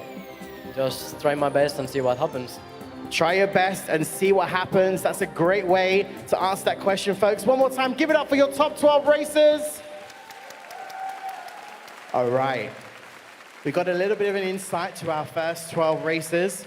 Bowie, Charlie, take us through the tournament rules. So, Bowie, what are we going to be seeing today for these races? Of course, yeah. So we're going to go through, obviously, how we're going to be doing it. Of course, 150cc versus race is going to be the speed. Yeah, we're going to be playing with no teams, every player for themselves. Normal items, there's no pushing things back and forward, just standard. No CPU, obviously, because we have a full lobby of incredible players. Your Mii characters are allowed. You can play as yourself if you'd like. We've got some pre-selected courses, lots of amazing courses we're going to be looking at. Alrighty, and of course, just as a reminder for the players and everyone watching at home and our audience, smart steering is off.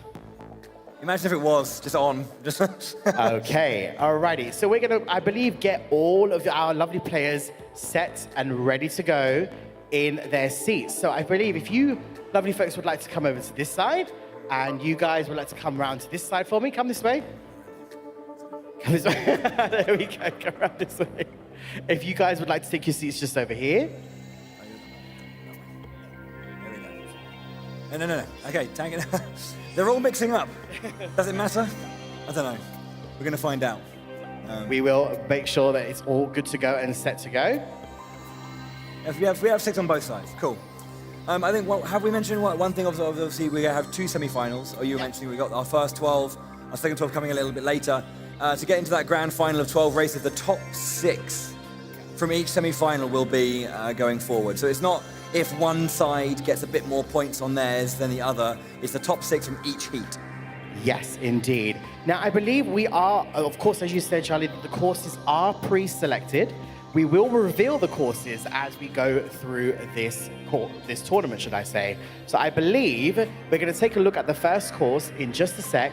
Before we do, we're going to actually take a quick little sneak peek at all the courses that you might see today in this tournament. Have a look on the big screen up there, folks. A fair few. Oh, I'm seeing some Mount Wario. I'm seeing some Daisy Cruiser, Sunshine Airport. Big fan of the Daisy Cruiser. Nice. One thing I noticed is that all of the I guess city courses from Mario Kart Tour are all of the European ones. Ah, good analysis there, Bowie. Very nice. Right. Without further ado, you guys know what to do. Let's head over to our amazing little commentary booth at the back here. And let's take a look at what course we are going to see first. Where are our racers going first?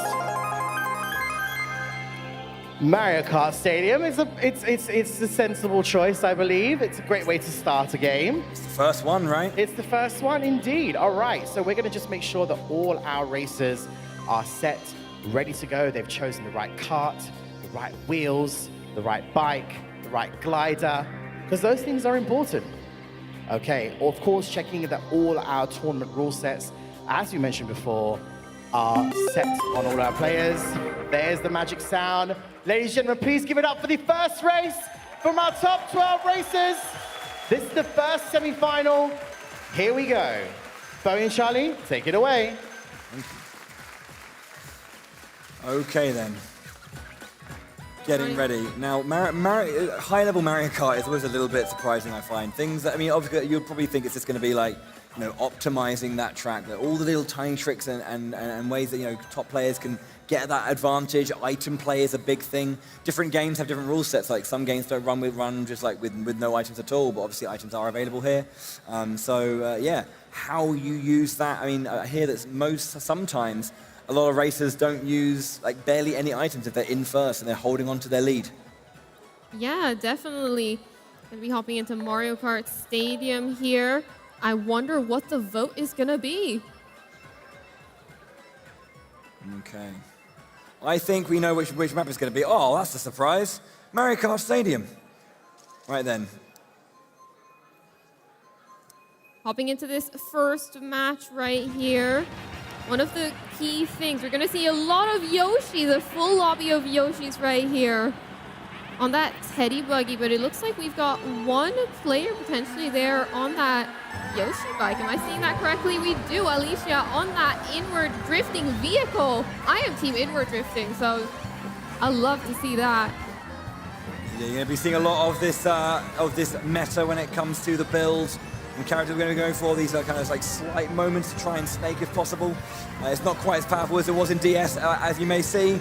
But yeah, trying to get those coins and increase that max speed and just hold true with the items. Definitely looking here at this little glider section.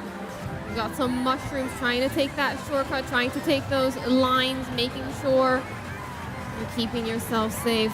Nope as well in first place with that horn. We'll be taking that shroomless shortcut right there. Beautiful job there from Nope. Currently in first place, has the horn. Yeah, we're now into our second lap here. We've got a couple of players overseeing here, back in those lower our sides, obviously going to be getting more powerful items to use in their lead up.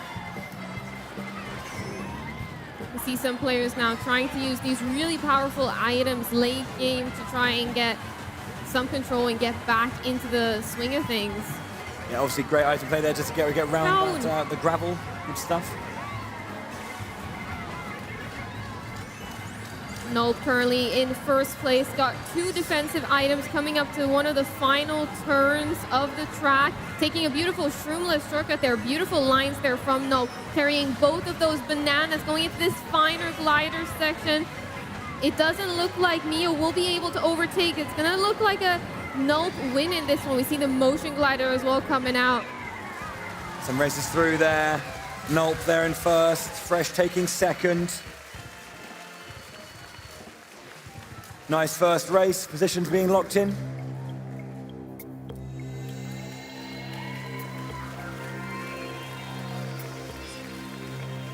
Yes. Very, very nice stuff. We're going to move swiftly on to our next race. Bowie, Charlie, let's take a look at where we are going next. What is our second course for today? Ooh. Yoshi's Island. Oh, we've got some fans in the house of Yoshi's Island. Alrighty, we're just gonna make sure that everybody is set and ready to go. Charlie, fan of Yoshi's Island? I'm a fan of Yoshi's Island, and we're gonna see probably 12 Yoshis on Yoshi's Island. Is this the home turf? That's a lot of colorful Yoshis on the screen. Mess is gonna matter, I guess, right? That's what you gotta do. Alrighty, I think we are almost set and ready to go. There's that magical sound. Here we go. Please give it up for our next course, guys. One more time. Come on, give them a cheer. Bowie, Charlie, take it away. Okay.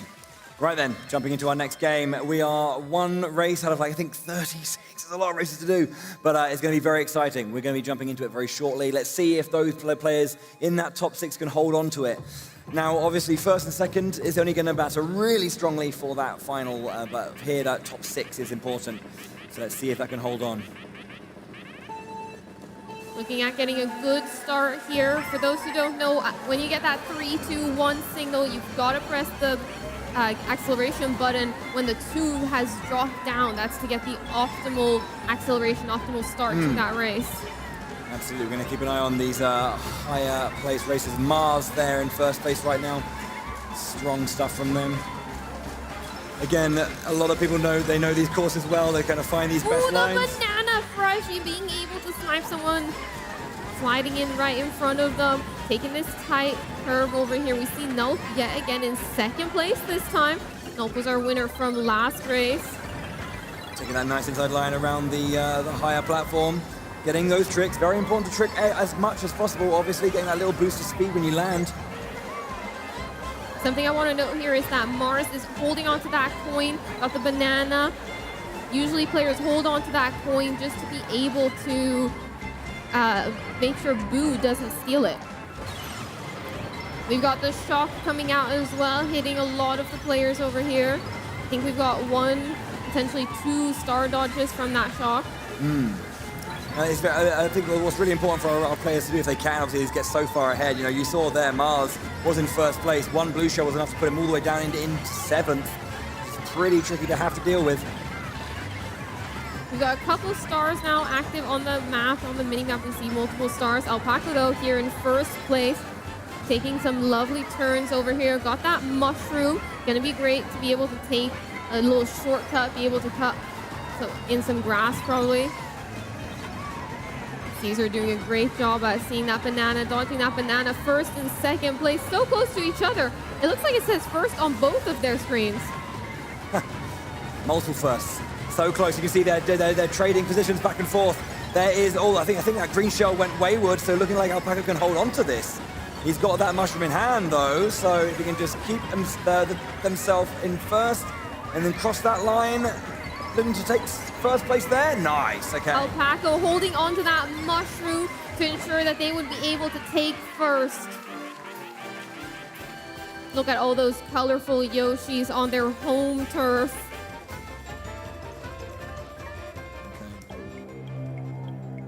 Okay, let's you see the focus here.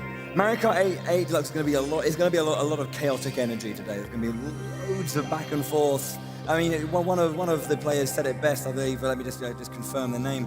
I believe it was oh gosh, where am I looking? I'm looking the wrong way. There it is. Enriquito, one of our Spanish racers, said the best don't always win. I think it's very, very true. It also on stage said trust the process. But I think it was kind of funny because you don't know how it's going to go. You don't know what items you're going to get, how each race is going to go, so you just do your best and see what happens. There is that element, that little random element that can happen with all of those items. But of course, these players are going to be trying to manage their items as good as possible, and they're going to be trying to get the best lines on each course. Alrighty, yes indeed. So before we go into our third course, we're going to take a quick look at an action replay of that banana hit that we saw on the screen here. It was quite intense, that little banana hit. This on the screen here, battle of two blue Yoshis, and there's the green Yoshi, and then there's another Yoshi. This moment right here, being able to swipe that Yoshi right there with the banana, beautiful. Very, very cool indeed. Okay, so let's take a look at our next course. This is our third course. Let's see where we're going. Ooh. The Royal Raceway. I know you like this course, Charlie. I love this course. This is one of those staples. It pops up in every community tournament. Every time I play this game, it's always consistently there, and it's always just consistently good. It's so fun to play. Indeed, we're going to see some real, well, I say interesting, but some very, very cool drifting on this one. Yeah. I know we're going to see some real excellent play from all of our players. I think we're all good to go. This is our next course. Alrighty, guys, give it up for course number 3. Let's see it. Bo and Charlie, you know what to do. We have to talk about the video game. We're into our third race. After this, we will be a quarter way through our first semi-final. Remember, top 6 go through. That 3rd, 4th, 5th, 6th place is going to be hotly contested. Right then. Waiting, getting a couple of items. Trying to push something nice. There we go. Triple mushrooms. Nulp there waiting. Happy to wait as well. There's going to be a lot of item chaos going on, so there's not too much of velocity a bit back on the first lap. Caesar now currently in first place, manages to hit Marcus into the water over there. That's going to be an unfortunate drop in placements there for Marcus, all the way down to 10th from 2nd place. Now in first, you see Caesar there, doing some excellent work, just holding on to that coin. Max coins currently as well, trying to get as many of these like mini boosts as they can, these slight hops to get that angle and then boost round. Red shell coming out from Alpaco puts them into 2nd place. Mushroom in hand as well. And you use that either to get a bit more speed or to boost it down that racing line through the grass. Beautiful work here, Caesar taking some great lines, snaking, making sure to charge up those mini turbos. That's one of those techniques we'll see these top players use. Alpaco now with the glider section.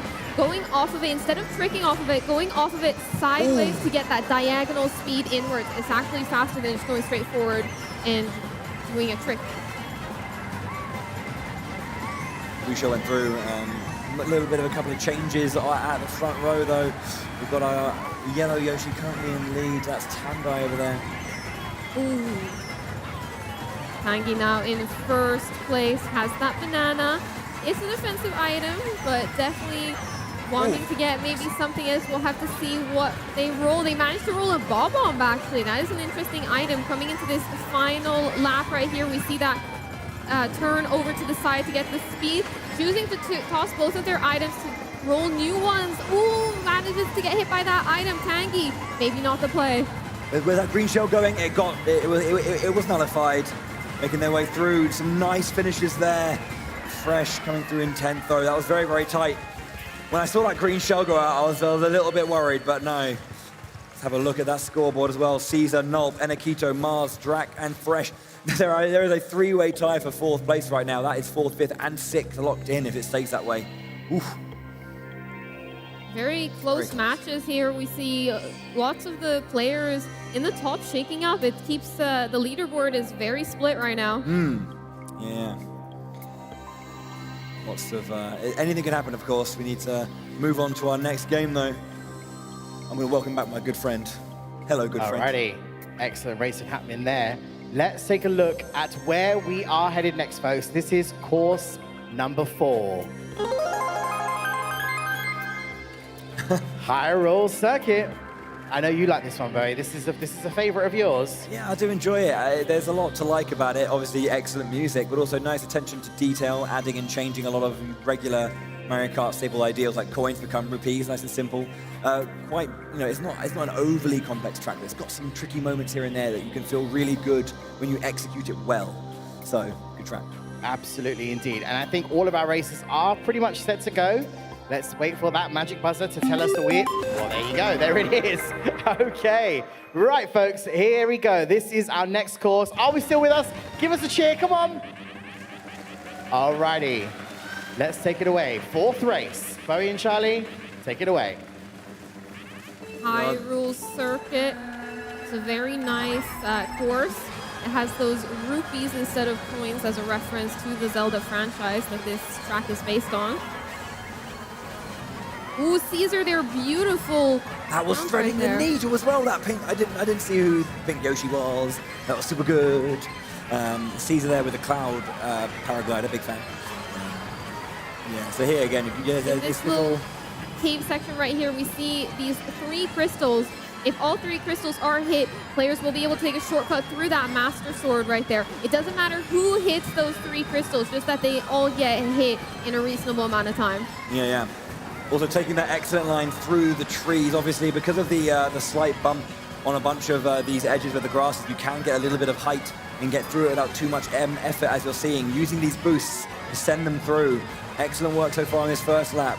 Getting that nice slide and drift in. Alpaco now in 2nd place, can see first ahead, gets the double box, red shell in hand. Gonna hold on to that for a bit for safety, but knowing that the blue shell was going out, excellent, takes 1st place now, going for this jump through the tree, there it is. Unfortunately, it didn't have a big enough boost to get all the way through, but looking still pretty solid, unless anything happens, it looked like they'll be taken first here. Throws it back. Alpaco now in 1st place with that red. Ooh, Drac trying to overtake, getting that red shot towards them. Gonna be looking towards this glider section over here. The boomerang comes out.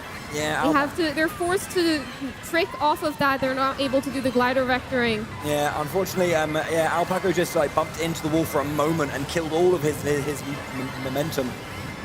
Blue shell going out though. That's not good for Drac here. It's coming through now. Is there enough of a lead? Through goes Alpaco. In 1st place and 2nd. Oh, it's so close. Oh! Alpaco getting hit right after that finish line, but able to secure the game win. I don't know what noise came out of me there. Oh! Look at that. Again, close races here. Very tight scoreline. Your mic's not on. That was pretty close. It is now. All right. Let's move swiftly on to our next course. Course number 5. Let's see where we're going.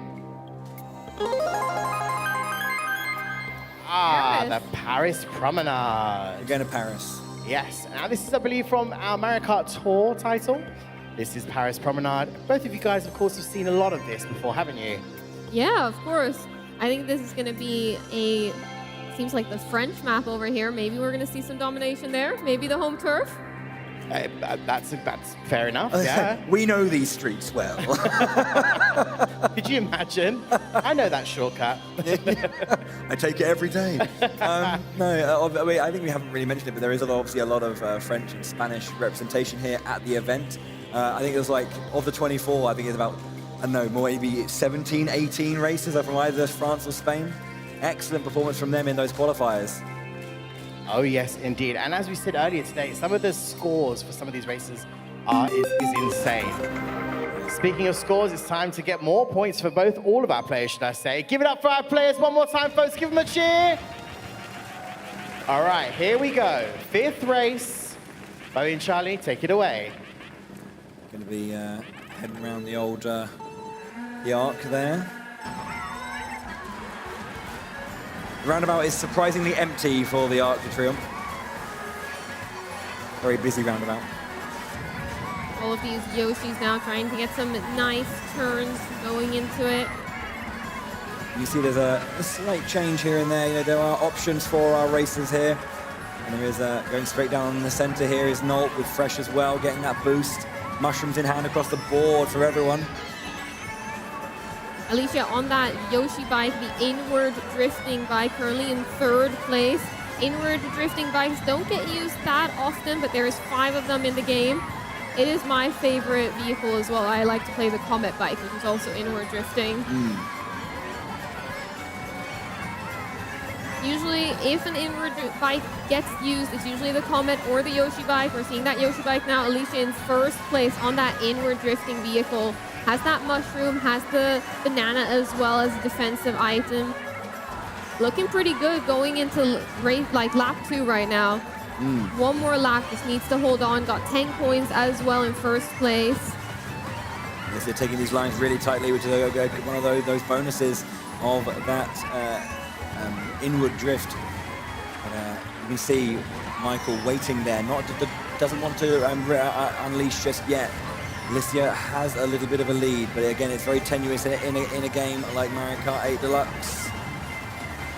Alicia still in 1st place, has that mushroom coming around these corners right here. Manages to get a beautiful line in the air, coming up towards these last item boxes over here. Chooses not to use them just yet, just holding on to that mushroom as they round the corner towards the end of the lap. Yeah, Michael there it is. Michael taking a hit there, going down, dropping down into 4th. But Alicia, strong throughout that entire race, mostly uncontested, takes 1st. Now remember, Alicia on that inward drifting bike as well, taking 1st place. Currently in 1st place overall as well.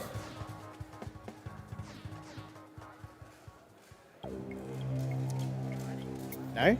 There I am. I'm back. Okay. So, straight into it, folks. We're going to go to course number 6. Let's have a look where we are headed next.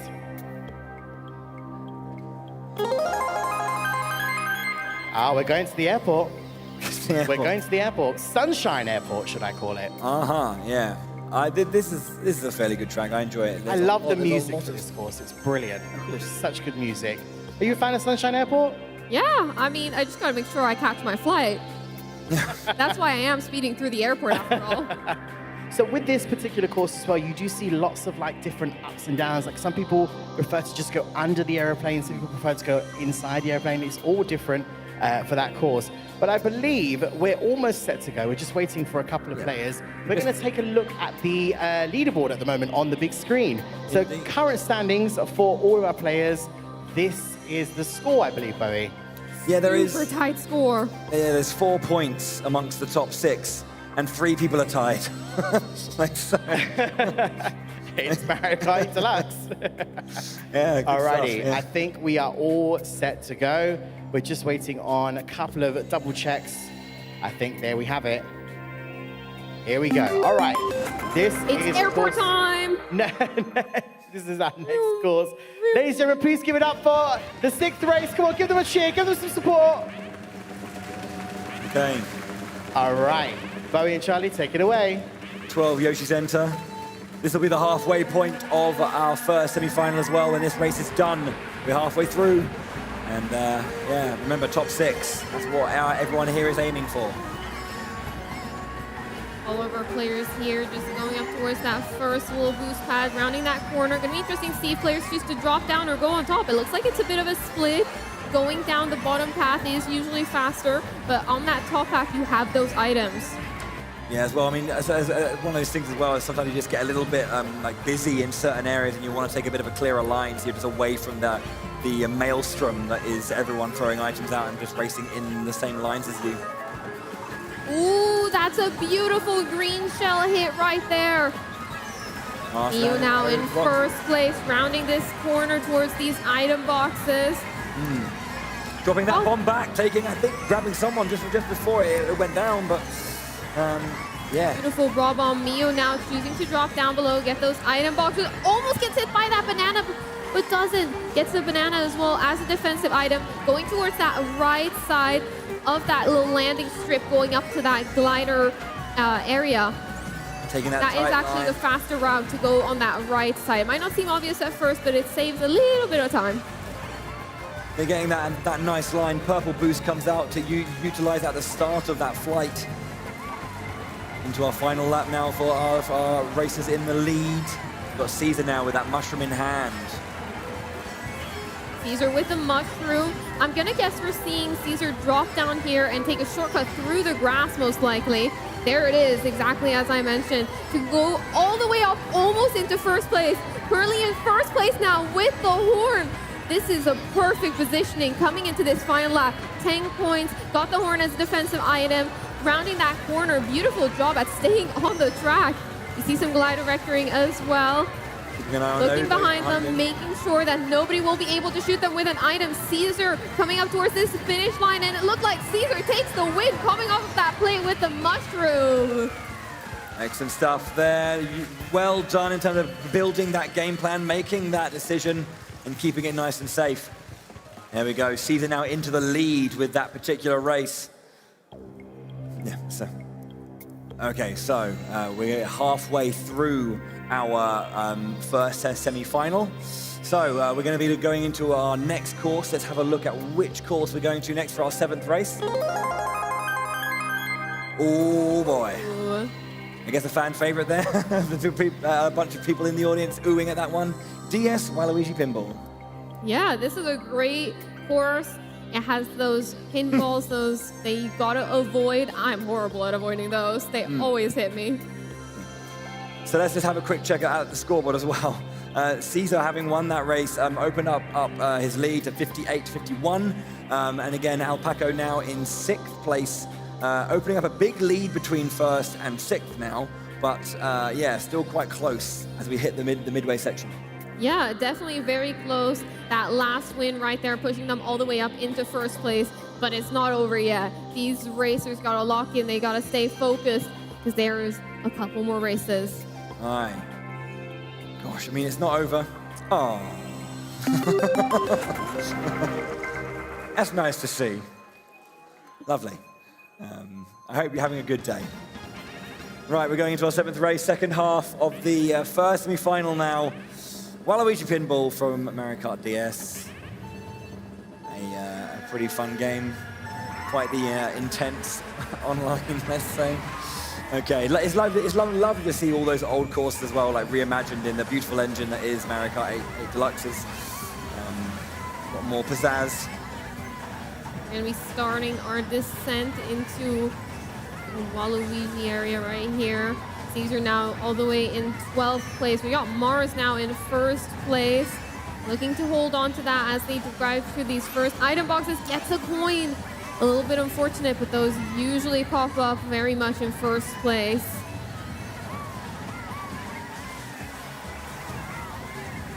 Okay, here we go, making our way down through the actual pinball section. Lots of chances to maybe get whacked around as the ball enters the zone. Back in 12th place there, North is having to be a bit careful. As I say, that gets hit by the ball from the bumper.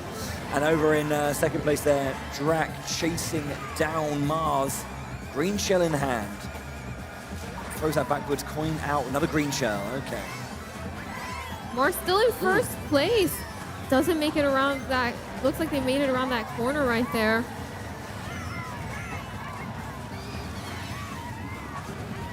Interesting. Mars having the best hit here in 1st place. Banana and horn protected from both that blue shell, and if somebody targets them down with a red or something similar, almost getting hit by that pinball over there, but avoiding it as they're coming down into this final corner. Going on to lap 3 now, final lap. Entering the final lap, as you say, there's a lot of effort coming in. You can see on that There's a blue minimap. coming. what's coming, but of course we know that Mars has the item to protect himself. Gonna wait for that one. Does it come into line? Ribbon waits for it, gets rid of it, nice and clean. Keeps that lead going as Drac is chasing. You can still see Drac so far behind. The green goes out, red comes out as well. Ooh. And he stuffs himself out. Those shells hitting each other and breaking. Mars super lucky to stay in first place. Drac now hunting down this first place, sending out that red right there. It looks like Mars is still safe right now. Rounding these final turns, Mars probably looking to secure this first, but there is a lightning and a blue shell coming out. Ooh, okay, that could have been a lot more. That could have been a lot worse for Drac than it was. Got over the line there, but yeah. Crikey, it's looking intense. A bit of an interesting change there. One of our players has dropped out of the top 6. They're in 7th place now. Looking at that leaderboard, we will get that leaderboard check again. There you see it. That's how it stands after the 7th race. Drac holding first. Mars pushing up a little bit with that win on Waluigi Pinball. Yeah, definitely. Mars trying to secure their spot here in this top 6 now. The top 6 being very contested. All of these scores are so close. It's about margins here. It's about trying to place as high as possible. Those points are massive. A 5th place compared to an 8th place, massive. Indeed, indeed. Speaking of 8th, we're on to our 8th course. Let's have a look at where our racers will be racing next. Ooh, Ribbon Road. GBA Ribbon Road. Yeah, excellent track. I do like this one. I'm a bit of a fan of Super Circuit. Like just big fan. I'm not sure if Luke agrees. Do you really look at Super Circuit? No? No. Anyway, yeah, it's got a nice little bit of a makeover here, so let's see how our races are doing. We're getting into the business end. Race number 8 now, so 4 left after this one. That top 6 is what everyone's gunning for. Even if there's someone like quite far out, a good few races can put them back in the running here. As you say, the weighting of the points is quite stark in certain places. There's like little break points where you get a good amount of points. Just got to try and keep it. Ribbon Road now. I love the scenery, just the decoration around this course. There's so much beautiful stuff right there. Okay, we're into our next one. We've got our 4-way screen. As Mars drops down into 12th place. It's early doors. Obviously, there's very powerful items at the back, so it's not impossible for you to recover from this position. Going on to this ribbon section, Caesar right there, taking that little shortcut over there. That one can be quite hard to time and position yourself, align yourself right so you hit that shortcut. That wavy ribbon section over there is different every time you take this map, is different depending on how fast you are getting to that section. Always keeps it a little bit different. Hopefully you're going to find a general pattern feel each time, but as we go, throwing a load of fireballs backwards there just to keep everyone off. Blue shell comes through. Caesar is unprotected after being lightninged. Down on this, and gets, that was very close. Well held. Well held. Mio now in first place. Looking to take this shortcut right here, get that double item box as well. Point and Banana looking pretty good in first place right now. We've got some players chasing down. Caesar gets knocked down whilst in the air, so loses a bit of time there. As we have Alpaco going really far into first. Got a boo in hand as well. Alpaco now with a boo in first place. That is an incredible item. Prevents you from getting hit from anything. And it also makes sure you can grab an item from somebody else potentially. Opts to go for a safe play across the gorge. Nice decision there. Goes for a nice boost as well through the ribbon line and takes first place. Good job there from Alpaco. That was a great race there from Alpaco. Being able to use that mushroom to take the shortcut, having that boom, making sure you're completely invincible going into that final turn. Yes, indeed. I'm just going to get another quick snapshot of that leaderboard to show you how we're looking. But yeah, it's pretty intense. We've had a couple of position changes once again, but I think our current top 1, 2, 3, they're pretty solidified. But that 4th, 5th, 6th is so tumultuous right now. Yeah, we have Yeah, right now Alicia is, oh, well, actually no, that's before it all changed. Just a bit early. I believe Paco is still in first, yeah, and then we've got Drac down in second. But move on to the next one there, our 9th track of our first semi-final. Ninja Hideaway. Ninja Hideaway, one of those booster courses. Yeah, the booster courses, yeah. A little bit of an exclamation in the audience there. It can be quite, I mean, this is one of those ones that can like really throw you off the first time you race it, or the first few times you race it. There's a little bit of, it can obfuscate itself a little bit at times, but when you understand it, when you know it, it's a really satisfying course to like execute, I think. Yeah, definitely. There's so many different alleyways, hidden alleyways that you gotta try and maneuver around. And of course, players of this caliber, they know, they understand. They're able to do it. Here we go. We're readying up, just selecting our course. It's been chosen. We're so close to the end of our first semi-final and putting our first half of the grand final in place. Let's go.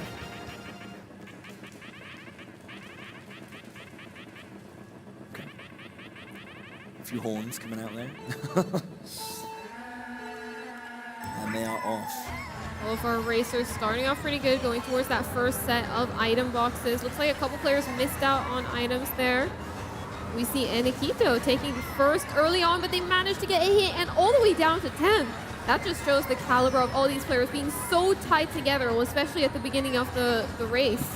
Yeah, Alicia down in 12th, unfortunately got knocked out of the air and had a long fall before the grab, so a lot of time lost there, unfortunately, for Alicia. Okay, we've got these air vents, going to try and stick close on this lower pagoda section. Get these nice lines, get a couple of tricks here and there. Ball bomb coming out there as well.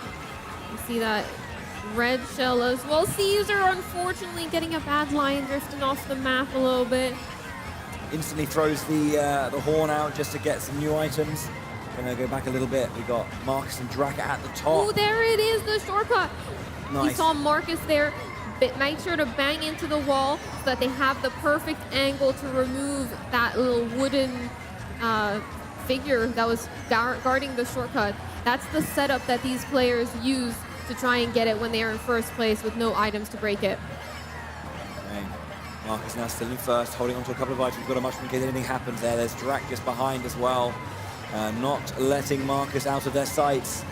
Going over the pond, up the stairwell here. We got Blue Shell coming out, but Drac has the horn, takes it away. Oh, gets hit by that lightning right in front of that wooden shortcut there, Drac. Being able to get to this glider section over here. Now we've got Marcus Holly chasing the person in first place right here. Gets a little boost off of those wind tunnels. Okay, he's nice and tight between these races. Second place again for Marcus, coming around to the last couple of turns. There's it's quite a tight little area. Drac getting the line that they wanted, crossing the line there. As we also have our other, that was a fairly clear finish for Drac. Managed to get away from the pack quite nicely. Let's have a look and check the leaderboard here. We'll get a quick cheeky little snapshot of that. And we'll see exactly how it looks like. We'll go through it all, but a fascinating race. And a little bit of drama here and there. Let's have a check. Okay, so this is how it's currently looking. Yeah, Drac and Caesar still up top. Marcus having a good race there, got a few more points, but still on that lower side. But you can see 8 points is the difference right now between Marcus and Tangai, who I believe has just jumped up into top 6. I think that was for their first time. I may be wrong there, probably am, but they've been out of it for a bit, but now they're back in. This leaderboard is looking so close, but let's look at our next course. Number 10. Oh, baby. A Big classic fan. Rainbow Road. Big fan. Rainbow Cup when all rainbow roads. Just, all the rainbow roads combined? Yeah, just in one rainbow cup. I don't know why it hasn't happened yet. Just give us all the rainbow roads. But no, excellent. I mean, it's kind of like one of those like iconic tracks, you know, from the very, very original Mario Kart, Super Mario Kart. You know, very different game. Competitions of that, the time trial competitions are intense. Very, very fun game to watch. So anyway, we aren't playing that game. We're playing Mario Kart 8 Deluxe. But yeah, here we go. SNES Rainbow Road. Let's hop into our next match right here. Rainbow Road, the SNES version. All of our players off to a good start here, looking through to get those item boxes right here. Drac currently in first place, is able to get some of those coins. Look at this beautiful line. Does get bumped out now, sadly, unable to get more coins. Building up your coins is really important in this game and at this top level. You get a considerable speed boost when you are at the maximum of 10 coins. So it's very important to get up there fast, and we see Drac already lap 1, 10 coins, picking up a couple extra, making sure their opponents can't pick up any because there aren't any left. Drac now snaking, taking these beautiful turns. Enkidu, though, in second place, has 2 items, could potentially make a push now for first. It looks like they're sending out that first one backwards, it looks like. Getting that, using the jump and tricking over, getting a nice little boost of speed as well, just kind of covering the line a little bit. Excellent stuff there. And Enkidu now into first place here, going around to that final lap start. Gets a little bit clear. Look at that space opened up as well. Enkidu looking strong. Has to just hold that line, hope not for a blue shell, whilst the rest of the pack are just smudged together. See a couple of stars now on the mini-map, a bullet bill as well on the mini-map. And Enkidu now rounding these final corners. One more corner, but there comes the shock. Interestingly enough, the bullet bill hadn't ended when that lightning came out, so one player managed to avoid it, hasn't pushed all the way into second place. Caesar coming through and takes first at the end there, away from Enkidu. Caesar stealing that win over there in those final moments. Excellent, excellent last lap there for Caesar. Puts himself into first place overall as well. Some smiles here and there. They enjoyed that race. That was a good one. There was a little bit of back and forth there. I liked it. Some nice moments. Let's have another quick look at that leaderboard so we know how it's looking as we're going to be entering our final 2 races of our first semi-final. So yeah, Caesar taking first place. Drac was up there, Enkidu also in third. But let's have a look at 6th and 7th. Tangai has an 8-point lead over Alicia, who's currently in 7th position alongside Mars. Ooh. This is a very close leaderboard. This could go either way. We've seen it shake up now so many times. Yes, indeed. With 2 races to go, let's see where we're going for race number 11. Ooh, Daisy Cruiser. The double dash fans, just arms aloft. Let's go. Excellent stage. Big fan of this one. Second to last course. These players are going to be racing on. It's going to be important now to have to lock in those placements, those high placements, to lock in those points to get the top 6. Nice Luigi hat. Big fan. Okay, here we go. One more race after this one.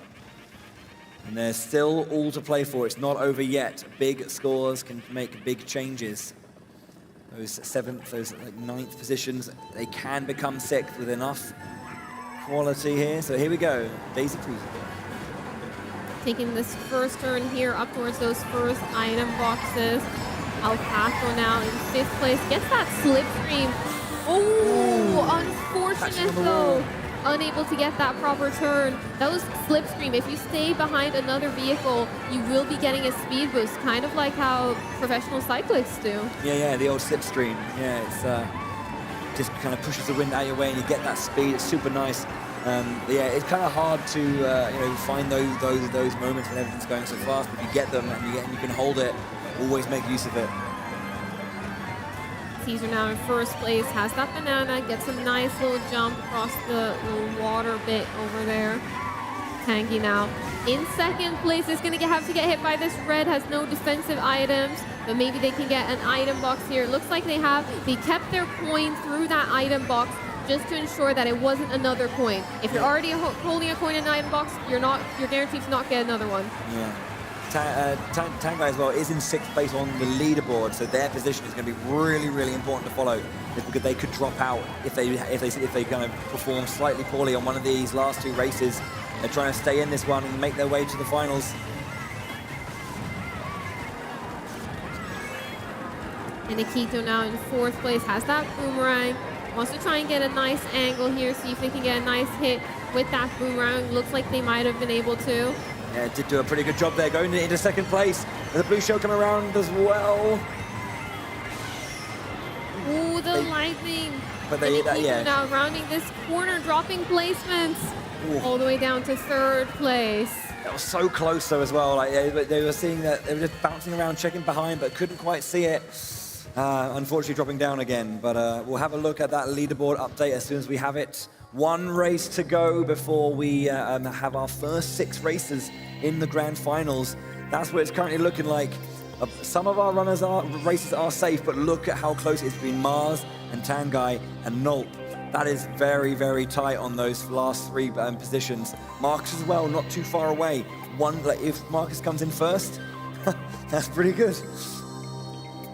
Yeah, this leaderboard is incredibly close. Let's have a look at our final map. It's gonna be Mount Wario.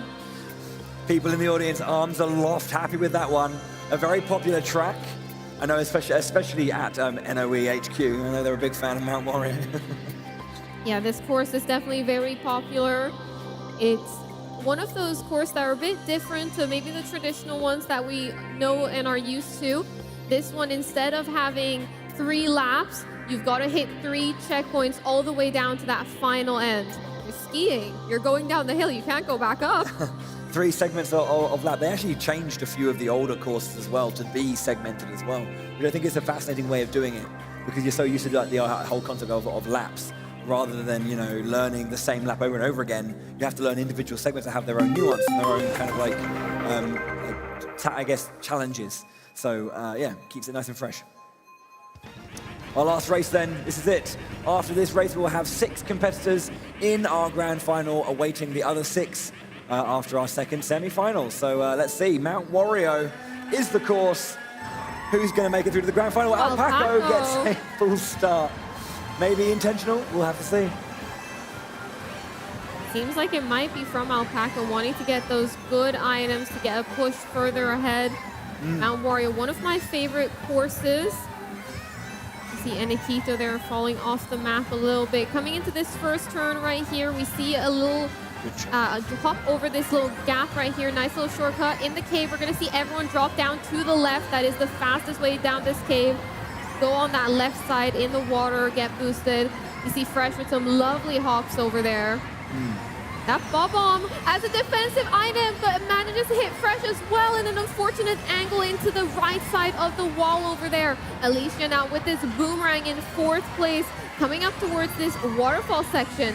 Right below this waterfall section, we've got a little forest section. Most players are gonna choose to go up towards that middle.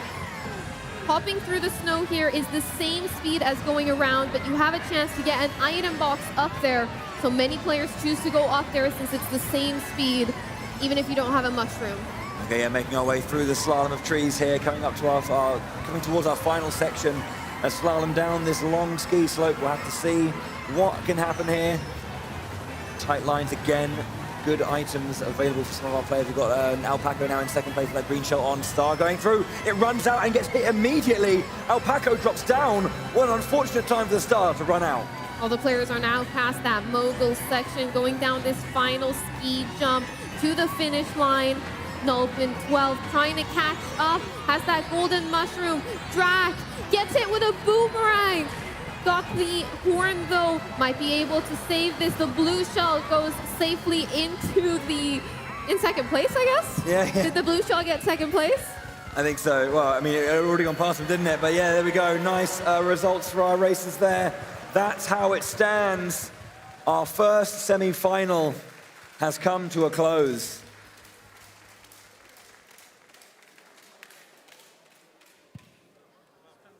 Alrighty, please give it up one more time for these fantastic top 12 races, guys, in our first set of semi-finals. Amazing, amazing games. For all of our racers on both sides of the stage, please, would you like to stand up? And please make your way to the side of the stage for us, please. If you'd also like to stand up. And please make your way safely off. As they leave the stage, please give it up for one more time. Give them a cheer as they leave, guys. All right, so they were your first 12. Of course, we have our top 24. We've divided them into 2 sets of semi-finals. We are very shortly going to bring on the next 12 racers to the stage. And just to remind everybody who is watching, of course, at home and to our lovely studio audience, the top 6 racers from each set of semi-finals then go through to our top 12, should I say. I know I said top about 15 times there.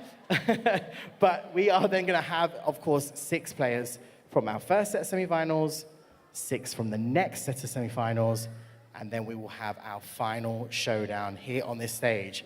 I was about to call you over, but you read my mind. It's all good.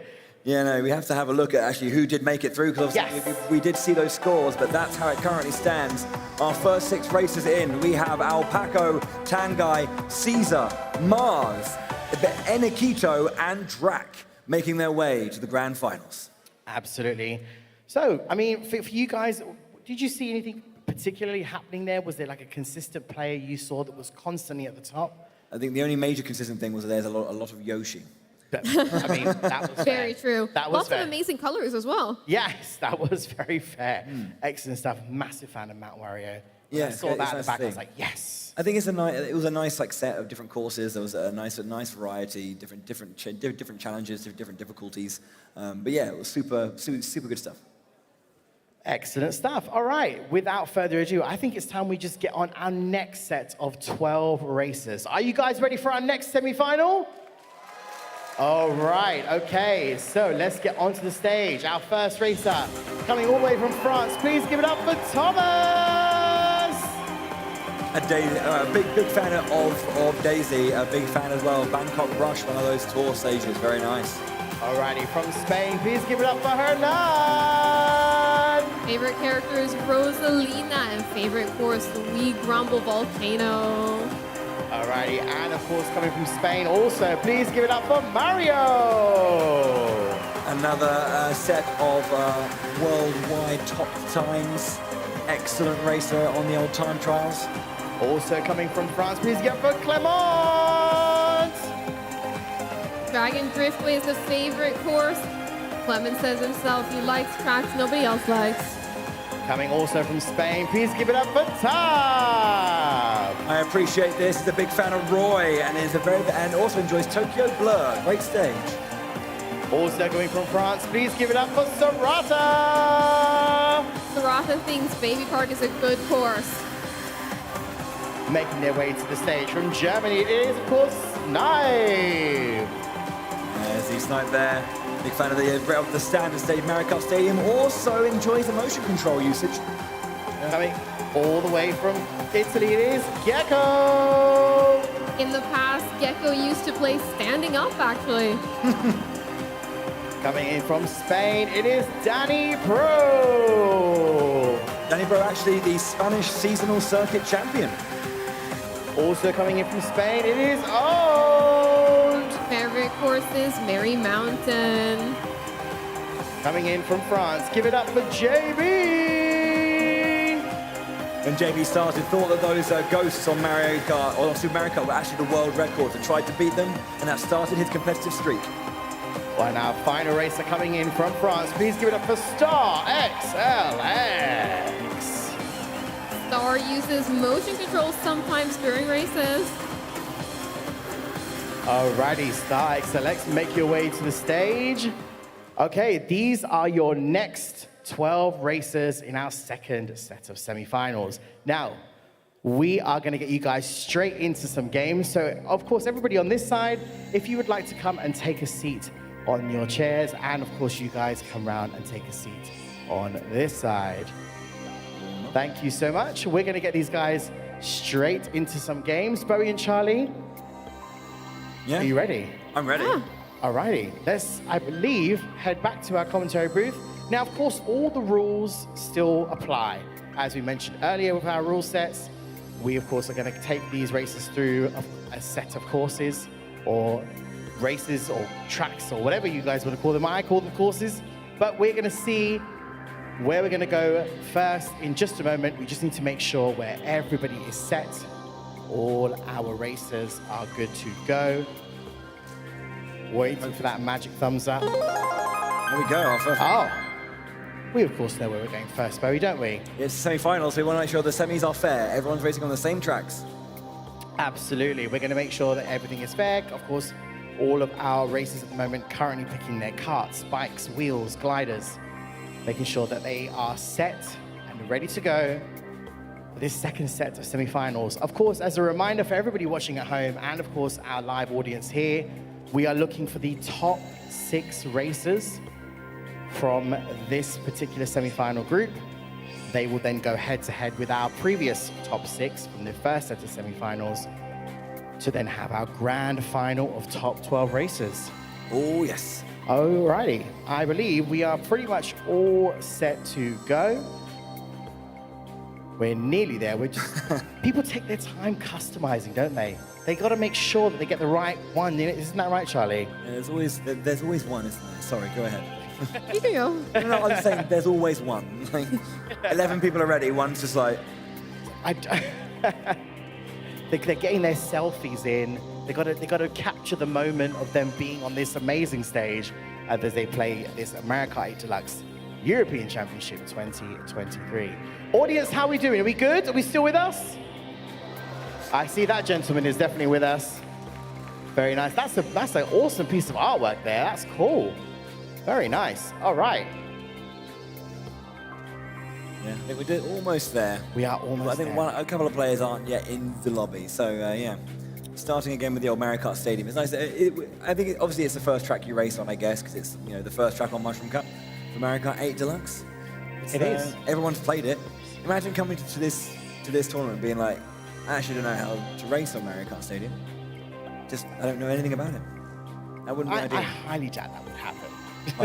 How? I highly doubt that would happen. Everybody's played Mario Kart 8 Deluxe. Everyone. I definitely have. Charlie definitely has. I know you have too. Well, yeah. I'm pretty sure there are people who have never played any game ever by Nintendo who have still played Mario Kart 8 Deluxe. But it's Mario Kart 8 Deluxe. We're not going to have this debate right now, okay? Let's talk a little bit about builds. We've seen that Yoshi on that teddy bike multiple times, the teddy buggy being the popular combo at the moment. We used to see that Waluigi Wiggler, but there was an update earlier this year, and now it's all Yoshi on that teddy buggy. We like teddy buggy. Yeah. It's very, very cool. All right, I think, Bowie and Charlie, we are pretty much set to go. Yeah, everybody's saying hi to one another in the lobby. Looking down the line, it seems pretty good. Everyone's in the lobby that I can see. Everyone's saying hi. Everyone is saying hi. No one has just said, I'm using tilt controls yet, though.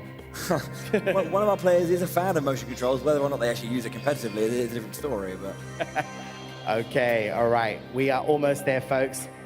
For those of you guys who have just joined us here in our live audience, this is our second set of semi-finals for our Mario Kart 8 Deluxe European Championship 2023. Top 6 races from this will go through. Sorry? How many times have you said that full title today? Or this weekend? Good question. Anyone keeping count? I'm saying it correctly, though. That's all that matters, right? See? Just imprinted on my brain.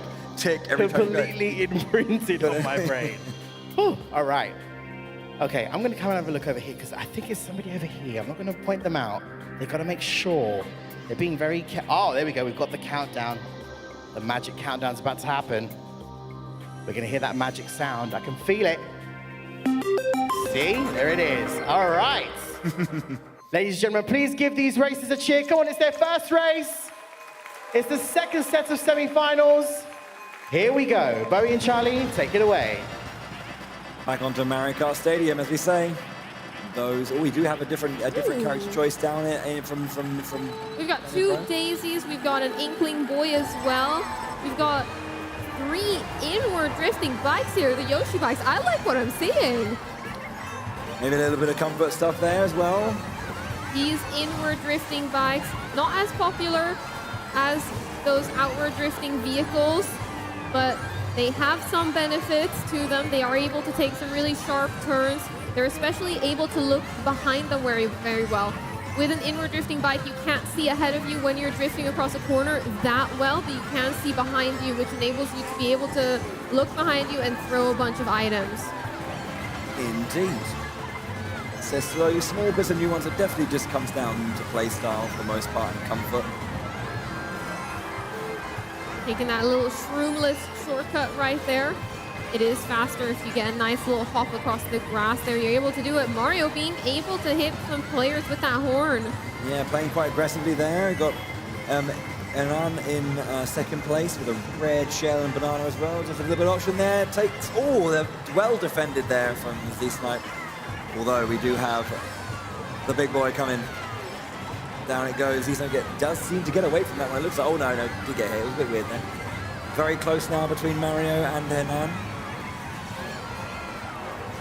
Hernan now in second place. Mario in that first place. Has that green shell as a defensive item. Has rolled a coin.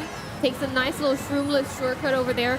Cutting a bit of time. Beautiful snipe backwards there, Mario, to secure their position here in first place. Coming towards the finish line. It looks like nobody's going to be able to catch up. Nice hold by Mario there, coming down to the last lap, but excellent stuff. Our first run in. Leaderboard is very early doors, but a nice opening race there from Mario. Yeah, well done to them. Let's have a look at our. We can just check the leaderboard again just to go over exactly what we just saw. Otherwise, we'll get on to our next race and show what we are coming up to next. So that's how it currently looks. Z-Snipe did end up in second despite getting hit by that blue shell and came back. Enan and Sarata as well in fourth and fifth, those blue Yoshis. But yeah. We saw Z-Snipe there in second place with that motion glider, able to catch up and almost overtake Mario in first place, but very close. Indeed, yeah, super close. Nice race to open, long way to go. So let's have a look at our next course. Our second race will be, of course, as we saw it earlier, Yoshi's Island. Yoshi's Island. Ooh. Yeah, it's definitely a fun course as well. Again, one of the, I guess, the newer ones to pop onto Mario Kart 8 Deluxe, but yeah, super nice. Our players readying up again, feeling, I mean, it's one of those things where there's not as much pressure at this point, I think, for them. Of course they want to be in the top 6, but they've got 11 races to go. You know, one bad race at the very start is going to be very integral for the final, but for this one, maybe they can just take a bit of a moment to chill. All of these players now honking their horns, making sure they are fully ready, looking behind them. Nice start from everyone there. Danny Pro on that Inkling Boy with the inward drifting bike. That's kind of like my combo. I have the roller wheels, the Comet bike, and the Inkling Boy with the light blue hair. So it's very similar to my combo. There you go. Why are you not up there? Why are you not up there? I'm just not as good as these players, let's be real. You never know. You never know. 2024. Owen currently in that first place. Manages to get a coin and a banana, instantly taking that coin as well, wanting to get up to those 10 coins as fast as possible. Not super scared of the boo this early on into only lap 1. Lap 2 now, these Shy Guys on stilts walking around the course. We see some Yoshis as well in the background. Sarada now in second place, trying to overtake first. Owen still has a significant lead. Couple of seconds there. Hernan in third place as well, looking good with those items. Yeah, drops the horn now. Goes for the triple green shell. There's a blue coming. Crowd segment. Blue goes past, of course. Didn't need to worry too much about that horn requirement for the blue shell, but Sarata takes first place as TX owned, gets owned by the blue shell there. Purple boost to get past the dirt into the final lap now with Mario entering it in first place.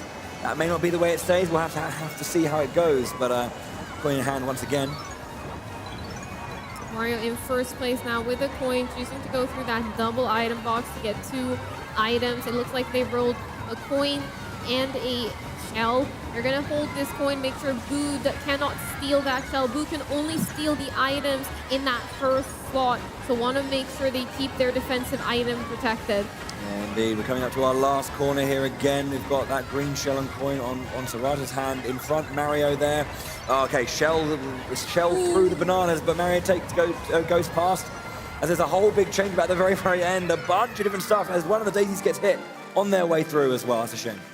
Or maybe it was just after the lap, so it's fine. Yeah, there you go. Star, Mario, Tab taking it first, second, and third there. Bit of a change up in the board, I think. A couple of the daisies were a bit lower down on the leaderboard in that first race, but a bit higher up. We're going to shift their placement. So let's have a look at how that looks now. Oh, wow, three-way tie in seventh, in seventh. Fifth and sixth, Owned and Thomas both on 14. So they've made their way into the top six. Mario with 27 points, 15 points for a win, 12 for a second place. Almost perfect racing so far. Excellent start from them. Okay, we'll obviously want to see if they can keep that up. That'll be a big confidence booster going into the grand finals, of course. But looking good after 2 races. Let's have a look at our third. Our third course is going to be that Royal Raceway. I love this course. It's a consistent one. It's always there. It is, yeah. It's very, very nice. I think there's a lot of nostalgia for it. You know, MK64 was a big one, and you know, everyone really enjoyed it, and I think that course had a lot of fun to it. Obviously, it's great now, but again, for a lot of people back then, had a few like fun nuances to it. And it's nice to see that consistency of track. It's a safe course pick. Yeah, it's a really well-designed track, and it has enough fun engaged in it to really enjoy the race, but also has enough technical necessities with like certain bits of grass and corners. So. We're approaching that first set of item box. Tab in second place, missing out on getting an item, it looks like. Rounding these corners now to try and take a good line. Tab having to be a little bit careful there of that banana on the back side of Star. Getting around that corner, picking up a couple of coins, trying to just get as many as they can to get that 10 early as possible. Going for that draw with the paraglider. Beautiful glider vectoring over there. How you do glider vectoring is you drift off the ramp with a mini turbo instead of tricking, and you propel your diagonal movement back to the track, which gives you an increased speed compared to just tricking and gliding straight. That's the strat many of these players are going to be going for. Star does have a horn available. We'll get rid of that as the blue shell primed for striking. So safe for now is Star. Tab in third as well. Looking down the line of sight, can see both of their competitors in front of them. Goes for a nice boost up onto the speed, onto the speed boost around the corner, and staying in line with the rest of their opponents.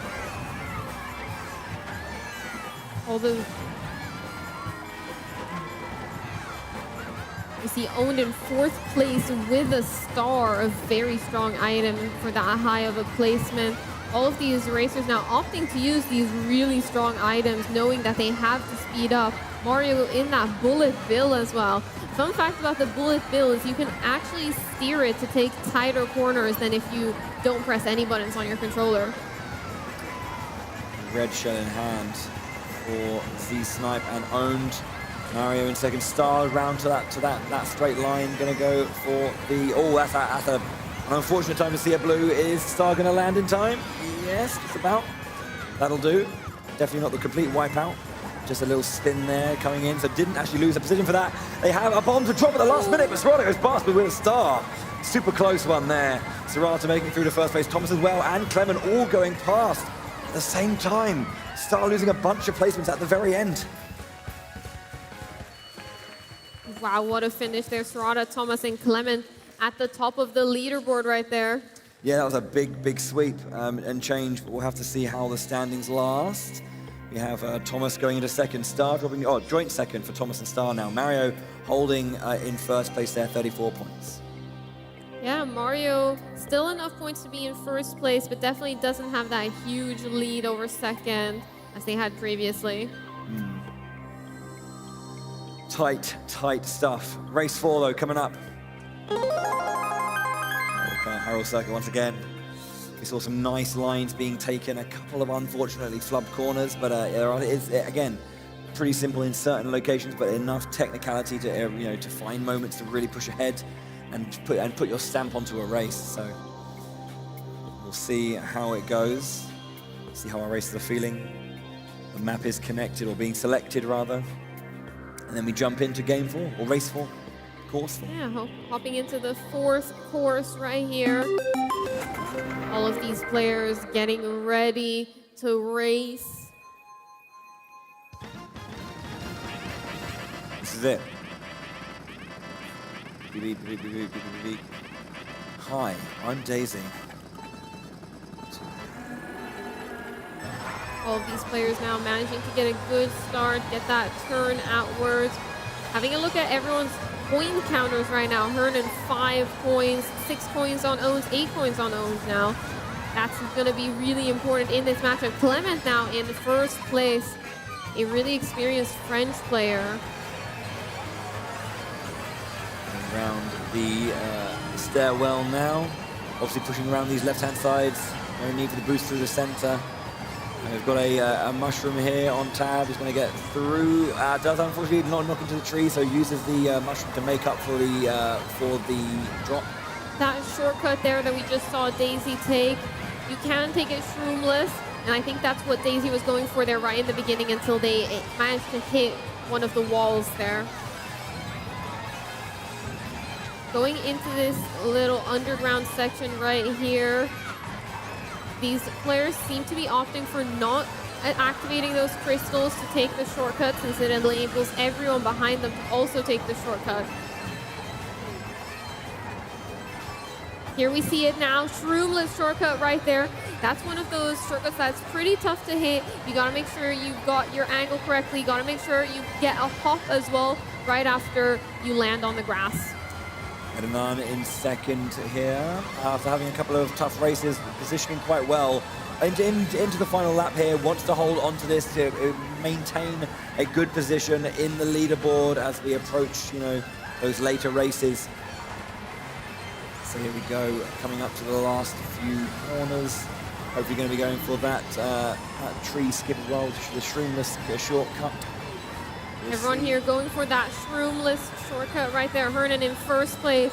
Got 2 defensive items as well. It looks like they're going to be able to secure the race win right here. That has to be a good feeling. Hernan has definitely been on the lower end of a couple of races there, so it's a big jump in points for them, I'm sure. Tab and Thomas having a big drop. They were quite high up for a little bit there, but they do drop down. So there must have been a few changes, so definitely let's get a recheck on that leaderboard to see what that last race did to our scores. Thomas dropping down from second all the way down to joint 5th. Mario's still in first place with a massive lead as well. Yeah, that's going to be pretty tight. There's actually 7 racers who are in the top 6, if you will. 3 5th places. So very, very tight after 4 races so far. Mario, as you said, still leading, which is nice. Yeah. Okay, race number 5. What is our 5th course for our 5th race? Our 5th course is going to be Paris Promenade. Ooh, yes, back onto Paris we're going to be going. Again, lots of Spanish and French races here. So, the French races definitely have the advantage of knowing these roads very well. Yeah, racing under that Eiffel Tower. Nice and focused as always. Mario Kart is serious business, or it can be serious business. Yeah, Not always it is. Let's hop right into it. Let's go. Game time, race fight.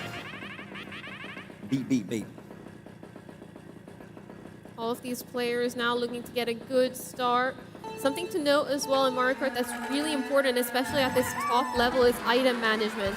Deciding when do you choose to go more aggressive, when do you choose to hold an item behind you in that more defensive position right there. One of the things as well, items are determined, the probabilities of items are determined based on how far you are from first place. So if everyone is really grouped together, as we see right here, even 11th place won't be getting that great items. But if we see that first place is able to pull away, there's going to be a lot of frantic items in the back. Ooh, that boomerang, Hernan getting hit by that boomerang right there, but does manage to get someone with that banana, and then the green shell coming in. Yeah, unfortunate there, just a little bit of horizontal movement. Quite hard to see as you're making your way around sometimes. But yes, Serato getting green shell go. That throws that one out. It's going to be going around this line. Is it going to connect onto Thomas? Oh! Thomas just getting away with that one as Danny Pro crashes, and that fixes Serato as well with a little bit of a knockback. All of our players, they're choosing to drop into the fountain, choosing to get an extra little trick off of that to get some speed boost. Tab now in second place. Has this fire flower, currently holding it though. Tab being overtaken by Thomas there. Both of the daisies at the same time now owned a little bit further forward here. Still in first place as we're into the last segment of this race. Owned now in first place, has that green shell. Thomas, though, sneaking past, able to sneak all the way into first. Has a pretty good item set right now. Thomas using that mushroom, going for that double item box now. Is the final lap. Thomas in first place, has the banana, able to defend themselves against the red shell, but now they're defenseless. Coming up to this final turn right here. Are they gonna be able to hold on? Thomas in first place, drops down to second place. Thomas gets overtaken right on the finish line. Nice and tight there. Star putting in a bit of work. Thomas and Jab back at the front of it again. Whew, they're very back and forth races, either top or bottom, top or bottom. Nice and tight there. Gosh, electric final race or final lap. Let's have a look at that board once again, see what the scores look like after that one. Thomas is back up into third place. Tab down in 8th. I love that Daisy is waving as well. Hi, Daisy. Hi, Daisy. She's a bundle of joy. Absolutely. Mario still in first place, although Star, having dropped down a little bit, is right back in this game. So close to Mario right now. Those light blue Yoshis taking the lead currently. And we have a 5th place tie for Danny Pro and Serrata, so they're quite close. But again, the difference between 4th and I think 8th or 9th is like 4 points, so it's tiny. With that, it's time for number 6. Sunshine Airport. Gotta make sure we don't miss our flights. No, we can't. You know, it's really stressful if you do. I've done it once. I wouldn't recommend it. Really stressful. But yeah, the Nintendo European Championships 2023 into our final event of the day. We've had Splatoon 3. It's now time for Mario Kart 8 Deluxe. On to our second semi-final.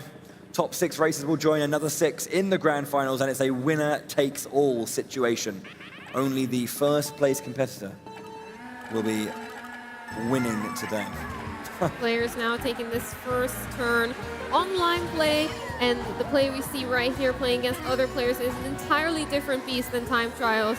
In time trials, it's all about having those good, clean lines, but in these online battles, it's about more than that. It's also about that item management. It's also about that decision making to take a slower course, but to get an item. Waiting for that moment, just going over the ramp to go obviously into your glide state, obviously here with the anti-grab wheels as well. Red Shell waited for that to really put the screws into that fall down. Tab now with those 3 mushrooms. Gecko has a star in hand, back in 12th. Might want to try and use that to get into a good position. Danny Pro in first now. I think it's our first time really being out in first. Let's see if they can hold on to it for a little bit. Banana was in hand, just traded that out for a coin, and they've got another banana. But of course, they'll hold on to that coin for defensive purposes.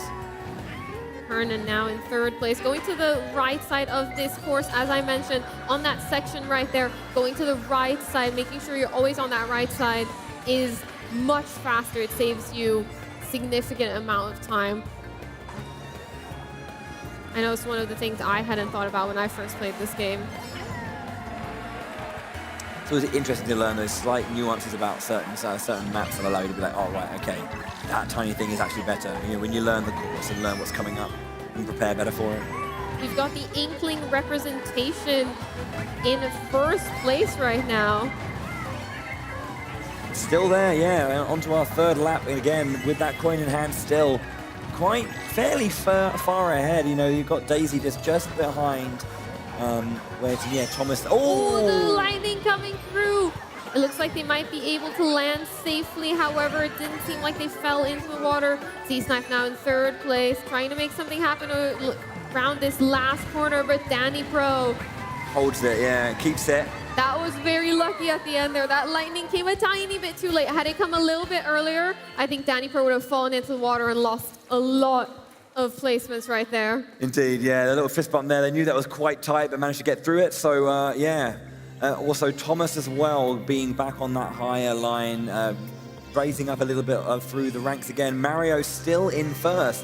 Haven't really seen them being at the absolute first place, but they just had such a good lead at that start. They've been placing consistently that the lead is growing and shrinking rather, but they're still there. Thomas and Star, 51. There are 2 points between first and fourth. Such a tight race for that one.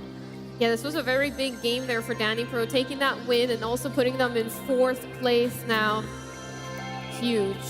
Indeed, indeed. We're now into the second half of our second semi-final. Our seventh race, of course, Waluigi Pinball from Mario Kart DS. Yeah, this course is very fun. You've got that beginning section where you go up, up, up, up, up, and then you're back down. Yeah. Trying not to get hit by those pinballs. Yes, of course. They're everywhere. Yes, and a lot more volatile than you'd think sometimes. Obviously, all those bumpers and obviously the paddles in that lower section can sometimes surprise you. We saw a couple of races did get knocked down by one or two in the last semi-final. So let's see how it looks as we enter our seventh race, back half of our semi-final.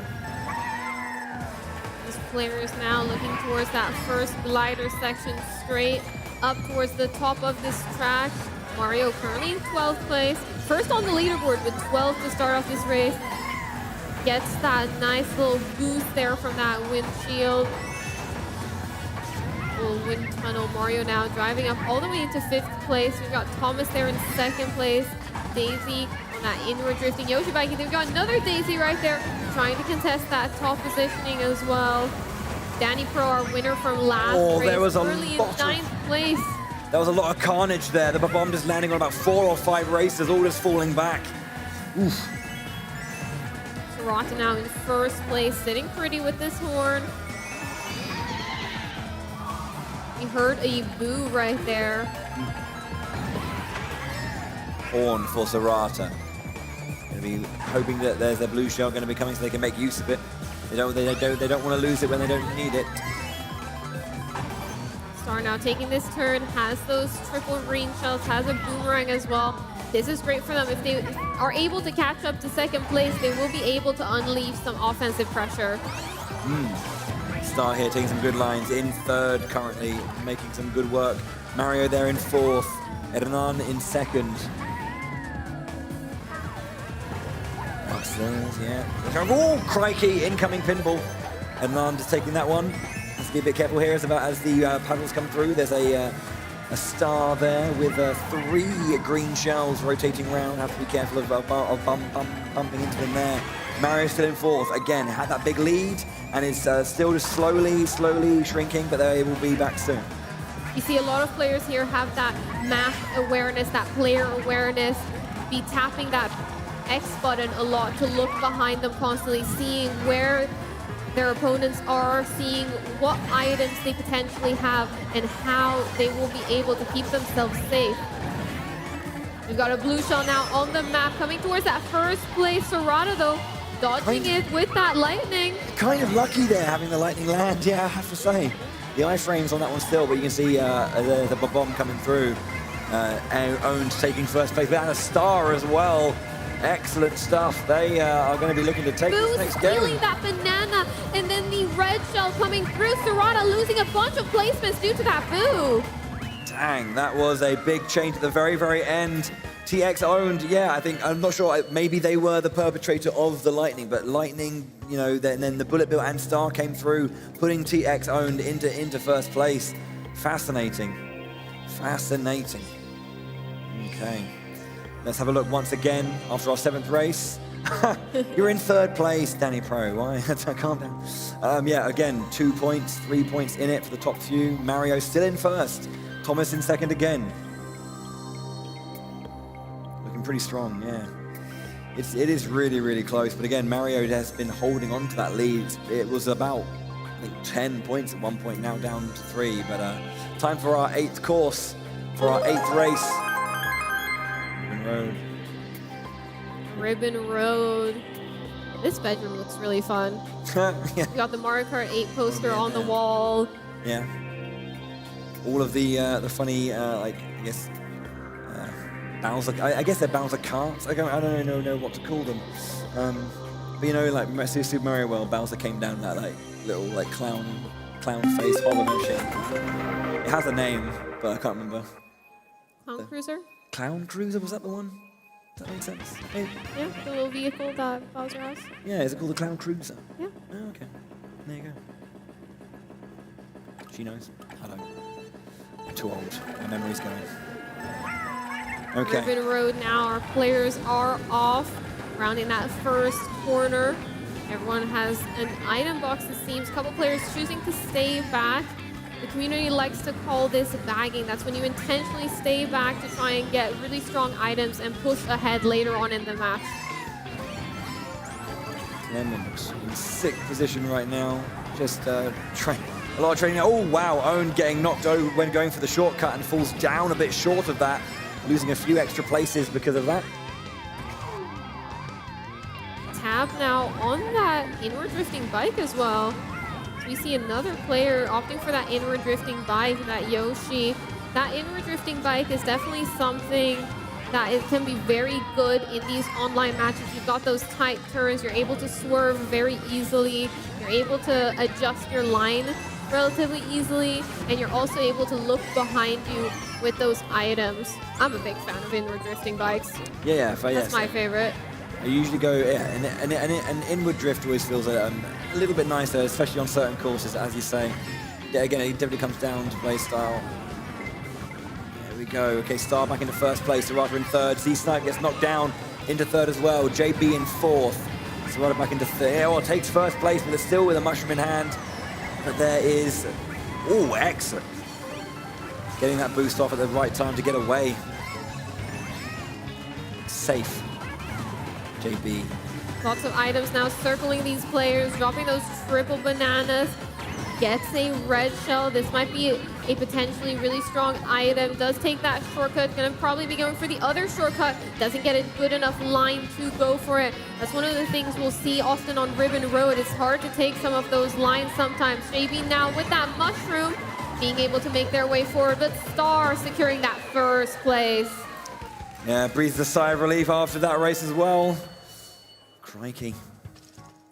We have a pretty intense game here. Star taking another one.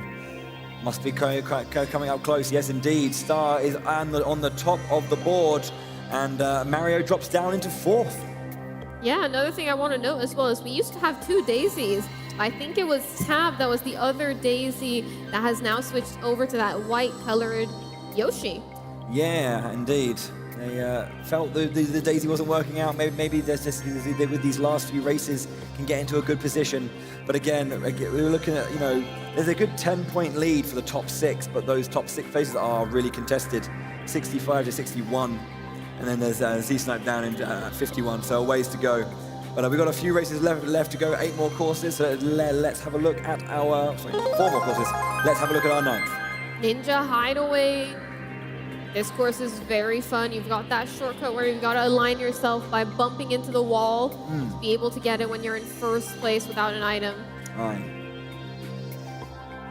Find those nice lines. We had a few heartbreakers for a few races as well, who were unfortunately, just getting knocked off at the wrong time, and because of that spiral that does go up, there is a long time to fall before you get picked up. So, that can put you far back if it's a little bit anarchist at the very, very start, or anarchic rather, at the very start. But we'll see. Players are off, heading towards those first item boxes. We've got some nice items. Seems like most players have decided to use theirs. We've got a couple of mushrooms still left in play. Star now chasing forward in that first place right now. Going towards this glider section and making sure they do that glider vectoring properly so they get a lot of momentum forwards. Z-Snipe now up on this upper part. Dropping down now, it seems, following after some of these players, getting some tricks to be able to increase their speed. Okay, first lap coming out here. We've got Z-Snipe still in 4th, 5th as well. Quite tightly contested in those first 4 places. You can see on that map there's a lot of characters all together. Z-Snipe down to 7th now after having a little bit of a couple of bumps. Star in first, pushing a little bit forward. There's a bit of space behind them for now, but we'll have to see as Sarata is closing in. Sarata now chasing after Star. Has 2 very aggressive items, might be able to make a push with some of these items. Looks like they're opting to send that one forward now, one as a defensive item from behind. They've got Banana now, going to use it as a defensive item. Serrata taking a very tight turn. They're almost falling off, but that's a very optimal line. Got the blue shell coming now, though. Star looks defenseless in this situation. Unfortunately, gets hit by it, but only gets sent down to second place. Serrata now, though, using that red shell to open up that shortcut. Yeah, Star drops down a few places, getting hit again when making his way down to that shortcut. So now in 5th, Tab still in 2nd here on that, the sole remaining Daisy. In 1st place as well, looking pretty intense as we're going around to the last corners. There's a lot of players all back-to-back. Tab still pushing forward. Looks like they've been overtaken at the last bit as well. That's close up on the thing here. Hernan crosses as well. Serrata in 11th. It looks like Owens takes the win.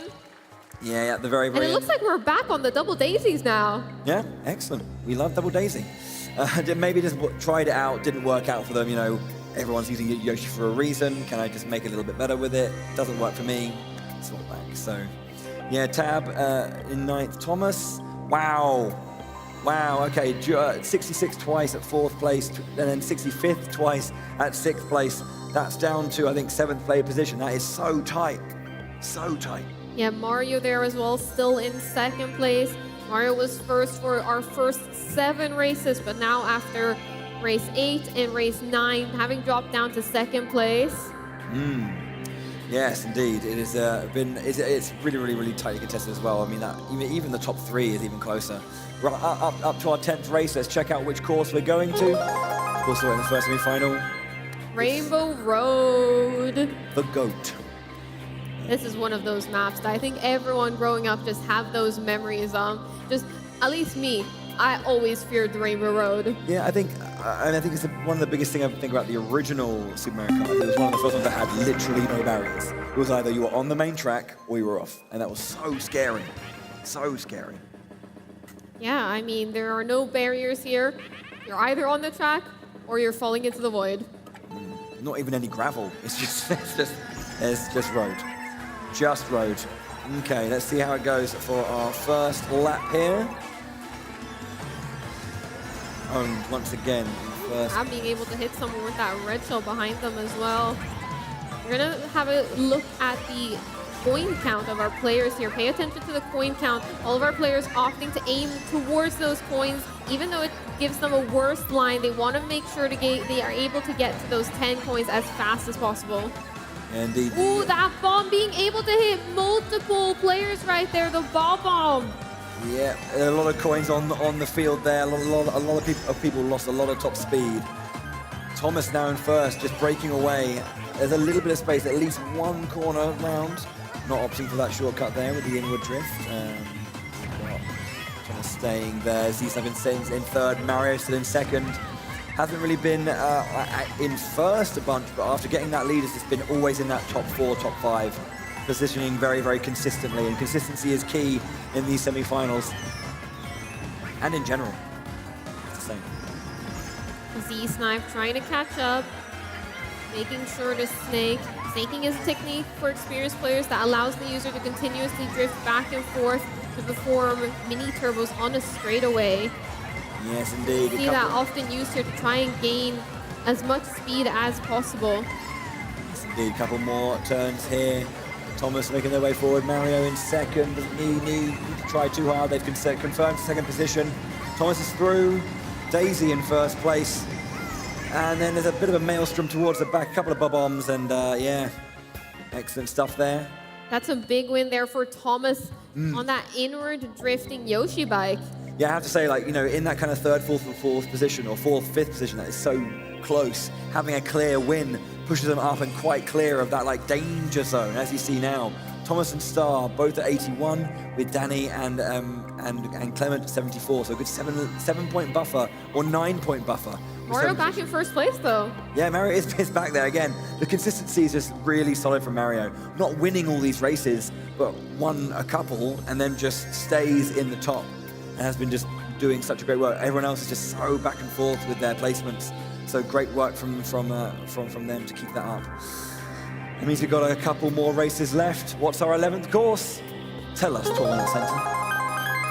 Ooh, Daisy Cruiser. Daisy just won that previous match, and now we're getting rewarded with Daisy Cruiser. Exactly, yeah.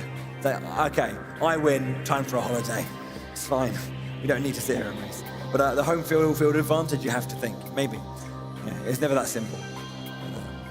I don't know, fun track. There's a lot of weirdness. Obviously, you know, that dining hall with the sliding tables will kind of create a little different line every single time you come through it. Being aware of that and seeing it quickly and deciding upon that fastest line, imperative to making sure you're not kind of like costing yourself those very important seconds. Yeah, definitely. It's just about taking those good lines, as you mentioned, making sure you're driving clean, making sure also you're picking up the right items, making sure you're collecting what you need, making sure you're using them at the right moment as well. That's one of the things we see players here have some great decision making. When do you choose to shoot your item forward? When do you choose to hold it? That can be really crucial to know. Yeah. I think that those kinds of decisions can really make or break races for some players. You know, is that, I mean, we're talking about the decision to like hold on to coins defends you against boos, or else you can't be defended against anything else immediately. It is one of those things where if you do have a key item, losing it in a very important situation would be critical, especially if you're holding onto a horn and a boo just nicks it when a blue shell's coming. Those kind of situations do exist. They do happen. But knowing as well, you know, do I want to use my red shell now to get a lead, or do I want to use it to kind of to protect myself as well, or send it back to prevent someone coming in after you? Super important moments and decisions. But here we go. 2 races left. Let's see what our racers can do and who is making it to the grand finals to join our other 6 racers. Yeah, the leaderboard is currently very close. Ooh, Tab there. Having a little bit of a slow start, but that might be intentional to try and grab some of these items early on. Mario now in those top positions. Z-Snipe in 9th. Clement and Serrata around that mid-zone. Mario, with that consistency, have been in 1st and 2nd place throughout the entire tournament. Ooh, Mario unfortunately hitting a couple of the walls here, but recovering very nicely. Taking a wide turn, actually, to grab some of those coins to make sure they can get up to those 10 coins and get that speed boost as fast as possible. Excellent decision. It is a bit of a time investment, but it will work out hopefully in their favor. Owned has a Bob-omb trailing behind. Going to try and find a nice time to use that if possible. Dropping it into the center, forcing JB to go wide. Good reaction from JB. Danny Pro now there in 1st place, opting to grab another item over here. Looks like they get a green shell yet again. Our boy Blue coming through.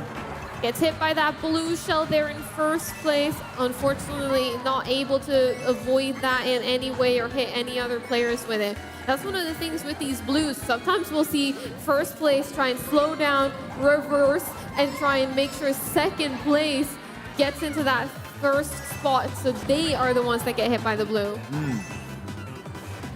Ooh, those 3 bananas lined up there. Own now has this horn, has that mushroom. This is a great kit coming into the final few turns here. Ooh, getting hit right there, but the blue coming out, getting that horn. Own taking that 1st place. Yeah, indeed. We were very, very well done from Own as well. Gecko as well, getting a 2nd place finish on that board.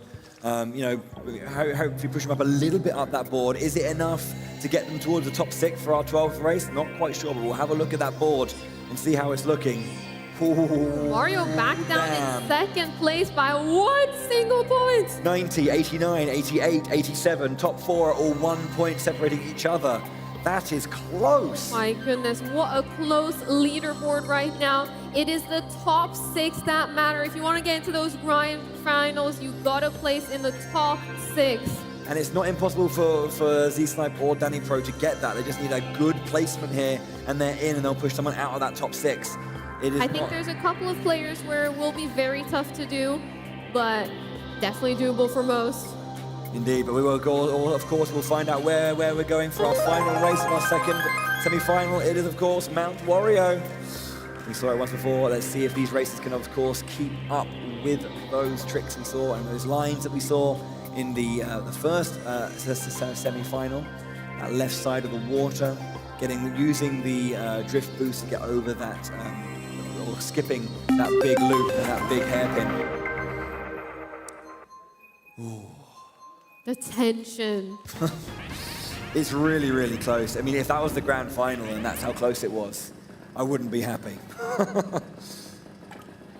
Final race now. We've got some new players races. Tab, yet again. Tab bringing out the absolute GOAT. It's Roy. Let's have him on the main screen. No one else for the race. That isn't Roy. Oh dear. Okay. Different character picks there from Tab. We love to see it. All of the different characters getting shown some love here. The reason I think a lot of players like picking that Yoshi is due to the weight class being good and also due to the hitbox being very small in that weight class. Out of all the characters that are very similar, we're going to see all the players go up to that left side there, drop down instantly into the water. That's the fastest section through this little cave right here. We've got some cones. They are knocking over the cones on their way over to this waterfall section right here, getting through the boost pads. Yeah, here we go. We're making sure to grab these on as best of line as possible. Using it. Oh, wow. Gecko getting caught just for that last one as well. We're now going to be entering our forest area. Again, you can go up to this center bit, and hopping through the center is a little bit strong. It looks like, wow, we have a bit of a weird bit at the back. Thomas, though, second, third, fourth is all kind of falling behind, looking through to get around this slalom. Unfortunate there for Thomas, unable to pick up any items on that little section, shortcut section right there. Thomas now down in 12th place. That's actually pretty critical for Thomas. Thomas is in that position where it's a really bad right position. Here. Yeah, Thomas is in a position where a bad finish is going to be really critical for them. So they need to get back up to the top. Owned is again in first place, going down these boost pads, coming down to the final section of this straight. There's a blue coming. Blue is hunting down that first place. That blue shell is gonna hit Owned. This might impact their position. Z-Snipe with that horn and the mushroom, stealing first place in the final race. That's huge for Z-Snipe. Z-Snipe was just off of the top 6. That could be enough to end it. Thomas getting 7th position, 94. How's that looking? This is close. Last place there. There's a couple of points. There's a couple of point mirrors. If that is in the 6th position, we have a tie at a critical moment. Let's have a look at that leaderboard. That is tight. What an exciting final race for our one. That is what it's looking like. Mario dropping down. Oh wow! It's 99. I didn't mean it. There is 3 ties. 2nd, 4th, and 6th are all tied completely. Clement and Mario tied for that final spot in the finals. Okay, yeah, there's a bunch. Well, we know what this means, of course.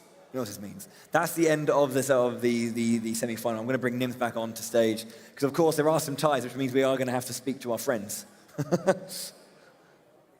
We are, maybe. I think you can hear me. There you are. I am back. Hello. First and foremost, folks, give a massive round of applause for these incredible racers on the stage. Amazing stuff. Thank you so much to all of the racers, what you've seen so far. Please, can I get all of our racers to, of course, stand up and make their way to the side of the stage. And, of course, as Bowie did just mention, we do have a little bit of a tie-break situation. But, of course, we will get that resolved from our lovely adjudicators backstage. And we will shortly reveal to you guys our top 12 racers. They will be going through to our grand final in this stage right here. We'll be there very, very shortly. Guys, how are we doing? You still with me? You're still here? Alrighty, that's what we like to hear. And of course, for everybody watching at home, hello. I hope you're still there. But of course, we're gonna get out. Well, I'm being shown something at the moment at the front of the stage. I'm trying to see what it is. What am I seeing? Oh, it's the Yoshi bike. Is that the what you choose to race with? Ah, right. I see. Excellent stuff. Very, very nice. Our awesome fans in the crowd here. We've got so many amazing fans from all across Europe. Of course, out here today, and of course yesterday as well. We've been here for 2 days, showcasing some amazing gameplay Of course, earlier today, we crowned our team champion for the Splatoon 3 European Championships 2023. And now, we are about to do it. We're about to crown our sole racing champion for the Mario Kart 8 Deluxe European Championship 2023. Bowie and Charlie. Yes. Hello. How are you doing? I mean, that was What an incredible game. Yeah, that was really, really close. That really ramped up in those last couple of races, didn't it? Bit harsh, just leave it there. I'm on tenterhooks. I want to hear from Tournament Center. I want to hear too. Okay, Who's winning well, this? We should talk about it, shouldn't we? We should talk about it. In fact, why don't you come and join me at the front? Because we are now going to have a look at the final part of our bracket. We are going to showcase and reveal to everybody watching at home and, of course, our live studio audience here. This is the current situation with our bracket. Let's take a look. Ooh, it looks like Mario will be advancing there, winning that tiebreak against Clement. Yeah, I feel like that was a little bit expected. Mario came 12th in that last race, barely got any points, but securing lots of top placements all throughout. Yeah, we should clarify that obviously there were some ties, and in that sixth and seventh position, 2 players had the exact same amount of points. In this moment, we then go to how many players placed with the highest consistent time. So who had the most firsts? If it's the same, who had the most seconds? If it's the same, who had the most third? Until we'll go down until we have a winner. Mario's consistency paying off for him. Although that last race wasn't great, so good throughout the entire session that they make it through to the grand finals. Absolutely. Perfectly explained. Thank you very much, Bowie. So there you have it, folks. These are our final racers who will be coming back to the stage very shortly to race it out for the Gran Championship. There it is. Championship. Yes, you can have a sip if you want to. For our Mario Kart Deluxe European Championship 2023. Should we get them back on stage, folks? We want to crown our champion. Okay. We've been waiting patiently. Okay, as our racers come back onto the stage, please cheer them on, give them a clap. Top racers, where are you? Over there still being sorted out. Come out, wherever you are. There's one of our racers right there. There he is. He's the best in the world, this guy. Hello. All right, I've just been informed that one of our racers just having a bit of a sip of water. They're getting prepped. So we just need a couple of minutes to make sure that they're ready to go. We've got to make sure all our racers are ready for this grand final. Yeah, I mean, it's important to be in shape for these grand finals now. This is where it matters. The semifinals, it was all about getting that top 6 secured, but now it is all about getting that #1 spot. Winner takes all. The winner takes all indeed. Now, of course, Bowie, Charlie, we're going to see some different courses now, aren't we? We are. Which we'll showcase, of course, to everybody very shortly. But where do we think we're going to go? We've seen quite the variety, because there is so many courses on Mario Kart 8 Deluxe now. Yeah. What would you like to see? Well, I have a theory about one of them, but I don't want to spoil it, so I won't say it. But I feel you can't tease us. No, I can't. I genuinely can't. I think I'm right in my theorizing. Okay. I'll let you know later on if I am right. I'll hold you. And I'll be honest as well. I won't lie. Okay. But I think I'm thinking a little bit of Grumble Volcano. It's a very popular stage. Okay. Yeah. It's a very tricky stage, actually. Yeah, again, one of those ones that changes per lap as well, so it's always keeping you on your toes. It's kind of nice. If we do get that course, I think the stage will actually grumble. Will it really? Yeah. As in or just... No, not No, grumble. Emotionally like grumble. excitement, Actually like grumble. energy. But it's called Grumble Volcano, not Rumble Volcano. Grumble. No, but it would... He's so hard to work with Right, sometimes. thank you, Charlie. Thank you. I'm the serious guy. I'm the very straight-laced, serious one. They can have fun. Anywho, Charlie, where would you like to go? I'm not entirely sure. I mean, Rainbow Road might be a good pick. Right, okay. So I have just been informed we have a very, very small technical hitch, which is, it happens, it is a live show. These things do happen, so a massive apologies for anybody who is watching at home, and of course our live audience. We are going to take a very short break. and we'll be back very, very shortly. Do not go anywhere. I promise you, you do not want to miss You this. don't want to miss this. Absolutely. This is the grand final. The This is what grand we've been final. waiting for all day. Absolutely. So if you are watching at home, don't go anywhere. In fact, this is your chance to go and grab that drink that you wanted. And for everybody else here, I'm watching you guys. Everybody stay exactly where you are. We'll be back very shortly. See you in a sec.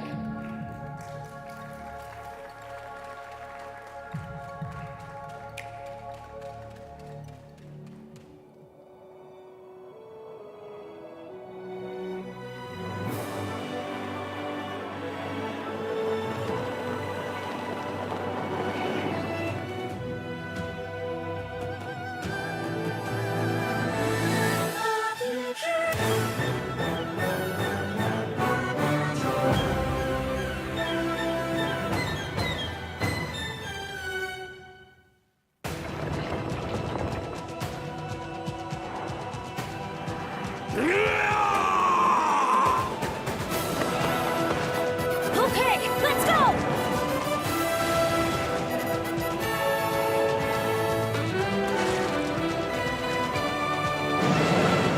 Link. You are our final hope.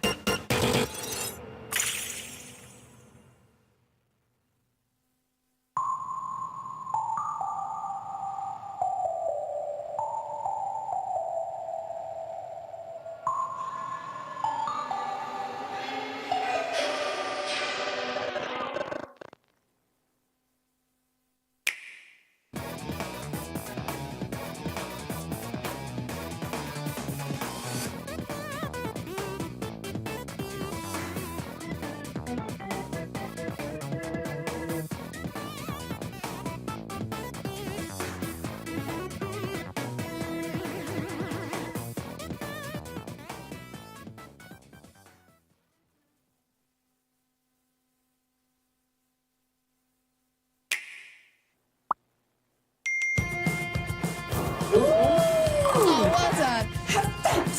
Yes! Who are you?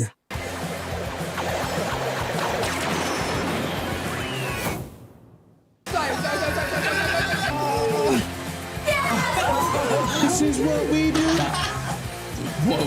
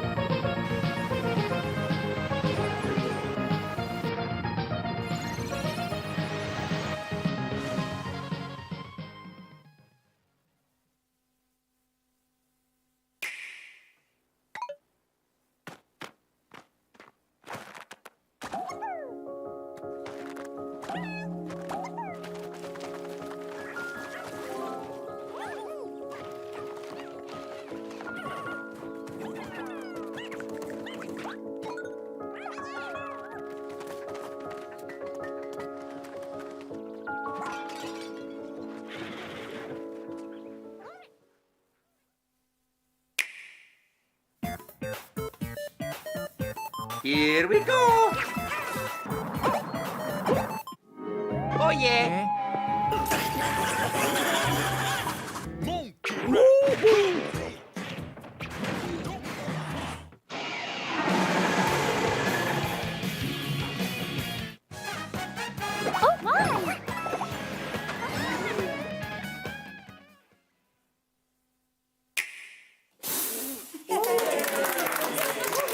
Ninja on the right, ready your sword.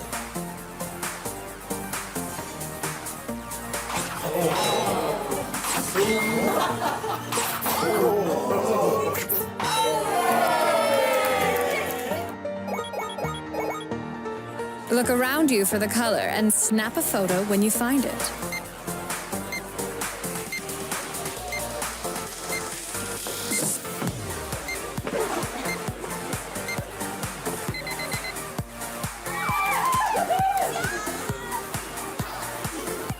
Signal in time with the rhythm.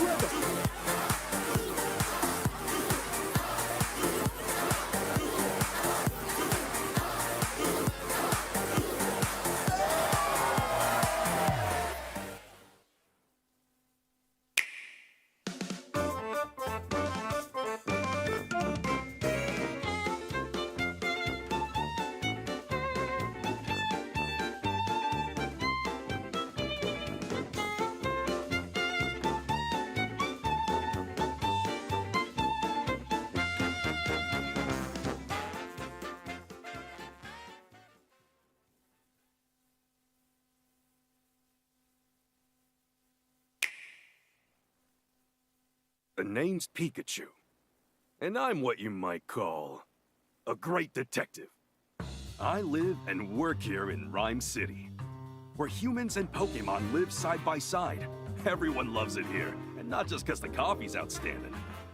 When I'm not busy solving cases that crop up, I'm looking for leads on my missing partner, Harry. And it's no walk in the park, let me tell you.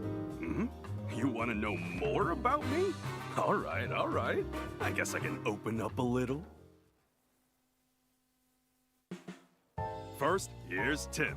He's my partner at the moment. For some reason, Tim can understand what I'm saying, even though he's human. And this guy right here is Harry. He's Tim's dad, if you can believe it. Then we got Tim's mom, Irene, and his little sister, Sophia. There's also Rachel, who goes to college with Tim. Well, speaking of Rachel, her dad, Howard, he's actually the mayor of Rhyme City. And I barely scratched the surface of all the interesting characters around here. Now, let me give you the gist of what me and Tim do. Whenever an incident occurs, Tim talks to the people, I talk to the Pokemon, and we work together using our case notebook to deduce what happened. When investigating a scene, we're total pros at finding everything, but even pros gotta take it easy every so often. You can count on us to solve even the toughest cases in a flash. Oh, right! Sometimes other Pokemon help us with our investigations. Take Rowlet, for instance. She can track down suspects with her sensitive nose. And Darmanitan here packs a pulverizing punch. All kinds of Pokemon lend us a hand. Oh, how could I forget the Hi-Hat Cafe? It's a famous coffee house in Rhyme City, and I'm their best customer. Oh, that first cup in the morning really hits the spot. Looks like trouble's brewing. We just can't catch a break. Seems like another big mystery is unfolding in this city. We just want to find Harry already. If you want to know what happens, you gotta wait till October 6th, okay? Why that day? Isn't it obvious? That's the release date for Detective Pikachu Returns. Let's solve some mysteries together.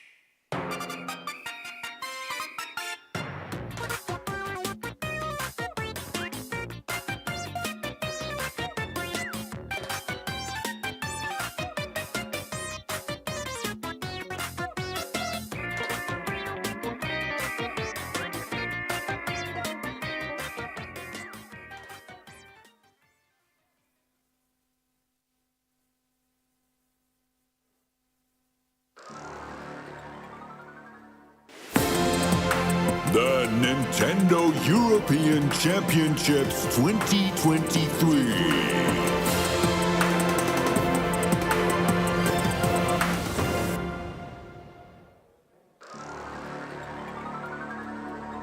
Welcome back, welcome back. For everybody watching at home, I hope you got that drink I told you about. Okay, audience, how are we doing? You still with us? Okay, awesome stuff. First and foremost, I would just like to apologize for that very short technical hitch. As you can imagine, this is a live show. Live technical hitches do happen. It's just the name of the game. Alrighty, but we of course are going ahead with our grand final of the Mario Kart 8 Deluxe European Championship 2023. We have whittled it down to our top 12 racers. Bowie and Charlie are back on the stage. They've got themselves ready and rearing to go. Seatbelts fastened? Oh yeah, Think so? There we go. Well, if you're using a car, obviously. If you're using a bike, then, you know. Anyway. All right. Audience, are you ready to see your top 12 racers hit the stage? Okay, let's bring out our top 12 racers. But before we do, actually, let's just take a quick look at that bracket. Once again, Bowie and Charlie, there is our bracket. And there are our top 12 racers. Alrighty. They have whittled it down to these 12 racers. They have been battling it out, not just, of course, here today, but all throughout their qualifying rounds, wherever they are from, of course. Lots of different countries from all around Europe, and they are now here to race it out in this grand final race. Top 12 racers, I hope you're ready. Audience, are you ready? Okay, let's bring out our top 12 racers. Let's see you. Where are you? Come on over, come on over. Okay, here they are, folks. Your top 12 racers. Of course, we have Noel, Alpaca, Tongi, Caesar, Mars, Drac, Thomas, Mario, Clement, Serata, Own, and Star XLX. Here they go, straight in, taking a seat, getting their carts, their bikes, their wheels, their gliders ready for this grand final at the Nintendo European Championships 2023. This is our Mario Kart 8 Deluxe Championship 2023. Okay, Bowie and Charlie. Yes. So, in our first two set of semi-finals, we saw, of course, 12 courses. Of course, both semi-finals played the same 12 courses, but now, Bowie, we're going to see 12 new courses. You might be right. I might be right. Yeah, we most certainly are. We want to make sure that we're going to be having a nice breadth of different courses and styles. They've already raced on them. They don't need to do the original races again. Let's have a new set of 12 that they can compete on, and really, because again, there's nothing they haven't experienced these tracks yet, today at least. So let's see what they can do on the day. Okay. Charlie, what do you reckon? He thinks we're going to be rumbling and grumbling in a volcano. Do you think he's going to get it? I don't know. It's going to be a tough call. We'll have to wait and see when our maps get shown. Courses get shown. Okay. In fact, you know what? While these guys are getting set up, audience, where do you think we're going to go next? What's going to be the first course these guys are going to race on? Shout it out to me. All right. Did you cheat? Did you just press that button? No, I didn't cheat. I know. Okay. I just knew. I'm not going to say that you're a psychic or anything. Almost like you already knew. Sometimes you have a feeling. Alrighty, well, there you go. Our first course, of course, is Grumble Volcano. The stage won't grumble, I've been informed, because that might, put off you guys from commentating, and I might fall off the stage. So there's no actual grumbling that's going to happen, but we are going to go into our first course. I believe all our racers are getting ready. They are choosing their bikes, their carts, gliders, and wheels, and we will then be set and ready to go. This is it. Deep breath. I know, you need a deep breath, because it's about to get crazy on this stage. But it's like, this is the last event of the Nintendo European Championship for 2023. It's like, we've had 2 days of excellent action. Yeah. This is it.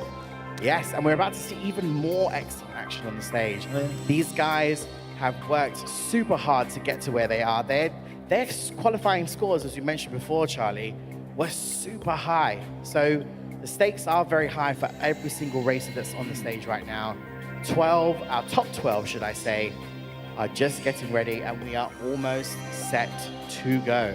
Yeah, I mean, the caliber of these players, they have shown it now in both of these semifinals, showing just the consistency, showing how close it was on that leaderboard over and over. And of course, in the online qualifiers as well, almost either having a perfect score or almost having a perfect score with only 1 second place.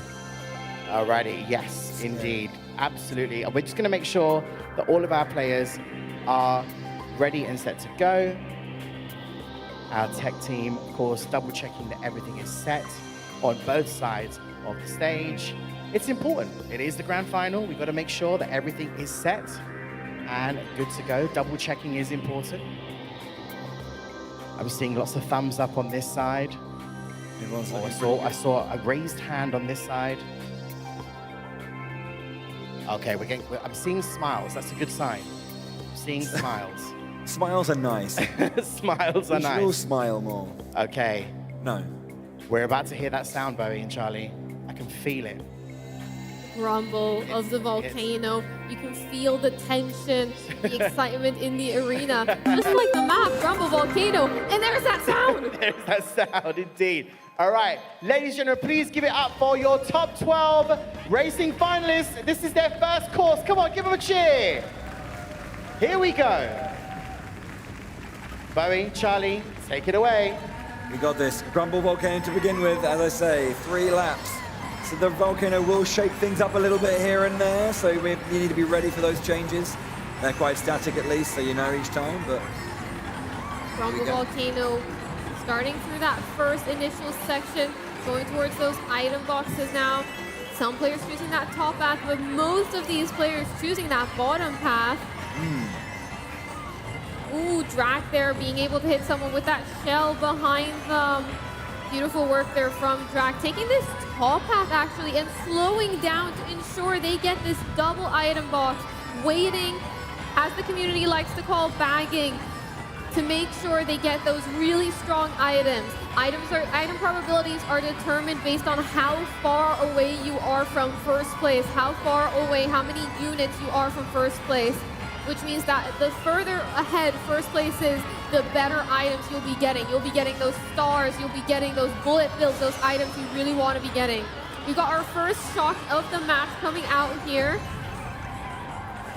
Indeed, the blue shell coming in to take down Star, who is gonna just quickly... Star with the beautiful really dodge nice. right there. The blue shell dodge by going into the fire, getting hit by that fire to dodge the blue shell. That is actually faster. The blue shell is very slow, so it is faster to get hit by something else rather than taking that blue shell hit. Beautiful work there. And we've seen those tactics a bunch. Excellent, just awareness to see that and just go for it. Nice decision made by Null. Many players now. We've got a bullet bill coming really far up in the pack right now. JB with those mushrooms trying to push forward. Nope as well, going to this top path, getting that boost pad, getting a nice drift as well. Sending that item towards Mars. Mars has the horn. Mars now trying to stay alive. Mars making even more space. Gonna be able to take this first place over there. Nope, unfortunately dropping down a little bit. First race down, very exciting stuff. Lots of trades of places here and there. The horn being used to excellent effect as well to kind of prevent aggression, but it was quite tight actually between the top 4 or 5 going around those last things. So a lot of items going out, but a nice first race there. 1/12 of the way through our grand finals. Let's have one quick look at that leaderboard that we snapshotted again, just to see how that looks after the first race and see how we're generally going to be looking going forward. We will in a bit. There it is. Okay, cool. Mars, Mario, Caesar, Nolt, our top 4. Again, it's winner takes all. So Mars looking and feeling pretty good after that first race. The rest got a lot of work to do. Speaking of which, our second course is coming up.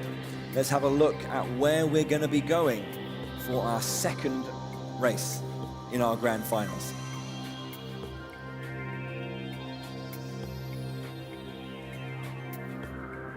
Yeah, our second course is about to be revealed right here. It is going to be London Loop from Mario Kart Tour. Oh, London town.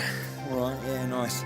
Yet another European city. As we mentioned earlier, all of those tour maps are going to be European cities. Yeah, It very, is very the nice. European Championships, It after is, all. exactly, yeah. You know, you've got to highlight the great stuff, you know. I don't doubt we might even get, you know, Amsterdam in there potentially. You never know. You never know. We'll have to wait and see. But there we go. There we go. They're ready to go. Okay, everyone jumping in, looking pretty good. Here we go. Second race of our grand final. Let's see if we can shake it up a little bit, or if we're going to have well, if Mars is going to stay in that first position and extend that lead. Here again, consistency is key. You know, Mario was high up in that second semi-final, doing a great job. Okay. All of our players right now with lots of items. You see this track, lots of iconic London scenery right there. This is very accurate, I think. This is very accurate to London Town.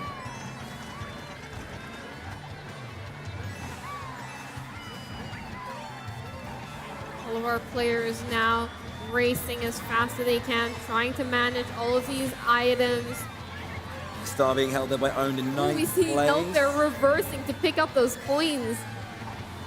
The bomb as well being held by Star, maybe looking for a good line here. Mars in fourth position.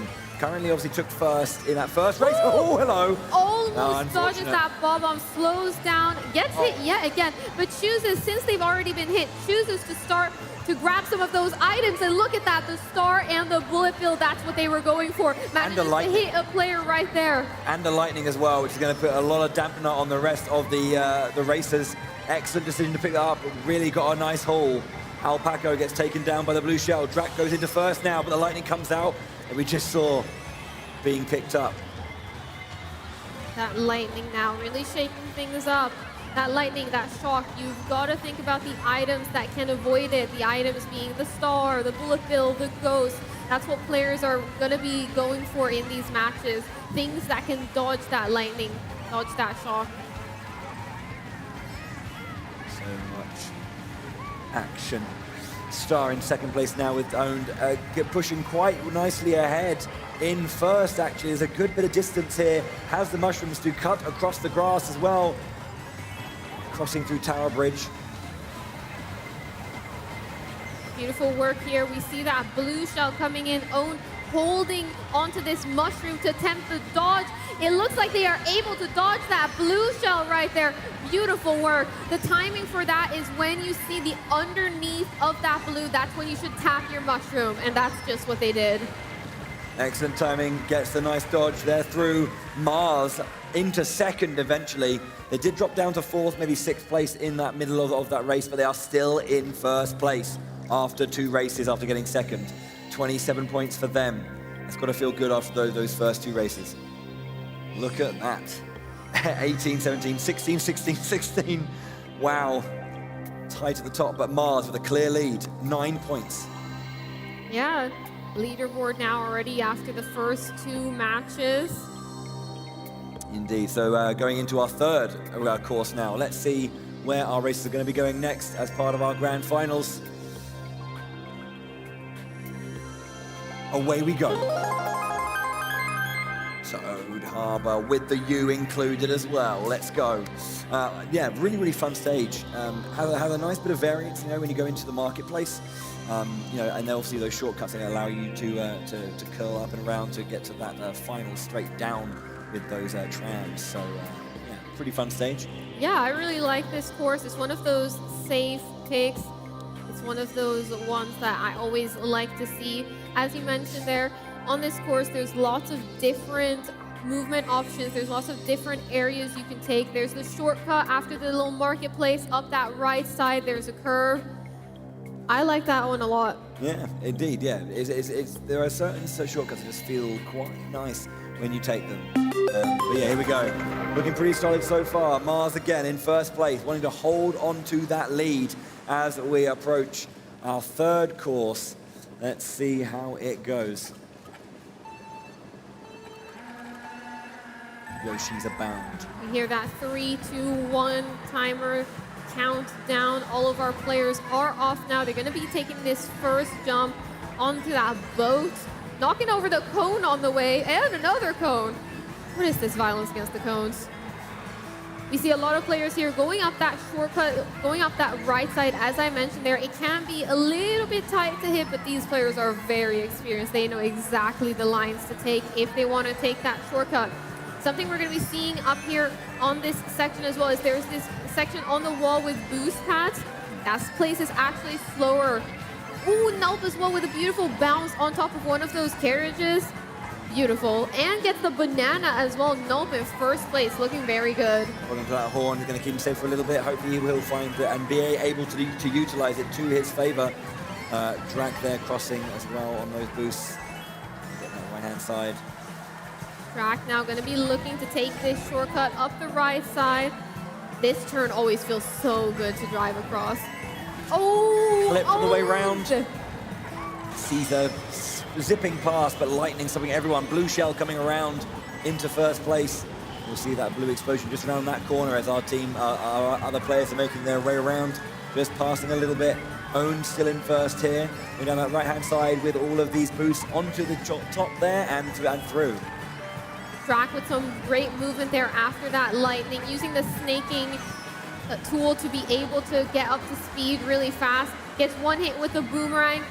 Takes that shroomless shortcut over there. Now let's have a look at Caesar in first place now, holding that green shell, going for a new item up this shortcut on the right side. This turn is so satisfying to complete.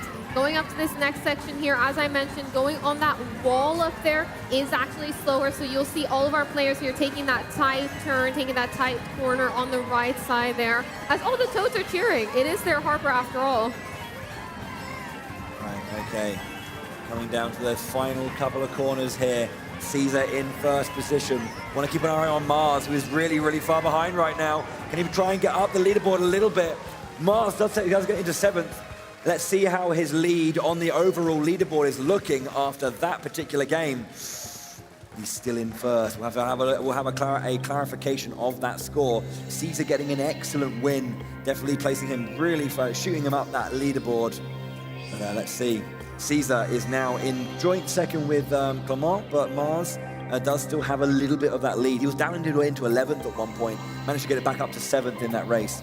Big points boost for the situation at hand. Yeah, definitely.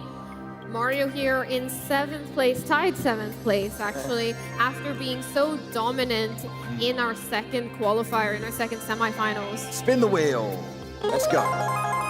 Let's have a look at our next course, and spin the wheel is correct. This is going to be Animal Crossing. Animal Crossing is a very special map. It has 4 different seasons, so we'll have to wait and see which one it is. Going into this, we have no idea. The players have no idea. It is going to be randomly selected. Yeah, and of course, every single season does have a lot of nuance that comes with it. The autumn leaves, the snow will have those snowmen and a lot of mounds you have to try and avoid. It does change how you interact with the map completely. So, yeah. Yeah, you've got the fruit as well that changes things up. What are you hoping for? What's your prediction? I'm going to guess spring. Autumn. All right, we'll see who's correct then, or if nobody is correct. It's going to be winter, isn't it? Oh, autumn. It is currently autumn. Let's go. October. Excellent. Lucky guess. It was a lucky guess. I'm not going to sit there and be like, I'm amazing. I'll just say I got lucky. A couple of our players here choosing to slow down, get those strong items that can carry them to the front. We've got Caesar now in first place, doing that glider vectoring, making sure they get a lot of speed, tricking off of that log right there and taking a lovely turn going into this next section of the map. Bunch of players there, again, waiting back and just getting those good items.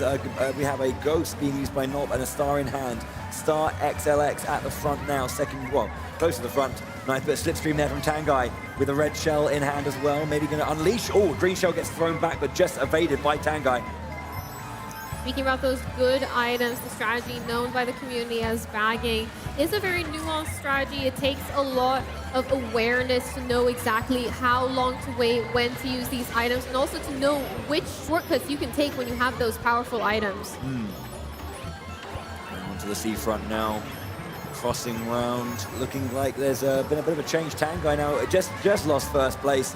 The Lightning just lasting a little bit longer due to him being a bit further forward. Bob-omb out in hand. A bunch of players running around. Can they get maybe looking for a forward throw? Going to just drop it behind, most likely. Ooh, forward throw into the center. It's going to connect. Oh, it moves to the left, but everyone evades magnificently. That Bob-omb was walking towards a couple of players there, but everyone seems to have dodged it. It was a bit too far ahead the throw. Yeah, Tanguy still in that top three. Alpaco first, second, third with owned as well. Mars, as you see, 7th position. They are currently first on the leaderboard. They do not want to keep slipping back. Want to make sure they can do as best they can. They get hit by a thing. They're in 12th now. That's not good for Mars's positioning.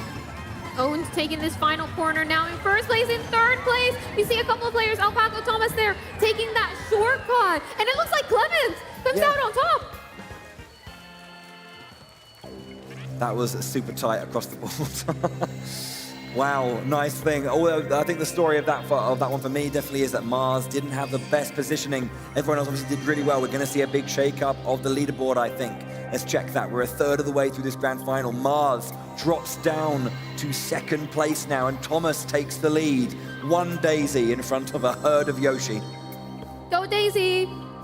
The ray of sunshine. Yeah, we've got that inward drifting bike, I'm pretty sure is what Thomas was playing with Daisy. It's nice to see a switch up in the meta. It's nice to see a different vehicle. Yeah, always nice to see something just and succeed amongst the meta as well. Okay, time for our 5th course. Spin the wheel once again. We've got ourselves, a fan favorite, I think, Wee Coconut Mall. The crowd loves this one, and I love this one.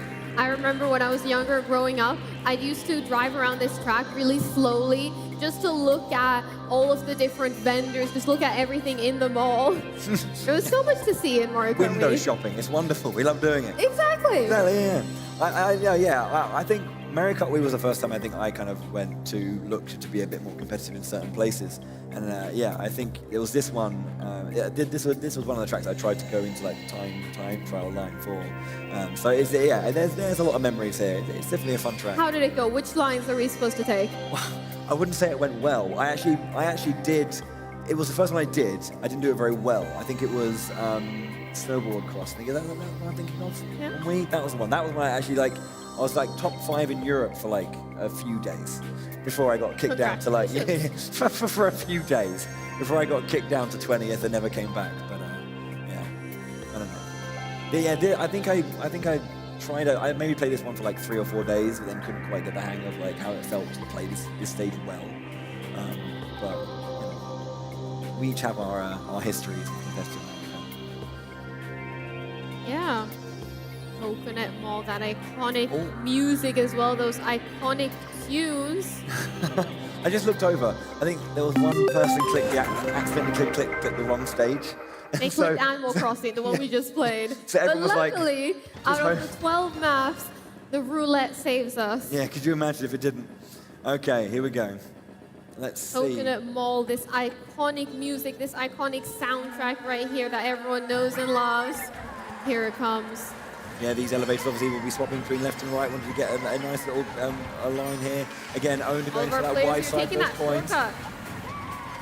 Points for Owned on the downside. Obviously hopping over that fountain. Tight line going into the open courtyard. Beautiful job here. Mars tricking off of the fountain there and the tree before. Getting a nice little speed boost going into this last section here with the cars. Gotta avoid them. They're being very rowdy. Don't they know how to park? No. Gosh, no. Going up this escalator now. No choosing to pick that bottom path. One of the things I actually did when I was younger was I loved driving up the escalator on those handrails. It was a little bit difficult to get onto it, but it was so satisfying when you did. Maybe not the fastest, but it was fun. You see that blue shell coming out as well, hitting that Yoshi in first place. Well, Mars is opting for the high ground as well, getting those boosts, getting that double item block. Got a Got a cheeky pity piranha there. Ooh, we see Mars here went for that top path. Usually most players go for that bottom path, but went for that top path so they could get a nice glider right there, get a nice sharp turn with it. Yeah, TX Ooh, down Mars that lower getting side. hit inside of the shortcut. That's going to be extremely slow for them, but they're able to show us this top section that we don't see that often. Most players choosing to drop down there. Mars getting hit with the wrong side of the escalator as well, falling victim to lots of unfortunate circumstances. Yeah, JB here in first place though has a couple. Oh, managed to get that excellent timing on the mushroom. Survives against the blue shell. Gonna keep their line looking good. Star XLX going around. There's a lot of light blue Yoshis at the front currently. Nolt, Star. We see our players right there almost being sideways when they are in the air. That's because they're doing the motion glider. They're activating motion controls right after tricking off a jump. Then they're tilting their joystick and controller back in the direction they want to go to do a crazy fast glider turn that just puts their whole vehicle sideways. Nice little tricks like that that you can utilize. Okay, There's lots of nuances at this top level. Oh, of course. Okay, let's have a look at that board. It has separated a bit more, but look at how close it is. 32, 3, 4, 5. It just keeps going, and then The light Thomas blue here Yoshi is totally shocked at this leaderboard. Yeah. Thomas is in that first place again. Mars is so close. Nolt so close as well. 2 points in it. Yeah, Thomas still in first place. Only player not using Yoshi. Yeah, that's exciting to see. Really interesting, and everyone's so close as well, like 2 points in it for the most part. Right, our sixth course, this will end our first half.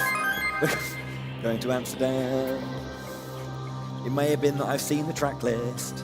Amsterdam Drift. Okay, cool. Let's see how this one works out for our players, if there's going to be any major shakeups once again, or if they're going to keep the line. You want to hope, obviously, for those players that get a bit more of a lead, carve out a bit of safety for themselves. Mars did that in the first opening races, but as you get to the middle, it muddies the waters a bit, as there's a lot more of this back and forth. It's not quite so black and white of like a first place and then a sixth place finish.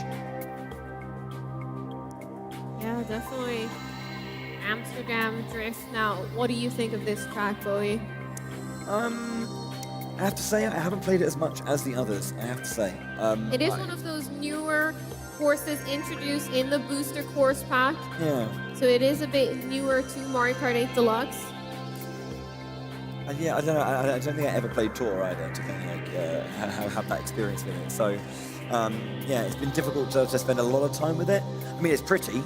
I think it's a very pretty set. I mean, all of them are. I have to say, that's a bit of a cop-out answer, but hopefully our players will be able to show us how to really optimize and execute this stage.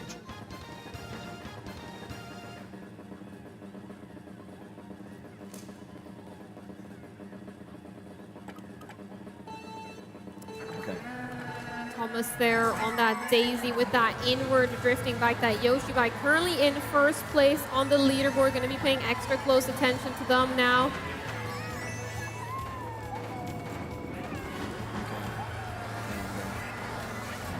So many really light blue Yoshis as well. Okay, getting these small tricks off of the molehills. All getting clipped though, and dropping back into 12th. Needing to be careful here. Waiting a little bit to get that distance right, as you were saying. Deciding to wait for those coins to respawn. Wanting to get up to those 10 coins, very important. Star for Clement. Gets the H as well. Just going to try and power through those as best as possible. Wait for that star to end to make sure they get their second star usage as optimally as possible. Ooh, got the boo as well. Seems to have a little bit to catch up on. Wanting to dodge that blue there into that wall.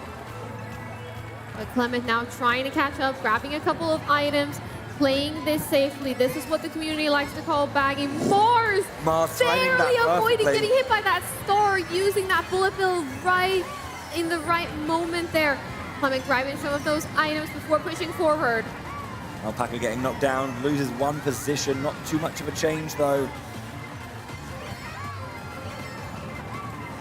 Focusing into the flower garden. Fields rather. Blue shell coming through, trying to find its mark. Can our first place player do anything with that Looks like they did take field. their hit. Oh, and then a bomb just clipped Alpaca on the way through as well. Looking to try and get in front, but unfortunately just gets clipped. And that is the finish of the race. Alpaca able to get a 3rd place over there. It looks like that name tag is wrong. That Daisy player we were watching at the back there is Thomas, not Clement. Yeah. We'll get that fixed up, don't worry. Let's have a look at I had an inkling, I had a feeling about that. Yeah, I was gonna say, I'm pretty sure Clement wasn't playing. Had an inkling. Wrong game, yeah. Let's have a look at that again. Mars back on top though. Mario and Thomas are very, very close as well. Can't quite see those scores there for Mars, unfortunately, but we'll have a look at that in a bit. But again, very, very close. Like 3 points. It is a bit of a push out now, so that looking pretty good for those top 3. Our 7th course though, we're into the back half of our grand final. 6 races left. Oh, baby. Okay. Mario Circuit 3 from the SNES. This is one of those historic tracks. Classic. Yeah. Classic. Yeah, I think 3 was always a pick that I really enjoyed. Because the first one obviously is very, very basic. You don't want to really add that one in. It's quite a straightforward track. But 3 had some nice twists and turns, some very, very sharp corners here and there. And enough places to find, like, with the right setup. And I mean, especially in the original. Nice if you had the right setup to like get some nice shortcuts. Obviously, more mechanics being added into later games mean there's a bit more flexibility there. But again, it has its simple moments. But again, a lot of tech here. Yeah, most definitely. I think this is one of those courses we're going to be seeing players attempt to do the bagging strategy, attempt to get lots of items that are very strong to push forward, lots of items that make them invincible or that they can accelerate really fast. This map has a lot of sand. You're able to take some tighter turns. If you have some of those mushrooms, a golden mushroom, for example, you're able to get further forward. Of course. We have to hope that our players can bring out their best. So I have young fans enjoying the game out there. Nice to see. Hope you're having a good time. We're just readying up our last few races. A couple more just confirming. And we should be good to go.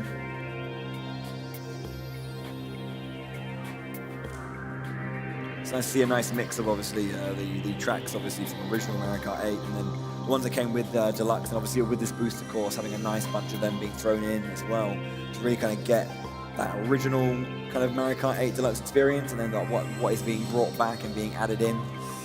Very nice to see. Yeah, most definitely seeing some of these tracks come back, seeing some fresh tracks as well. We've had lots of incredible courses and a couple more to come. Not all of them have been released yet. That's true, yeah. We've got to finish it up very, very shortly. It's almost done, almost there. But yeah, and then will we finally complete Mario Kart 8 Deluxe, or are we going to have another wave of another billion stages? What do you reckon? That would be nice. But that would be nice. Currently, they have officially doubled the amount of playable courses now with this DLC, with these booster courses. It is crazy when they announce that. It's just like, oh, we're just going to double our game, are we? Yeah, we're getting a lot of courses. It's definitely a lot of value in that booster course pass with so many new additions, doubling the amount of courses players can play. Yoshi Bike being represented. Yoshi Bike, let's go team Inward Drift. Thank you, crowd. A few claps for that one, yeah, there's a few fans. Excellent, yeah, we're still waiting there, we're just making sure everything's sorted. Not quite sure what the issue is, but it's being resolved. And as soon as that's done, we'll be jumping into our next race. The Bullet, the Babon. I love that Babon is just chilling with his legs swinging down the side there. He's relaxing. Yeah, that's Babon, one of those crucial items. We saw it used a couple of times in some of these past games. We saw it hit multiple players as well. It can definitely break up a pack.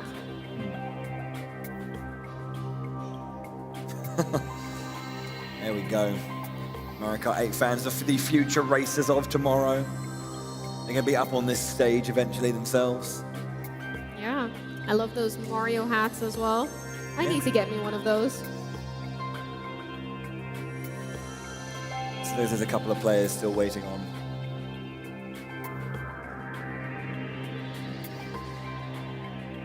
Just double checking those technical things, make sure they're all sorted, all confirmed and everyone. Yoshi! Yoshi, I feel that Yoshi might be a popular character. might be quite loved out there. Imagine not liking Yoshi. Smash Bros went quite a way to really make me struggle with Yoshi, but you know, still love the mosh pit. Yeah, Yoshi is extremely popular here after some of these later updates earlier this year. Yoshi on Teddy Buggy with those roller wheels. The roller wheels have been popular for a long time. I think they were used with the Waluigi Wiggler combo as well, those roller wheels. I play with the roller wheels as well. Yeah, I never really got into like the proper meta in this game. I always kind of went with my comfort pick. Always went Roy, Cyber Slick Wheels. I can't remember it. I think I'm trying to remember the name of my car. It's been a long time. It's the one that looks like an F1 car. But yeah, I don't know. Circuit Special? I might have to Google it, but I shouldn't be Googling in the middle of a live show. Production, can you Google it? Please don't. It's okay. Yeah, we're just going to get that confirmed. Not quite sure. It looks like one of our players is definitely locked in. I think all 12 of our players are good to go. We're going to be getting our course selection now. It seems that it's all been resolved. Thank you very much for your patience during that moment. These things do happen. And the 1 out of 12 chance didn't run the counter to our request. So here we go. SNES Mario Circuit 3. All over players now. It looks like the names have been updated. Thomas being that Daisy player over there. You can see again that sharp hairpin at the very, very central point of this race. Everyone's looking for items at the start before they want to make a move. As I was mentioning, this is one of those bagging courses, very well known for it, due to how much of the track you can cut out by going into this sand, going through those pipes even, if you're able to have a star active. Yeah. Mar is now in 3rd place with a star and triple mushrooms, taking a shroomless shortcut, speeding up a bit on that straightaway. Right now, JB pushing really far ahead, but of course, because of this item play, have they let JB get away? You never know. Star now with a star as well. Mar is currently waiting to pick up those item boxes, gets a bullet bill. Look at how far that first Yoshi is. I wonder who that is in 1st place. They've got a shell coming towards them, a blue shell. We'll have to see if they get hit by this blue shell, that light blue Yoshi in 1st place. It looks like they are getting hit by it, and it looks like that was Mario, probably.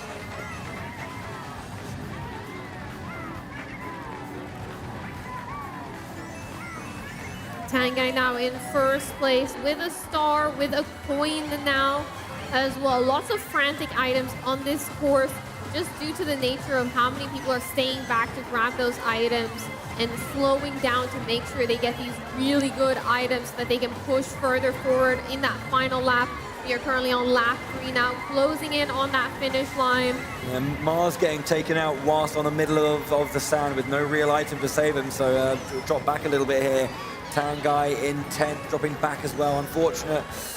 That is a tricky setup for that race, but it looks like Mario there in 1st place, taking the win on that race.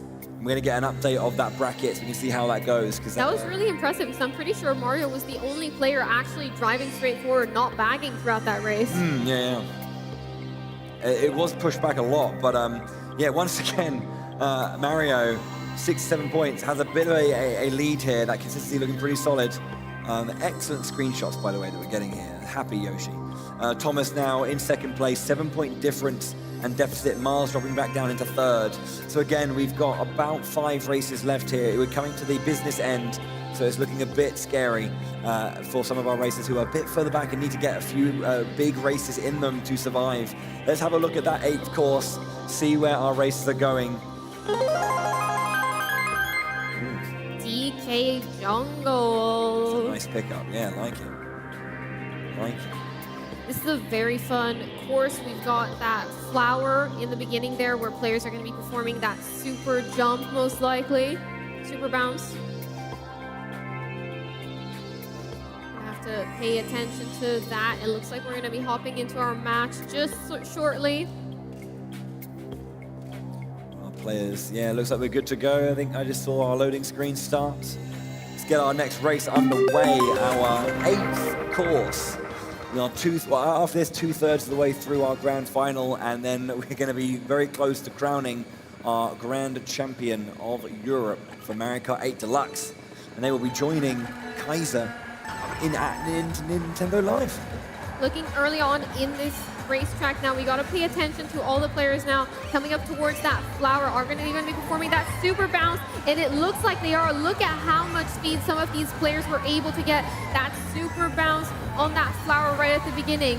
Instead of tricking off the boost pad, you drift off it to charge a mini turbo while in the air. Then you release your mini turbo right before tricking off the bounce pad. This will give you a huge boost forward compared to just tricking off the boost pad and bouncing. And that's what we saw some of our players do right there. Okay, finishing up this first lap, place is looking pretty solid.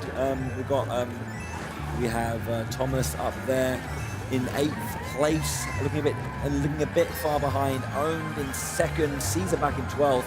Mars in 3rd again, having a good start, but yeah, needing to hold on to it after they drop back into 3rd on that board, but getting caught on a banana on that tight line. But unfortunate there for Mars. Looking at our players here, Owen currently in 1st place, Blue Shell heading for them, or are they going to be able to dodge it?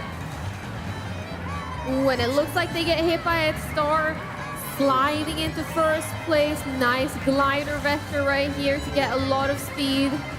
Looking behind them as well, making sure they have that awareness, that player awareness, that map awareness, always paying attention to your surroundings and absorbing as much information as possible. Owen now slowing a bit down, falling a bit behind, getting that boo now. Look at that beautiful super bounce. Okay, making our way towards that ruin. 3rd and final lap for a lot of our racers. Star looking still quite strong at the front line here. They've got to just hold it on for a little bit longer. Owned in 2nd place with that mushroom in hand. Goes to opts to go for it and throws a boomerang to get the red shell and them down, but then another 1, 2, 3 change up. A close and dramatic ending there. Looks like Tanguy got into 1st place, yes. Clement with that 2nd place as well. Thomas falling down a little bit, but still very high up on that leaderboard. Ooh, that was a pretty close one. Let's have a look at that again. Mario still in 1st place, extending the lead to 8 points rather than 7 over Thomas with 4 races to go. Mario being a very consistent player in our semi-final round, being at the top of that leaderboard or in 2nd place for the entirety of it, except for that last one. Yeah, I mean, and that consistency is what got Mario through to this grand finals. There was a tie between Mario and one other racer. I think it was both in 6th place. But Mario's consistency is what saw them through to this grand final, and it looks to be right now paying off for them. We've got a few more races left. It could change, but if Mario keeps that up, he might be booking himself a ticket to Tokyo. Let's have a look at our 9th course, our final 3rd. Squeaky clean sprint. Go on then, give me the lowdown. I love this course. Give me the lowdown, let's go. This course is so fun to play. There's so much variability, there's so much different scenery and things happening. You're going through that pipe, you're going in the bathtub, you're going everywhere. And in true to its name, staying squeaky clean as well. Hopefully it's going to be a clean race between all of our players here. It's looking very, very solid for Mario. Again, just needs to hold that composure, hold that consistency, and book himself that ticket. But it's not over yet. 4 races to go, and it is very, very tight. 8 points between 1st and 2nd right now. Yeah, let's keep an eye on Mario here, starting off our race. Currently in 1st place. All of our players now accelerating in the 1st little sink area, getting some of those tricks off of those towels right there. The aesthetics of this map, just so many things to look at. There's a duck over there with a Mario hat. 11th place now here, sliding down into this tube, into these pipes right here. There's a ring to the side as well there with that double item box that sometimes players choose to go for. but it's very risky in those tunnels, especially in a non-time trial setting. Mushroom through the soap as well, just to get that line nice and tight. So we're heading up to our final corner here, round. Clamart still, we're just being taken over there by Alpaca with a nice clean line. Tangai dropping down into 6th. One hit is so, normally, right, when you get hit once, you might lose a place or two, but everyone's so tightly together that one hit will drop you down like 4 or 5 places. Alpaca in first, Nulp currently in 2nd place. See some mushrooms here on Nulp. Those shrooms, ooh, going for those tight curves right there around that ring. Getting a trick out of this area. The fan now. You can't stay drifting too long over there or you will get pushed by that fan. Beautiful glider vectoring here. And the shortcut to get up to that top section. Also a trick. That blue shot coming. Seems like it only hit one of the players. Alpaca able to accelerate past it. Yeah, that was super nice. As well as... landing on that faucet right there to get an extra trick. Smart play right there. Most players will choose to go up on these sponges. Seems like this Yoshi missed it, but Alpaca there was going on top of those sponges. That's usually the fastest way. We see a bomb getting thrown down in this pipe. There's not much leeway to avoid anything down here. The shot coming through as well. Yeah, Alpaca just dropped, I don't think dropped the bomb before the lightning came in. He could have maybe left it on the corner, but again, with how close the enemies are, or the opponents are, may have been caught out. As we're on our last lap here, looking to go for that top line again, just lands on that one. Gets the trick as well because of that angle. This Yoshi now currently in first place. Mario right behind them. It looks like it might be a 2nd place there for Mario, keeping them at the top of this leaderboard. 3rd place for Mario. Okay, but again, Thomas is the one Mario is trying to beat, and Thomas has dropped down to 3rd place as Mars overtakes. Wow, okay. Let's have a look at that once again. Again, Thomas came about 5th or 6th. It dropped him down. Mars coming back up. 6 points of difference here now for Mario. Did a good job again of maintaining it. With 3 races left, Mario is closing in on that championship. Oof, not over yet. Not over yet, definitely not. And if you look at these points as well, even if you look at the 4th, the 5th, the 6th place, only a couple of points difference there. 66, 65, 64. Yeah. They also have the chance to take this. Yeah, they have to play out their skin, get at least 3 first place finishes, push them into the triple digits. Let's have a look at that 10th course. We're into double digits. It's Big Blue. Ooh. Okay. This is a really speedy track. That's very, I mean, true to its its origin. F-Zero, very, very, very fast racing game. Who's got boost power? Yeah, of course. Making sure it's nice and fast. Mostly downhill. Lots of speedy options and a few shortcuts here and there. Let's see what our players can do. This course is one of those really exciting courses. You're passing through checkpoints as you make your way to the bottom of the course. This is also going to be very interesting because right around that 2nd checkpoint is where we're going to see a massive shortcut that I think a lot of these players are going to be going for. You have to think it's mandatory, and again, because of these boost pads, you're going to be getting a lot of quick coins as well, so we're going into that fast top speed almost instantly. Nice lines in. Ooh, choosing to throw that item behind them, choosing not to hold it in those current moments up there, choosing not to take any of those drift pads. Unfortunately, they didn't get that clean of a line. Here we go, we're taking this glider section. Now, this is what I'm talking about. This right here is going to be the shortcut. We're going to see players drift off some of these waterways right here to try and take a nice line. Here it goes. Nice little shortcut there from multiple players taking their own draft. Multiple players with that shortcut there going around into this glider section. Okay, yeah, straight through, nice and clean. Okay, into our next part. We're going to be trying to grab these boost pads again, and well, moving around with the conveyor belts to stay on that fast pace. You can see how much effort is being taken to check behind when going through that. You do not want to get caught out when so much speed is available to you. You see that green Yoshi now in first place, taking yet again another shortcut to try and get as many boost pads as possible. Here comes another shortcut. This track here is known for it, but that banana right there, Star being able to snipe that first place. Unfortunately, just landing a little bit and not unable to escape. That was a nice finish there for Star. How does that change things up?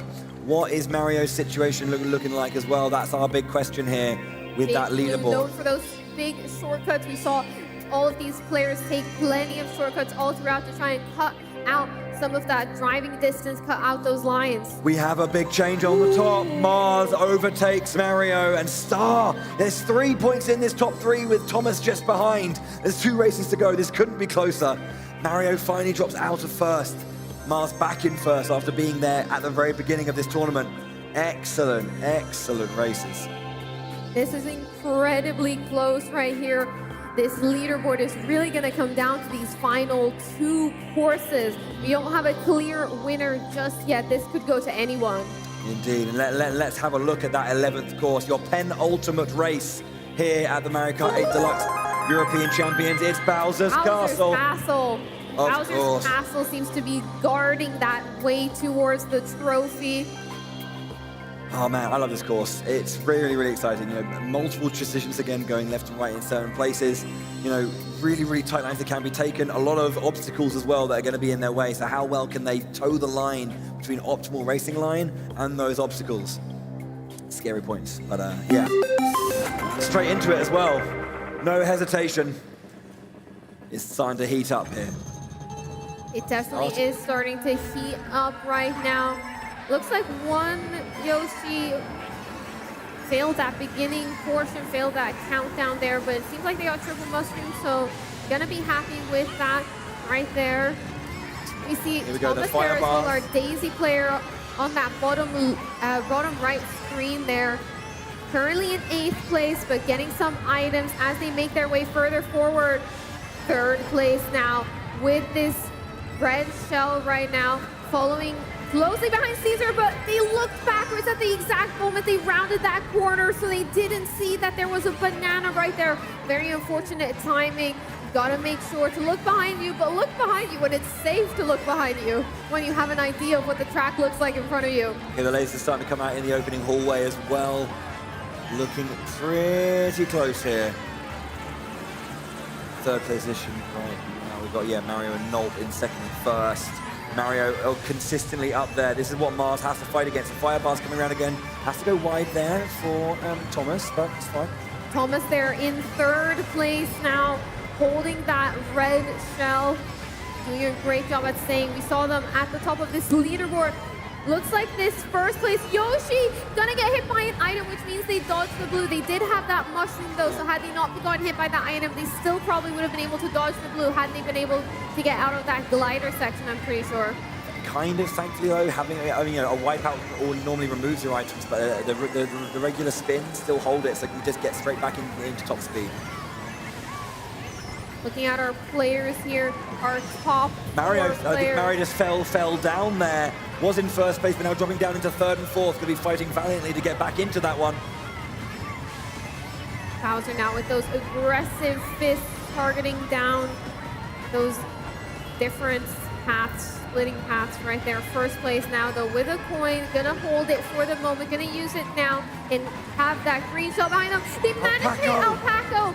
Not a great line in the end, but it seems to be enough to take them into 1st place. Alpaco just getting caught there. That was unfortunate for them. They almost had that good line, but Thomas winning that one. Thomas also in 2nd place. We saw Thomas multiple times throughout that map. Mario came last. Mario came last. Mario's in 12th position. Oh. And then Thomas was in 2nd. Look at that Mario change up. Dropping Thomas down to 4th place. Thomas now in 1st place, having an amazing matchup there. We saw them multiple times throughout it, securing lots of points for them. Mario dropping down to 4th position there after so much quality. They came last in that race, in the penultimate race. They were in first position going into that final lap as well. But then they fell off the stage and had to get picked up. And then they were in the maelstrom. Thomas now, really hurt. The lone non-Yoshi at 1st place with Mars, Star, and Mario close. It's the final course. We probably know where we're going. Let's reveal our last race of the Mario Kart 8 Deluxe European Championship. Rainbow Road, of course it ends on Rainbow Road. What could be a more fitting way to end this? We open with Mario Stadium. Mario Stadium, yeah. Close with Rainbow Road. Yeah. It's how it has to be. It's how it has to be. Our grand final will end here. It will. This is our final match here in the Mario Kart 8 Deluxe European Championship 2023. Give it up for our players.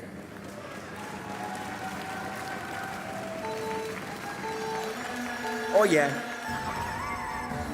Okay, Rainbow Road just Keep to an seal eye it. here on Thomas, currently in 10th place, deciding to slow down, deciding to play the bagging technique in this matchup here, get those mushrooms and get a fast lead into first. We see some glider vector here from this pink Yoshi right now. Actually taking the inner track here instead of taking those boost pads. It is faster than going around on those boost pads when that forward acceleration is on the left side. You see the shortcut being taken here. This is one of the most known shortcuts, I think, in the game. Dropping down to that bottom path right there.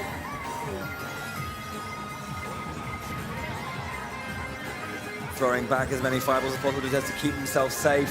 Alpaco and Drac at the front line of this. The bomb gets taken down into second place now. Still looking forward. You've now got the forward acceleration on the inner line as well, so we want to try and grab that as much as possible. The blue shell now targeting down this first place Yoshi. Looking at the mini map, it looks like they were somehow able to avoid it. Yeah, Maybe holding they onto this fell off the track to avoid it. That's one of the other ways you can dodge a blue shell. If you fall off the track and Lakitu picks you up, it is faster than getting hit by that blue. So that's often what players will do to try and dodge that blue shell. Okay, now into our final lap. Almost, here we go. Star in second, just trying to catch up here to Alpaco, currently in first place. Let's have a look at some of our top players right here. Where is that Daisy? Looks like Daisy is a bit in the middle of the pack. That is our first place going into this final match right here. They need to have a good position, at least top 4, I think, if you want to try and get those points. But here we go. On to the conveyor belts, going for the inside line. Mushroom in hand to help them get around that line. Right side boost. Hold on to that mushroom, driving on the edge around that boost panel right there. Thomas now in 8th place. Taking that shortcut forward right now. Got the bullet bill as well. This might be a great opportunity for them. It looks like Tangai, though, in first place with that star, will be winning that race. Thomas coming through with a bullet bill. The bullet bill gets second place. I think that might have secured victory for Thomas. That has to be. You have to say Tangai in first. 101 points, triple digits. Thomas is your winner of the Mario Kart 8 Deluxe European Championship 2023. Thomas, the inward drifter, the inward drift ride, winning. The only non-Yoshi player beats the meta. Let's have that. Can we just get that leaderboard on screen just once more to see that confirmation and get it confirmed? Thomas, 101 points with Star in second, 94. Absolutely excellent racing there. It is confirmed. Ladies and gentlemen, please give it up for these fantastic racers on the main stage right now. These were your top 12 finalists. They put on an amazing show of amazing racing, absolutely incredible skill in our Mario Kart 8 Deluxe European Championship 2023. Can I ask all our racers who are on stage, please stand up for me. Everybody stand up and please come to the front of the stage. Stand up for us and please come to the front of the stage. Yes, sir, we're on our way. Oh yes, and of course Bowie and Charlie, please come to the front of the stage. Okay. Thank you so much. We just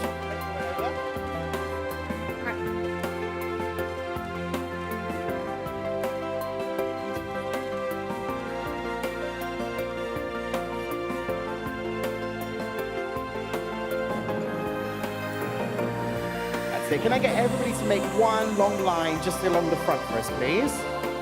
Yes, indeed. Cool. Right. Okay. Now, of course, for all of our racers on this main stage, like I said, these were our top 12 finalists. They battled it out on this stage. None of these guys are going to go away empty-handed. Bowie and, of course, Charlie have these incredible certificates to give them as a participation for our Mario Kart 8 Deluxe European Championship 2023. As they receive their certificates, please give them a round of applause as they receive them. I think yours were on that side. Do you guys want to hand them the certificates? Star XLX. There you are, my friend. Congratulations. Hold those. Yes, show everybody, Caesar. Show everyone. I've lost Owned. Where's Owned gone? Owned. Excellent. Where's Owned? I've lost you. Let's make sure we give everybody the correct name. I've lost Owned. Where are you, Owned? Hey guys. Huntley? I'm trying to find TX Owned. Where are you? Are you TX Owned? I've lost you. Okay. We got everybody. Okay. Everybody got their certificates. But of course. Right. Here it is. Here it is. Thomas. This is for you. Ladies and gentlemen, this is your grand champion, the Mario Kart 8 Deluxe European Championship. Please absolutely go crazy for Thomas! Well done. Now, of course, not only, do you want me to hold that for you? You okay? You got that? Yeah. He's like, I got it. Now, Thomas, not only are you our European champion... You've also got this. You've also got that, if you carry it all. All of the things. Not only are you our European champion, you are now going to be going to our, of course, World Championship next year, of course, at the Nintendo Live 2024 in, of course, Tokyo. Do you think you're ready? You think you're ready to go for it? No, I think I'm not ready. I got a very lucky last race, to be honest. So it's maybe it's the beginning of a good thing, but I need a I believe so. I think he can do it. Do you think he can do it, guys? He can do it. We believe, Thomas. We believe. You had an amazing game, and you are going to now go forth and represent Europe in, of course, our World Championships next year. Give it up one more time for our Grand Champion, Thomas! Thank you so, so much. Guys, if you'd like to all, of course, hold up your certificates. We can see everybody's certificates. You want to hold your... Do you want me to hold this for you like this? So we can all see it? Should I put this out? Should I put that at Thomas's You can feet? hold that, Bowie. I'm going to put it at Thomas's feet. Here we go. Put it there. There we are. Don't move your foot. Don't move your foot. Okay, right. One more time, guys. Please give it up for these top 12 finalists and our Grand Champion, Thomas. These were your races today, folks. Please give them a cheer. Okay. Alrighty. Thank you so much, guys. We're gonna help you take this off. We'll hold that for you there. There we go. Please make your way over safely just to the back of the stage for us if you can. Thank you so much, guys. As they leave, guys, please keep the cheers going, keep the claps going. You guys want to make your way over to the back for us? Thank you so much, guys. Make your way to the back. There we go. Thank you. Okay. Imagine winning so many prizes you can't hold them all. I know, right? Imagine that. All right, guys. It's that time of the show. The sad bit. It's that time of the show. It has been one of the most memorable weekends I think I'll remember for the rest of my life this weekend. It has been absolutely insane. We have had so much talent on this stage from not just, of course, one country, from all across Europe. We, of course, crowned our team, our grand champions, of course, for the Splatoon 3 European Championship 2023. We had, of course, Kaiser from Germany win that amazing, amazing game right at the end in the grand final. And then we've just crowned Thomas as our Mario Kart 8 Deluxe. There's something flying in front of me. Mario Kart 8 Deluxe European Championship 2023. Those, Word of course, drift bike, by the way. Yes. I'm a big fan. So not only, of course, we have a grand champions for our team, we have a sole champion for our racer. Both will be going ahead to our World Championships next year. For more information of that, of course, you can go and check out all social media and, of course, the Nintendo website for all information on that. Yes. But before we say anything else, can I get a massive cheer and a round of applause for Bowie and Charlie? They have been absolutely amazing this weekend. Shoutcasting not only, of course, Splatoon 3 for all of the most incredible games we've ever seen, and of course, from Mario Kart 8 Deluxe. Any highlights, Bowie? What was your highlight? Very quickly, let's get a massive round of applause for our main man and our host, Mr. Nims.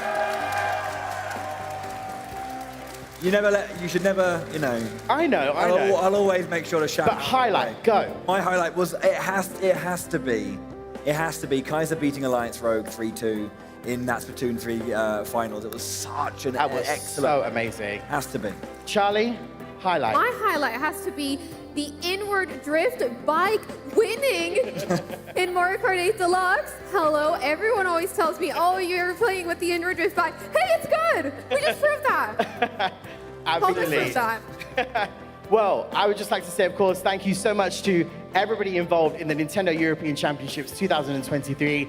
And of course, you beautiful people in front of us. Have you guys had a good time? Amazing. And to everybody watching at home, I hope you enjoyed the past 2 days. We certainly have, and I'm sure everybody here certainly has. But we, of course, unfortunately have to now say goodbye. We shall see you very, very soon. You've been amazing. My name is Nims. This is Bowie and Charlie. Thank you so much. See you soon. Bye-bye.